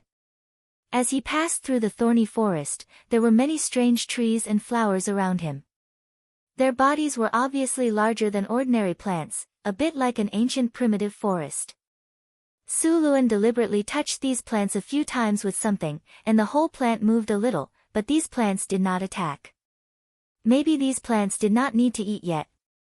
Suluan even found a plant similar to a willow tree.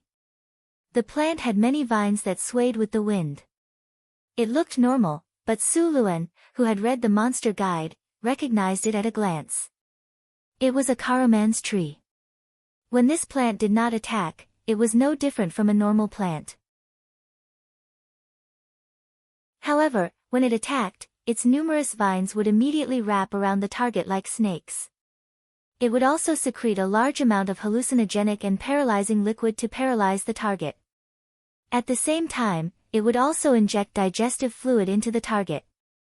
The organs and even the bones of the target would melt into liquid and be absorbed by the caraman's tree. Although this plant was ferocious, it was a very good material for wizards. Wizards would often deliberately plant this kind of thing. The caraman's tree trunk was very magical, and it was a good material for making magic staffs. The hallucinogenic fluid it secreted was also a supplementary material for some magic potions. Sulen looked at the caraman's tree in front of him and frowned. He muttered, "A caraman's tree. Is it wild or planted here on purpose?" After hesitating for a while, Sulen did not attack the tree. Instead, he carefully went around it. After going around the caraman's tree, Sulen continued to go deeper into the forest. Soon, a large field of lavender flowers appeared in front of him. After quietly approaching, Sulen realized that this field of flowers did not seem to grow naturally. Instead, it seemed to be artificially cultivated. Although the flowers were not trimmed, he could still see some traces left behind. After getting closer, Sulen also recognized the flowers planted in this field of flowers. These purple flowers were all datura flowers. Sulen felt that these flowers were alive.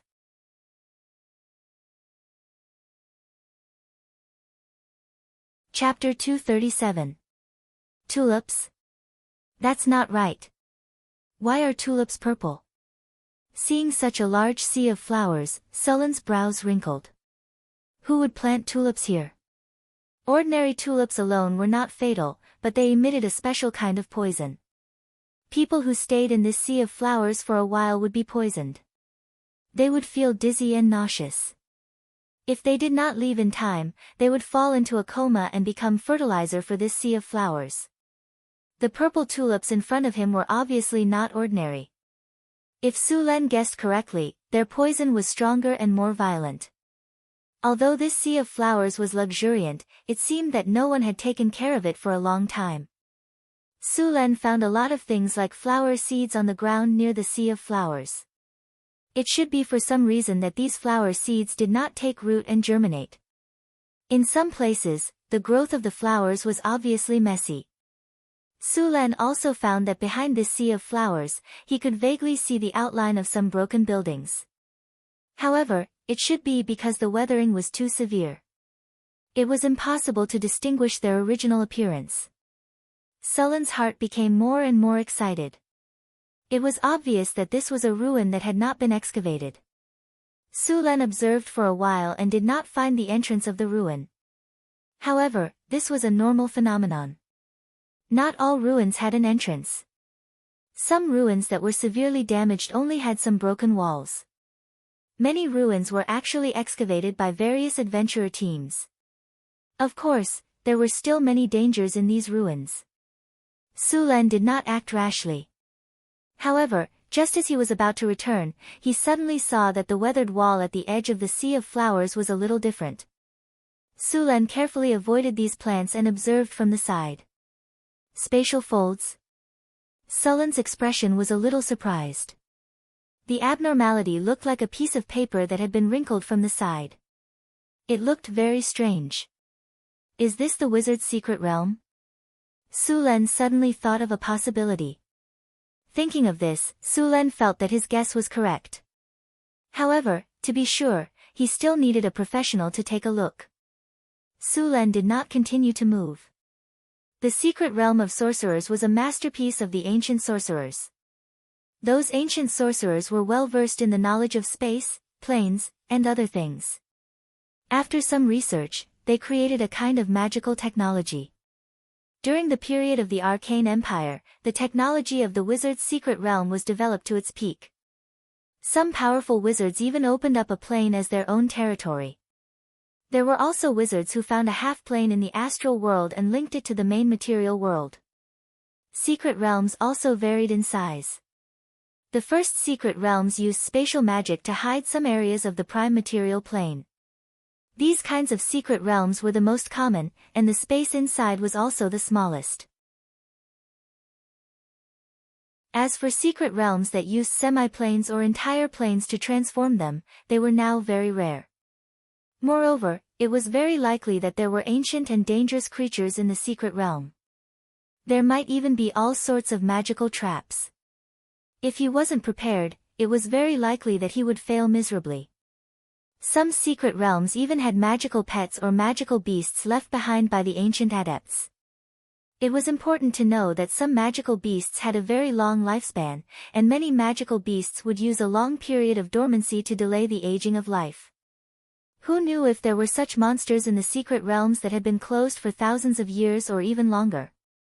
If they were unlucky, there might be a giant dragon. Even if it was the weakest white dragon among the 5-colored dragons, thousands of years was enough for it to grow into an ancient dragon. In the face of a giant dragon of this level, the average legendary strongman would be a piece of cake. After a round of investigation, Su Len returned to the camp outside the forest. At this time, Carter had almost built the camp. When Su Len returned to the camp, he immediately sent someone back to inform Hathaway to come as soon as possible. After suspecting that there was a secret realm here, Su Len began to block the news. Once the news about the appearance of the secret realm of sorcerers spread, all the sorcerers on the continent would come back to explore. At that time, even Su Len would be powerless to stop it. Although he was now a legendary strongman, there were many legendary strongmen on the continent. A secret realm that had never been discovered, the resources in it were enough to make these legendary strongmen excited. In a moment, all the soldiers were sent out to clear the monsters in the wasteland. No monsters or people were allowed to come close to the forest. After waiting in the camp for a day, Su Len saw Hathaway rushing over the next day. "Where is the secret realm? Take me there quickly." Hathaway saw Su Len and did not have time to rest. She immediately asked about the secret realm. "The secret realm will always be there. It won't run away. Calm down first." Seeing Hathaway's state, Sulan had to force her to calm down. She was not suitable to explore the ruins in her current state. After hearing Sulan's advice, Hathaway finally calmed down and began to rest. At the same time, she prepared various items for the exploration. It was not until the third day that Sulan brought Hathaway to the thorn forest. The two quickly arrived at the place where Sulan killed the sunwell flower.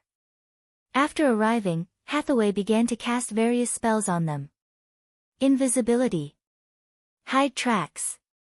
Eliminate scent. Energy shield. Elemental resistance. Poison resistance. Bear's endurance. Cat's grace. A series of support spells were released from Hathaway's hands. Sulan could clearly feel that his strength had increased by a notch. Hathaway, who was already a third-rank wizard, had no problem casting these spells. The two then followed the path that Sulan took last time and went deep into the forest. As soon as they entered, Hathaway quickly noticed the difference. This is the moon's soul grass. This is the blood-sucking thorn. This is the ghost flower. The plants that Sulan did not recognize last time were easily recognized by Hathaway. She was very excited. There are so many magical plants here, Hathaway said excitedly. There was nothing strange about this forest before. I don't know what happened, but there was a sudden change recently, Sulan said as he walked. This place was not too far away from Northgard City. It was about 50 kilometers. In the past, nothing strange had happened here. It had only appeared in the past 1 or 2 months. Hathaway thought for a moment and said, I think it has something to do with the elemental tide. This place has something to do with the elemental tide? Sulan's eyes widened. Hathaway ran her fingers through her hair and said, yes, the elemental tide. The eruption of the elemental tide was a bit sudden. According to what you said, this mystery plane has not been repaired for at least 1 or 2,000 years. The sudden surge of elemental energy has caused problems with the operation of the energy nodes in the mystery plane. The energy core might have been damaged due to years of disrepair. The spatial array covering the secret realm also showed some flaws because of this. Then, the demonic plants, flower fields, and other plants that were originally in the secret realm were exposed. You should be able to feel it. The elemental energy in this forest is very dense. It's much denser than the other places outside. I suspect that the mystery plane was exposed because of the sudden increase in elemental energy due to the appearance of the elemental tide. The energy transmission system in the mystery plane could not withstand the sudden increase in elemental energy. Looks like we have the elemental tide to thank, Sulan said with a smile. Don't be happy too early. Although the mystery plane has appeared, it's not easy to go in and get the benefits. None of the ruins left behind by the ancient wizards are easy to deal with. The best equipment for exploring a mystery plane was to have a lucky companion. Under normal circumstances, it would be a halfling rogue. Halfling rogues were very popular in exploration because of their short stature, flexible bodies, keen intuition, and generally better luck than the average person. It would be even better if they had attributes similar to the treasure-hunting mouse. Soon, the two arrived at the sea of flowers that Sulan found last time. The purple sea of flowers swayed with the wind, looking like a purple ocean. So many purple tulips. Hathaway was very surprised when she saw the sea of flowers in front of her. These tulips give me the feeling that they are alive, Sulan said. Hathaway nodded and said, they are indeed alive. These are activated plants. These activated plants are generally the outer layer of the mystery plane, and the fruits they produce after they mature are also materials for refining magic potions. Also, don't you think this sea of flowers is very beautiful? It's like a fish eating 3 fish, Sulan said. Then how do we get in? There's no good way. We can only force our way in. And even if we know the password to pass through here, these magical plants have changed several times. It's a problem whether the password is still valid. After all this time, we still have to force it. Sulan rolled up his sleeves and was ready to do it. Don't do that. Seeing that Sulen was about to do it, Hathaway immediately pulled him back. I've already checked just now. The runic magic circle here has basically lost its effect. These tulips will only attack based on instinct. This way, it'll be much easier. If the original runic magic circle was still there, these tulips would be equivalent to one. At that time, it would naturally be difficult to deal with.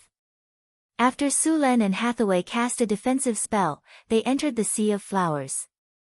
As soon as they entered, Sulen smelled a strong floral fragrance, and a faint singing sound appeared in his ears. The tulips in the Sea of Flowers drifted with the wind, and the surrounding branches and leaves were like sharp blades that quickly cut the two of them. The energy shield in front of the two of them frequently collided with each other. The energy shield firmly blocked all these attacks, but the system's prompt kept ringing in his ears. The host is attacked by the knockout fragrance, forcibly conducting a constitution test. Constitution test passed. The host is attacked by the mind, forcibly conducting a spirit test. Spirit test passed. You're tuning into the Blissful Bookshelf YouTube channel.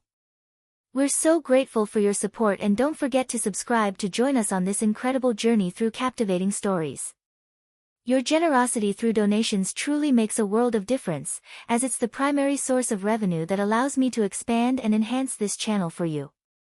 Thank you from the bottom of my heart for being a part of this adventure.